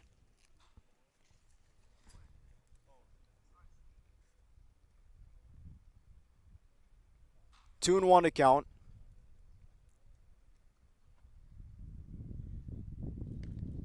Big swing and a miss.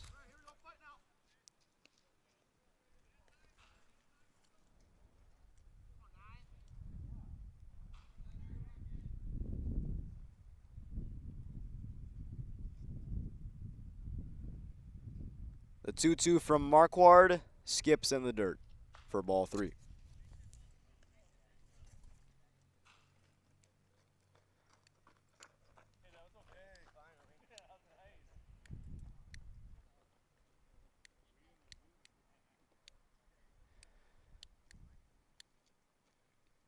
Here's the 3-1.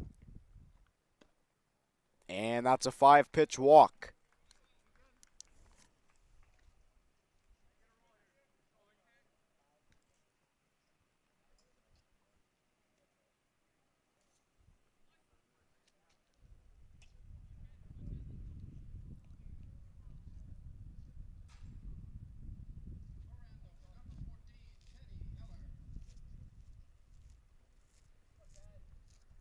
Here's Teddy Heller, and he hits one high in the air to left. At the track, it is going to be caught by Ryerson for out number 2. That was a difficult catch by Ryerson.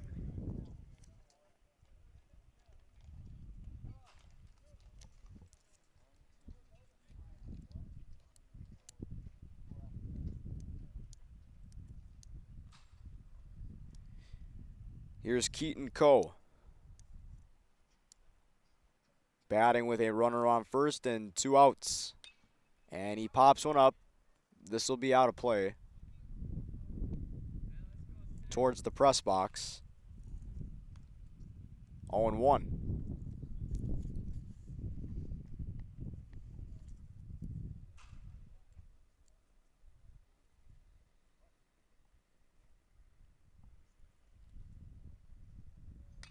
That is in the air to right center.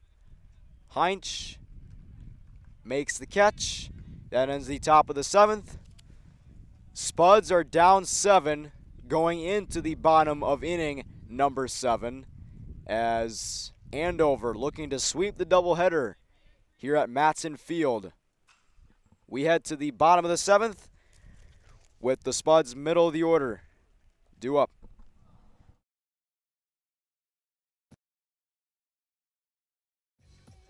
We are The Breakdown. For almost 2 decades, we've published the most comprehensive yearbooks on Minnesota high school sports and run the best in-season and off-season events. We cover every corner of the state. We are The Breakdown.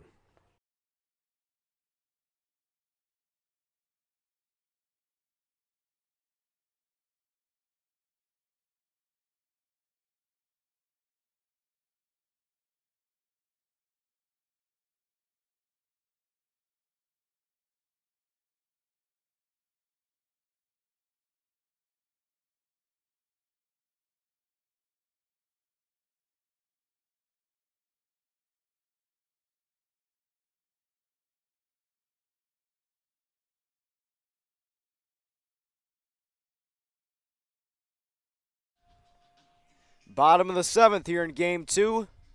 Andover dominating the Spuds here 10-3 on the Eventide scoreboard as they look to close out this doubleheader and go on a 3-game win streak. In case you missed it, Andover won Game 1 here this afternoon 8-0. They look to make it a sweep here against the Spuds on the road. And Aaron Ryerson will start things off for the Spuds here in this 7th inning.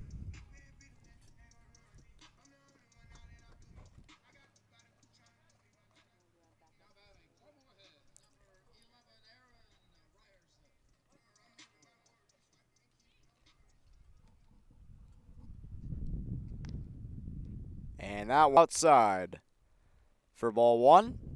Tried the corner and missed there. I, of course, have to give credit to the legend Bob Euchre for that one-liner. That one's in the dirt for ball 2.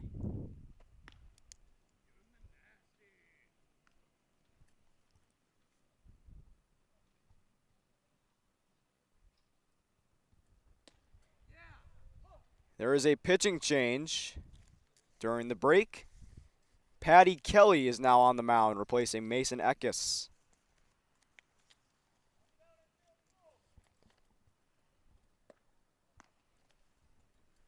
It's now 3 balls and a strike.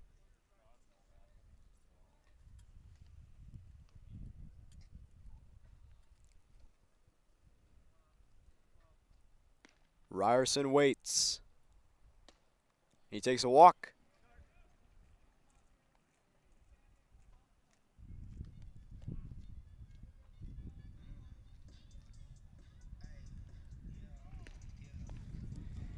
Here's Brady Sorry.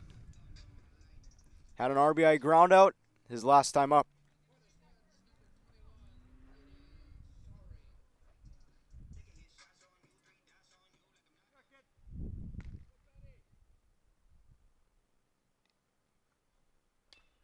That is a slow roller to third, and that is an easy out. Ryerson moves to second. And Brady Sorry showing some frustration, and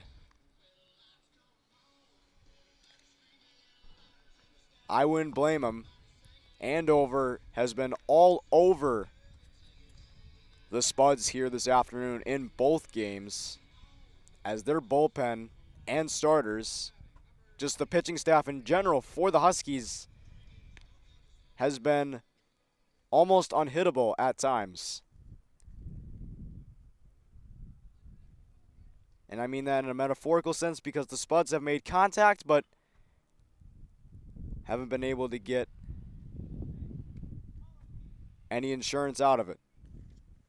As Drake Kunza starts his at-bat with a foul towards the left side.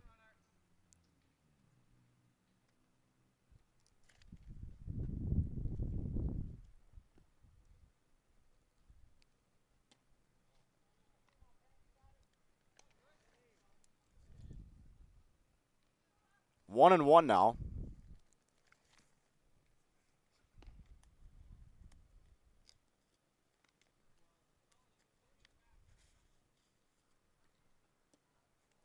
Make that 2-1.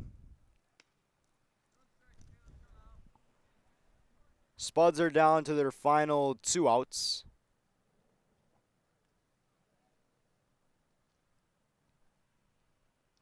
Ryerson in scoring position. Slight lead at second.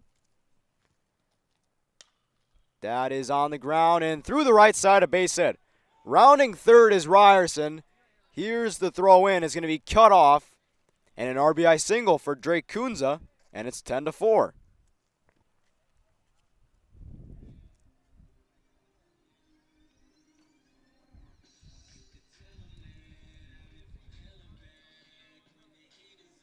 And the lead's been cut to 6 on the Eventide scoreboard.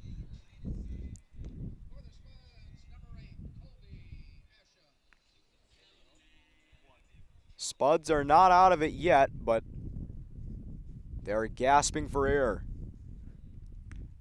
Colby Asham takes a ball.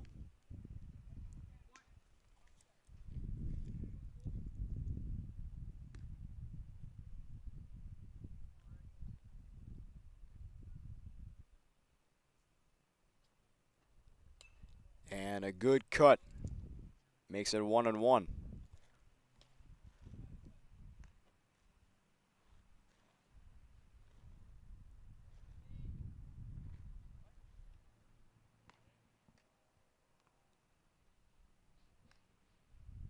One and one.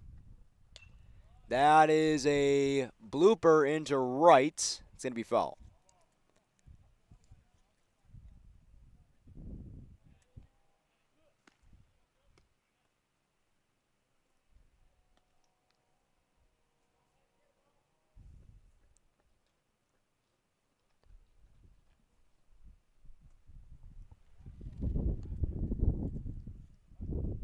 One ball, 2 strikes.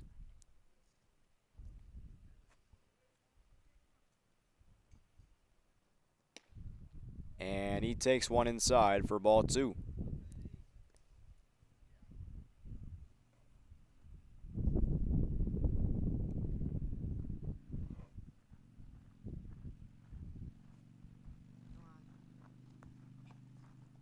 The 2-2 from Kelly. That is going to be to third. Knocked down. And that's going to go into right field. And Kunza will stay put. Asham is aboard. And hold on a minute. The Spuds are starting to slowly but surely fight their way back into this game as they are still kicking. Austin Schwantz hits one into center. Teddy Heller will make the catch, and there's 2 gone here in the 7th. Here's Reese Boney. The Spuds' final out.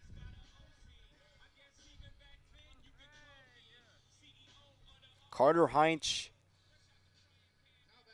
is on deck.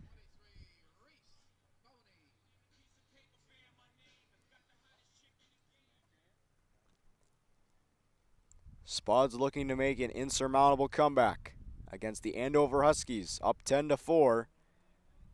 On the eventide scoreboard, Boney swings and misses.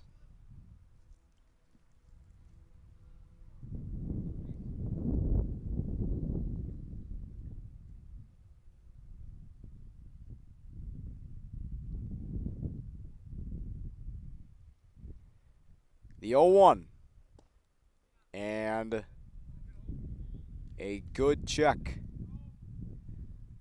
from Boney as he's able to hold back his swing to even the count at 1-1. Kunza's at second, Asham's at first. 2 outs. 1-1 on Reese Boney. And Patty Kelly tried finding the zone there, but couldn't. It's now 2-1.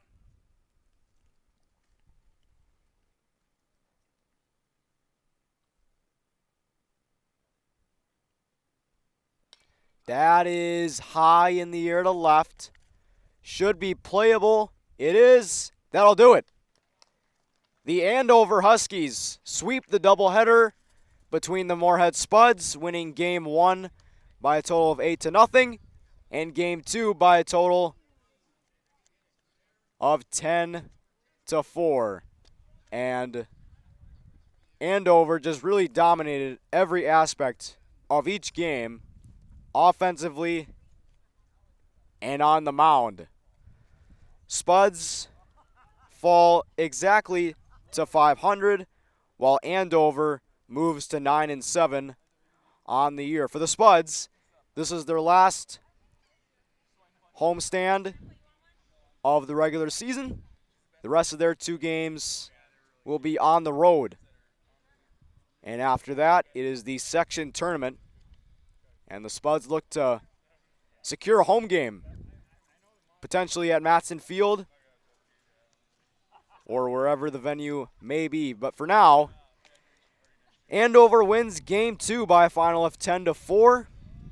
That does it for boys baseball here on Spuds TV, presented by Muscatel Subaru. This is Thomas Fox wishing you all a good evening.